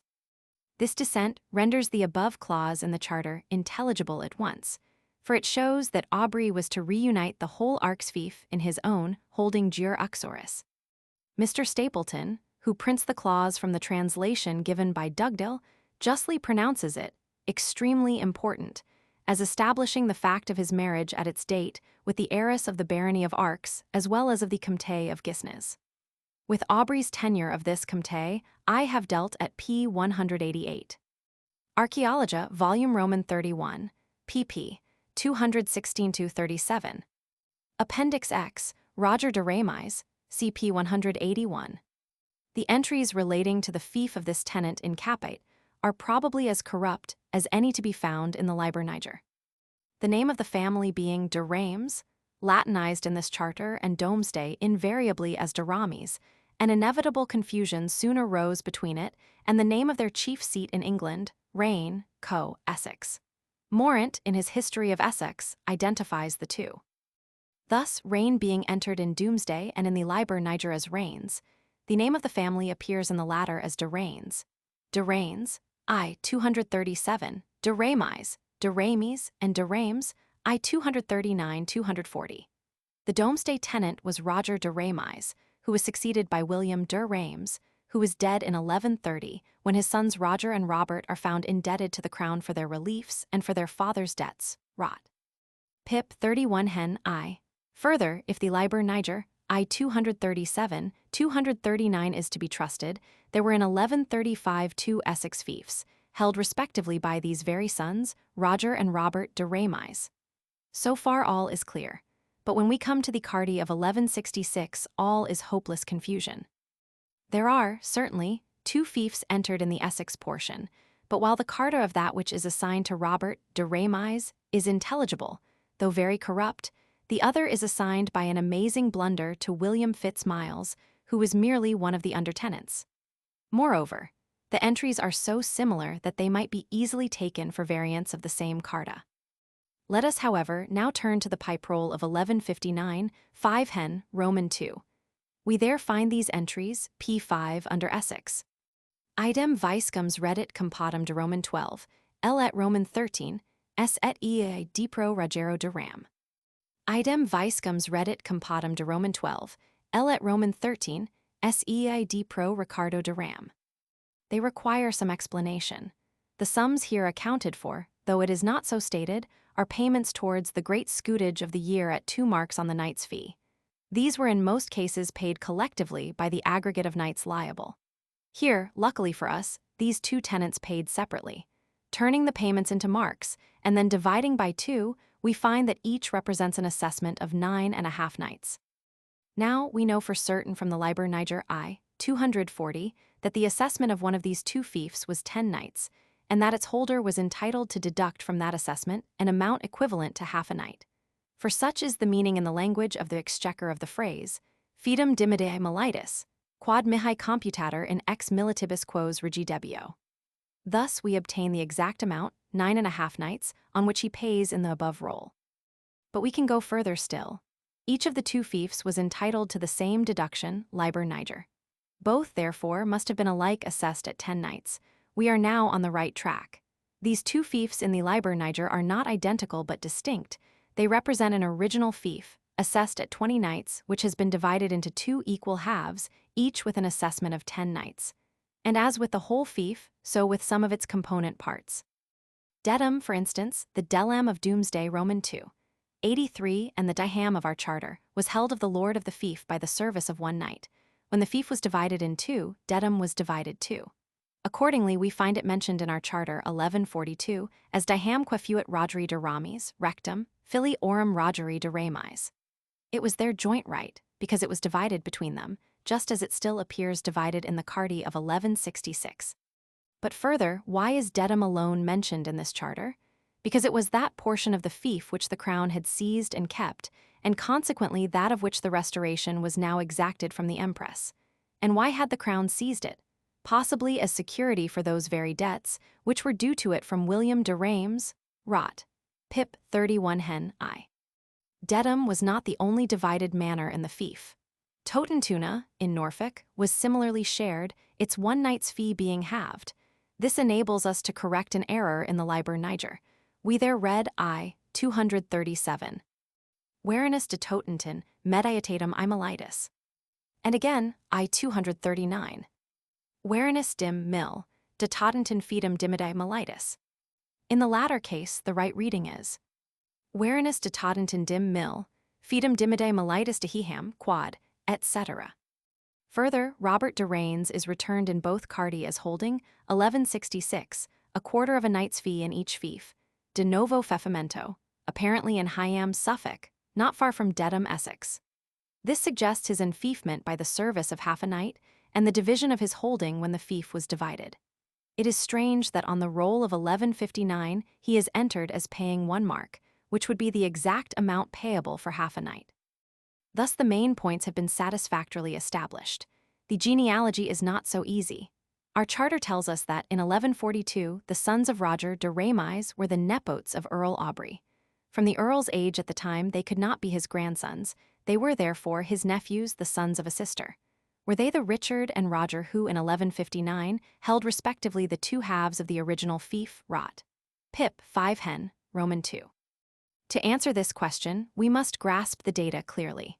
In 1130 and in 1135 the 2 fiefs were respectively held by Robert and Roger, the sons of William. In our charter, 1142, we find them, it would seem, held by the sons of Roger, probably of tender years. This would suggest that the Robert, son of William, of 1135 had died childless before 1142, and that his fief had been reunited to that of his brother Roger, only, however, for the joint fief to be again divided between Roger's sons. But the question is further complicated by some documents relating to the Church of Ardley, one of which is addressed by Robertus de Ramillies filius Rogeri de Ramillies to Robert, Bishop of London, while another, addressed to the same bishop, proceeds from Robert, son of William de Ramillies, apparently his uncle. In 1159 the 2 fiefs reappear as held respectively by Roger and Richard de Ramillies. In 1165, rot. Pip, 11 hen, Roman 2. We find them held by William and Richard de Ramillies, and thenceforth they were always known as the fiefs of William and of Richard. The actual names of the holders of the fiefs in 1166, one of which is ignored by the Black Book and the other given as Robert, are determined by the Pipe Roll of 1168, where they are entered as William and Richard. Thus, at length, we ascertain that the carta assigned to William filius Milanus was in truth that of William de Ramillies, while that which is assigned to Robert de Ramillies was in truth that of Richard de Ramillies. The entry on this pipe roll relating to the latter fief throws so important a light on the carta of 1166 that I here print the 2 side by side. Hic sunt milits qui tenerunt de fido Roberti de Reims, diqua rex Henricus fuit vivis et mortus, viz. Wilhelmus filius Joslini Roman 2 milites Philippus parage fidem dim. Militus. Horum servidium diffortient mihi Wilhelmus filius Joslini, et Philippus. Simon de Cantalupo detinet mihi hingeham quam tenor, debio de reget in dominio meo. Ricardus de Remis reddit compotum de ex Marsis pro ex militibus. In the sorrow Roman 33 sol.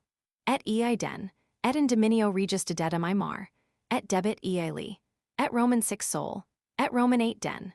Sed calumniator quad pico detani habit Roman 2 milits per regem, et simo de Cantalu eos, et comes Albricus dim, et Philippus perch dim.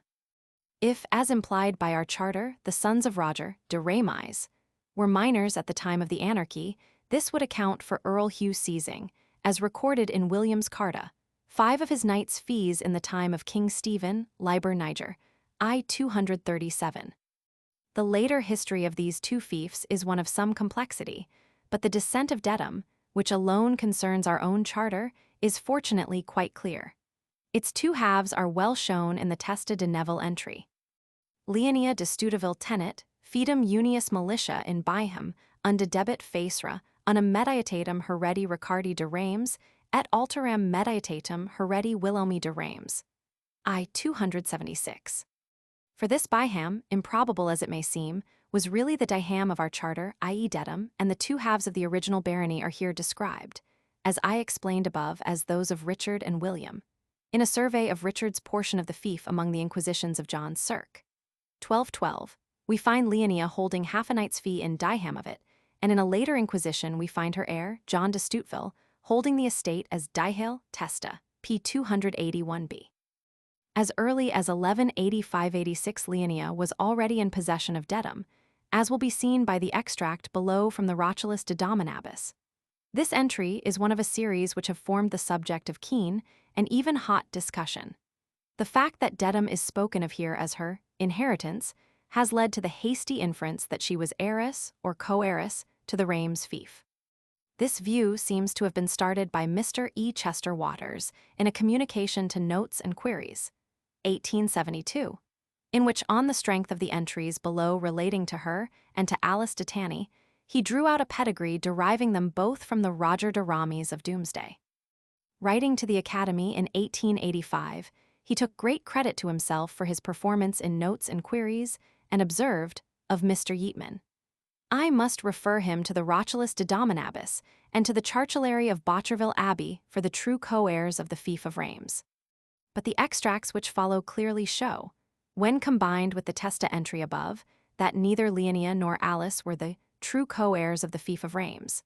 For they were merely under tenants of that fief, Leonia holding 1 knight's fee from the tenants of the whole fief, and Alice 2 knights' fees from the tenants of Richard's portion.